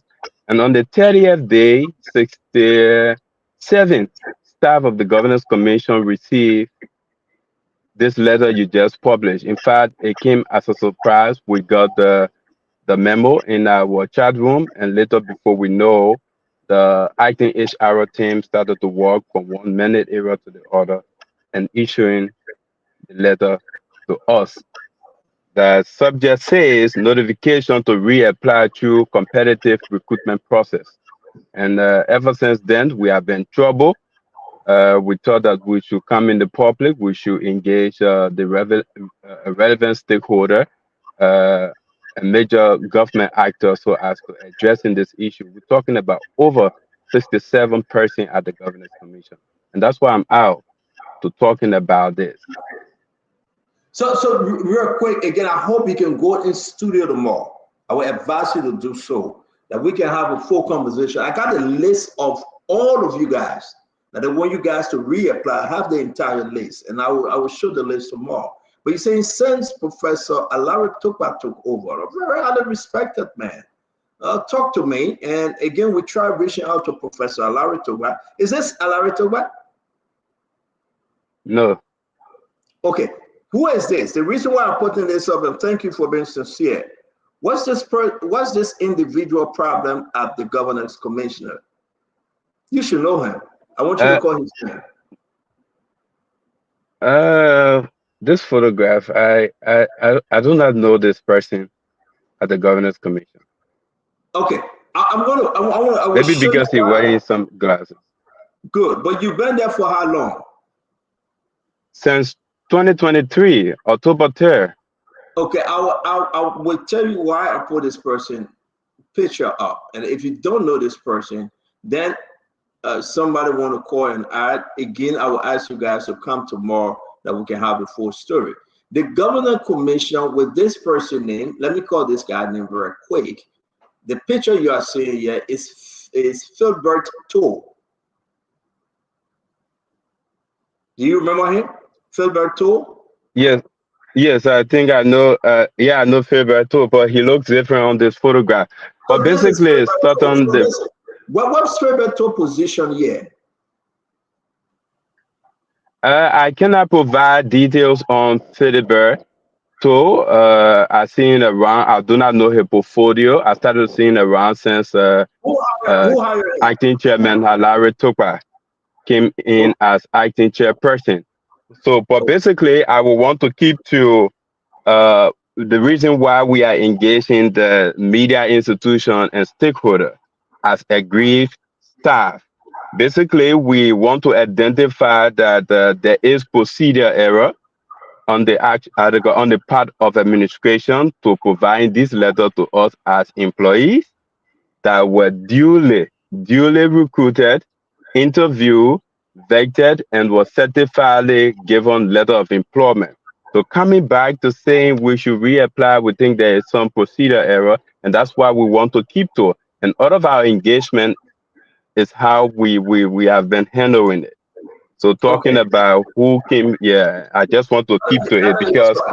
right Daniel before, Yeshua. right before, Daniel, hold on 1 minute. yeah. Daniel, hold on 1 minute. I want to give the guys a chance because it's 12:35 in Liberia, and I said you need to come back tomorrow. The reason why I put on Philibert too is because he was hired by Alaric Toba, and folks like you that complaining about this thing, they are complaining about the new hire of Philibert too and his past allegation and what is happening. And tomorrow, others are coming on the show to tell the whole story here. Now, you are complaining about this letter. It will be my last question here. A, B, C, and D. In everything, are you in disagreement with this letter and all the different, the A, B, C, and D line up here? Are you in disagreement? Why do you think they shouldn't go back to the record and rehire? Okay, so we are in total disagreement. Like I said, we are coming up now and speaking up. We have had a lot of different engagement with the major actor that represents the employment interests of our civil servant and government staffers. We think this is not for any compliance purpose. We think this is completely a witch hunt to getting people off job, and that's why we believe, and that's why we are clear to say to the public and to make it clear. Um, in our mind, this should not be if there is a vacancy in the entity and if it is published. Individual staff should voluntarily apply. You can pass around and mandate people. Okay, a good we have a lawyer here. I'm employed, fully employed with government, and you come back and say I Are you saying, and should consider this, reapply for position that you were Daniel, are you avoided. saying, Daniel, tell the Liberian people what's your fear? Are you saying that Alaric Toba is using a position now to remove sedition from the governor convention? I would not want to say he's moving sedition or a particular political party, but what I think this target is to get Liberian off job. Because the 67 plus staff, I do not know the political background. Are you a sedition? Say that again. Are you a sedition? No, I'm not a sedition, but I supported. I am not a sedition, but I supported President Weah in the past election. And I don't know for the other people. So I do not want to hold this to political connection, but Liberians are about to get off job with procedure error on the professor. I appreciate the sincerity. And while you're speaking to me, people sending your photo and saying that you're speaking because you're sedition, you felt threatened.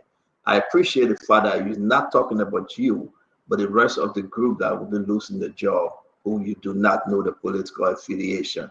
That's a smart answer, and I respect you for that. I want to say you came on late. We can put 1 hour aside for you and whosoever want to come on the mall. Please go to the studio. That would be better if you are not too far from the studio in Congo Town, that we can discuss this issue more holistically. Again, I can announce we try calling Alaric Togba, Professor Alaric Togba, and a lot of information that doesn't look good. The information out there, the list of the staff members that would be replaced, probably. We have it. We'll put the list out tomorrow. We want to say, Daniel Yenswa, I beg you, come to the studio tomorrow. Let's have a conversation. We do appreciate your time on the show. Okay. Thank you so much. Thank you so much. You're welcome, sir. So, Fubi, let's end the show, Fubi. Daniel, you can hang with us if you want to hang with us, no problem. Let's end the show looking at Daniel Yenswa, and I like his answer, his straightforwardness. What say you as we close on this last topic? Oh, the only question I would have asked Daniel if he has problem reapplying, or if no, that's one question we would have asked him if he has problem reapplying. Because sometimes if you are competent for the job, I don't care whether they bring reapplication 5 different times, you can stay do it and come out clean, unless he's saying that he suspects which one, which is something others might also take into consideration. So that's something I might look at, but I don't know the intent of the whole reapplication. But they that work there, they will have first-hand information on this, so they will speak for themselves. But I wish all of them well. Yeah, but the problem is that why should he reapply? He been there for 14 years. Do you think you read the document? You think Fubi is the legal way to go? That Daniel them for, I mean, working some people 20 years, some people 10 years. You want them to reapply now, Fubi? So for me, I'm not looking at it specifically from his end. You know, there might be few of them might be there genuinely, but when CDC took over, a lot of things CDC did. You know, I'm not talking about Daniel case. Moba Molu became a de facto civil service director. He was just sending lists to different ministries and agencies for employment. The people with no qualification were being employed because Moba Molu wrote lists and sent them there. So those, and you saw when this guy came, when Josiah Joker was cleaning the civil service payroll, I mean, from different agencies, those were issues that were also highlighted. I also condemned Molu during that time. And so I don't know whether that's the same case with the governance commission. If that's the same case, I don't know. I know they're looking at it from that angle, but I don't. If Daniel Bender before CDC took power, then that's a different situation. I don't think they should be targeted in that direction. But I don't know the detail behind their audit, because I think there's some investigation and some audit that they're pinning it to. Thank you. Tama, let's close on this story, sir. All right, thank you, Stanton and Daniel. Thanks for coming on and bringing this issue to the public's attention. I haven't read a report, but what I understood from what Stanton shared is that the people who are being subjected to this process were brought on through a non-competitive process. What that means is that people were hired in roles without going through a recruitment process or competitive process that saw a top candidate emerge for each of these roles. So that could be the issue. But also, when you see such an issue happening, and I'm not the governance commission, it could be that it may have been either allegation of favoritism or people being given jobs. So I don't know. I haven't seen the report. But what I would say is, like, no Liberian, whether you are a member of an opposition party or smaller party, should be targeted in a government role or in a government functionary because of your party affiliation or your tribal affiliation. That should never be the subject of that. But I look forward to reading the full report. And I hope that whatever disagreement that you guys have or this group have with the chairman, that you can find common grounds to try to resolve it. But there's also the court system. There's a grievance system. You guys should use all the internal mechanism if you disagree with this process to be able to get the hearing that you need, so that the people don't have to go through a competitive process. But I look forward to reading the report and hopefully getting more insight on why this is happening. And this is going to be very interesting. But it should be done in a way that doesn't target one group of people because of party affiliation or because they were brought on board during the past government or the past regime's administration. I want to thank you, Stanton, for the show. It was a good show tonight. Really good on some of the topics. So, gentlemen, I'm going to be dropping off, and I look forward to more.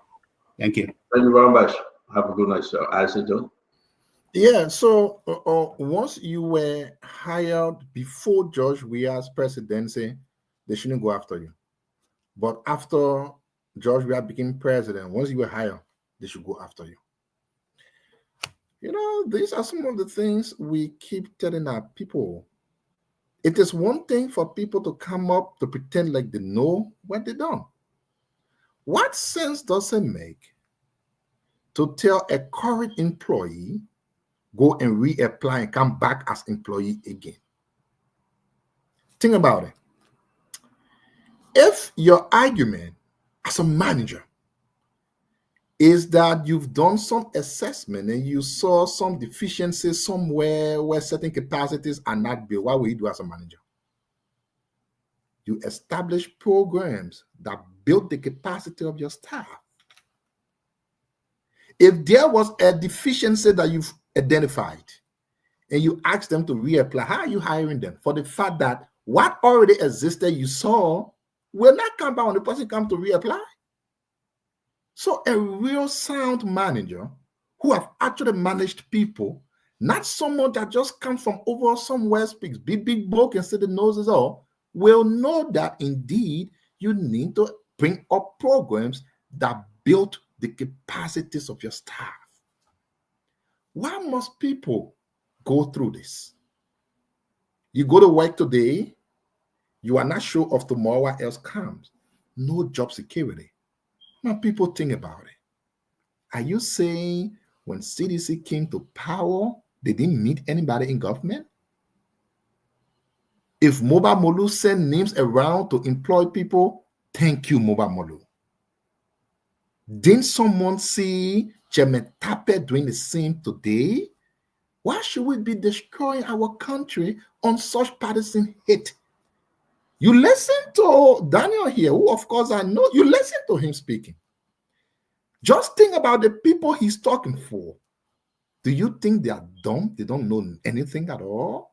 Why would you want to put people into this? Someone's dad goes to work and the person isn't sure if the dad will come back with work. You are tormenting people every day simply because, according to you, the person did not vote for you or the person identified with someone else. When CDC came to power, there was no United Party person in the government, my people. Why should people go through this? Why? I think this is not how it's supposed to be. If you identify some shortcomings for your employees as a manager, you come up with programs, with ways through which their capacities can be built, can be enhanced, can be improved. But not to tell them, okay, you know the thing here, go and reapply. When the person reapply, is that when they would know the thing they didn't know? I thought you should help the person improve, grow. Thank you, Isaac. Things is this. It is very heartbreaking, and thank you. This is not how it should be. This is not how it should be. Thank you, Colonel Gray. Well, Senator, I'd like to hear from all sides. I think Mr. Larry Tukwa is a guy who knows how to explain himself. And so I'm just going to reserve here any comment and listen on both from both sides as to what's the overarching story behind this decision from the other side as well. And then we can make an informed decision, because somebody who has spent 14 years of their life in an agency should not just be let go like that. We have civil service law. But I would like to hear from Mr. Tukwa, my brother. Oh, thank you very much, Colonel Gray. Councillor? Yes, did I hear Daniel say that he spent how many years? 14 years? 14 years. Whew. But then if Daniel spent 14 years, then why will anybody come and say reapply? I mean, let's be frank, Phoebe, that doesn't work. Let's agree that, in fact, this government does not have a right size and downsizing policy. When Malaseli came, you see, that's why I like people to be direct. When Malaseli came to power in 2006, she was clear that she would do downsizing and right sizing. First in, last out. That was the policy. This government did not come with that policy. And I see people doing it randomly. Everybody just get up and want to do their own downsizing. It's wrong. Let's be frank. We are human. It's wrong. These people who were employed are Liberians. They did not force themselves on payroll. They went to do a job, whether they were connected by somebody, the person put it in. The fact that they have spent this number of years. How can you come one day, you say, oh, reapply? These people are civil servant. To take them off the job, they must go against the civil service standing order. You have to investigate them. In fact, you even have to have almost 3 first letter warning, second letter before you even move to civil dismiss. To suspend. So there are a lot of steps to follow. These are civil servant. But for me, I always stand up on the same side. The same thing happened to me with during the George Weah regime. When surveillance civil got behind me, for me to resign or he would dismiss me, I told him he had no power, no authority to dismiss me. He has the power and authority to change my assignment, and I will change my assignment, but he can't dismiss me. We fought on it, and like Daniel saying today, it's not about him. What would the other people do if Daniel fall prey to it? The same thing that I look at. If I, who was seen as a lawyer strong in the ministry, could have resigned under pressure, then what fit would the janitor have, the sweeper, the driver? They will all give up. So I stood my ground. And today I'm still there. So this is wrong. We can't continue to do this thing. Dada Larry Toba is a respectable person. If you think that there is some issue about productivity, do a test. Put a test up. Let people take tests to reevaluate, because every now and then people can reevaluate the staff. It's part of the the process. Call the civil service in. Civil service come in, do a reevaluation of the staff and see who fits within. And the system to work to produce. But you come and say reapply, that will not work. So the guys have all right to to challenge it in the court of law. That is wrong. Thank you. All right. Thank you very much, Councillor Paul Kennedy. Yeah. Good evening, Daniel. How long did you say you were employed? I got my employment 2023, July 3rd. So I'm 2 years in the institution. So to make this clear, the target group here, as per the letter we receive, those who are asked to reapply are people who got employment from July 1, 2021 to December 31st, 2023. That's the target people. People who got employment from July 1, 2021 to December 31st, 2023. And I got my employment in 2023, July. Okay. So thank you very much. Where the 14 years came from? No, I did not mention 14 years. That I stay in the institution 14 years. My previous statement I said you've been there for wait. Let's hear him. Your previous statement, you said what? I mentioned that I got my employment July 2023. Yeah, I did not say I spent 14 years. Maybe that was something overstated, but I never mentioned I spent 14 years. Okay, thank you, Daniel. Yeah, thank you, Daniel. So then stand up. Sorry, Councillor. Look, like Stanton said, we hope you come back tomorrow. But then we'll have additional details on what's happening at the institution.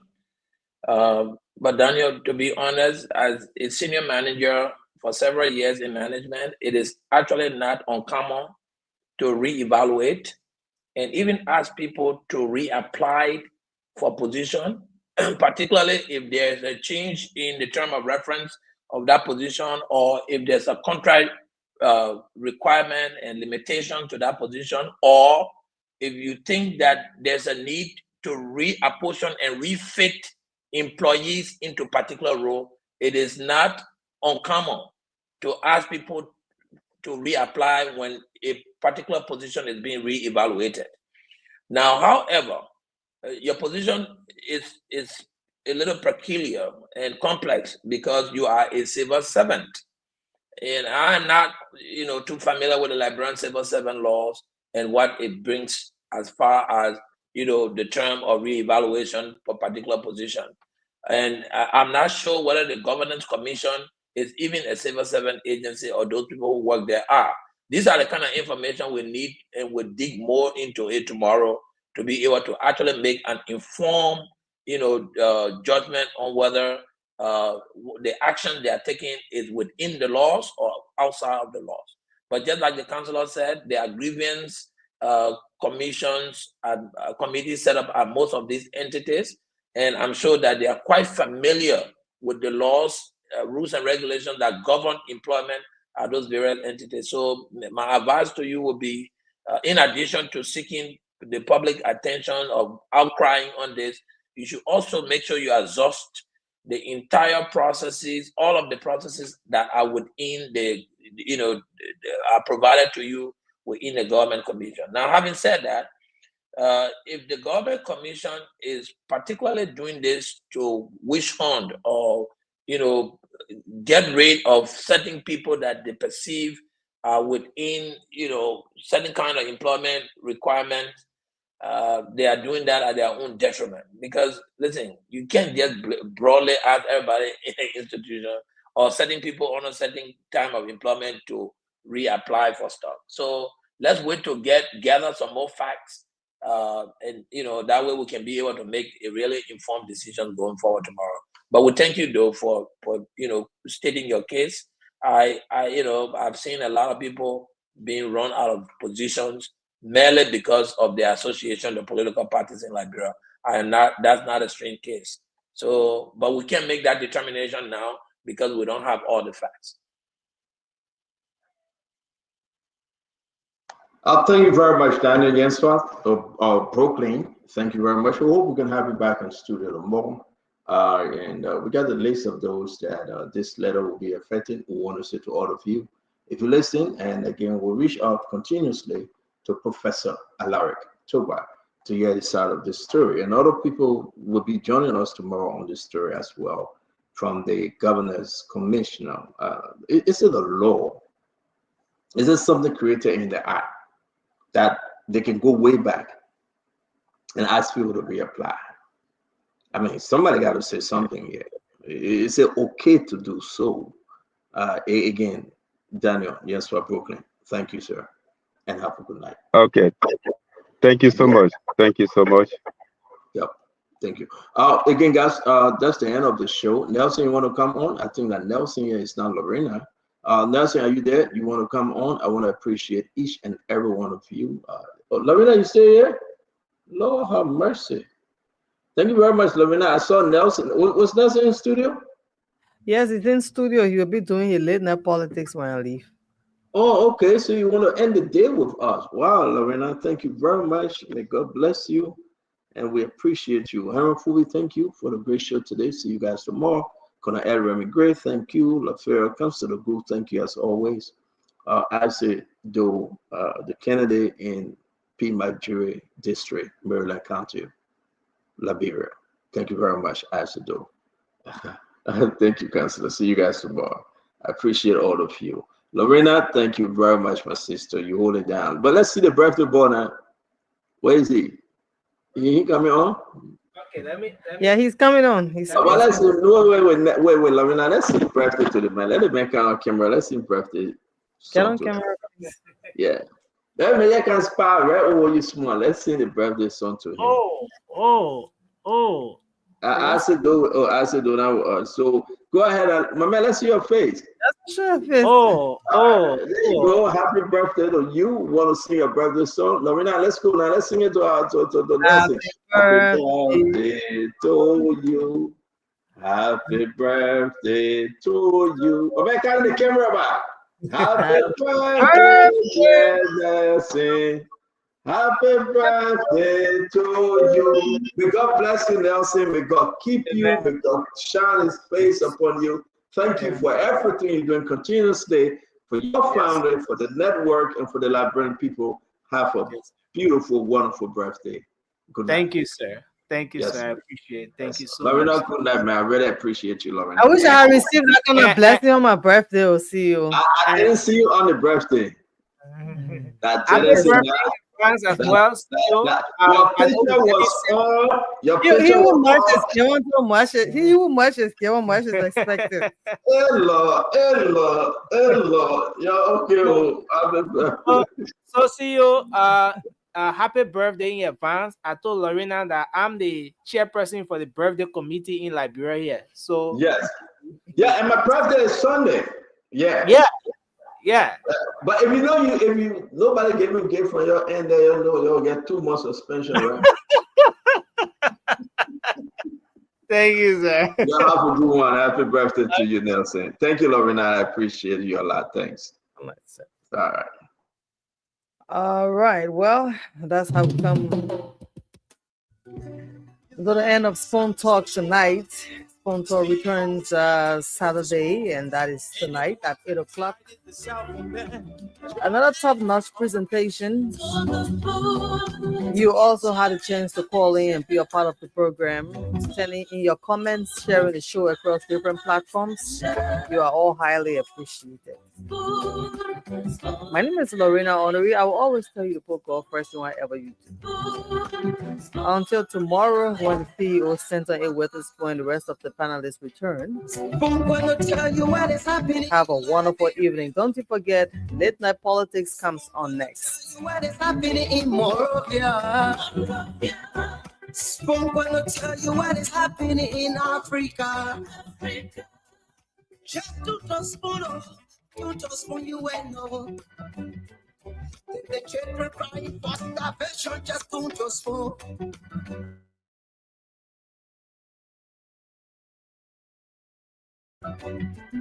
You want to know what is happening in Morovia, to spoon.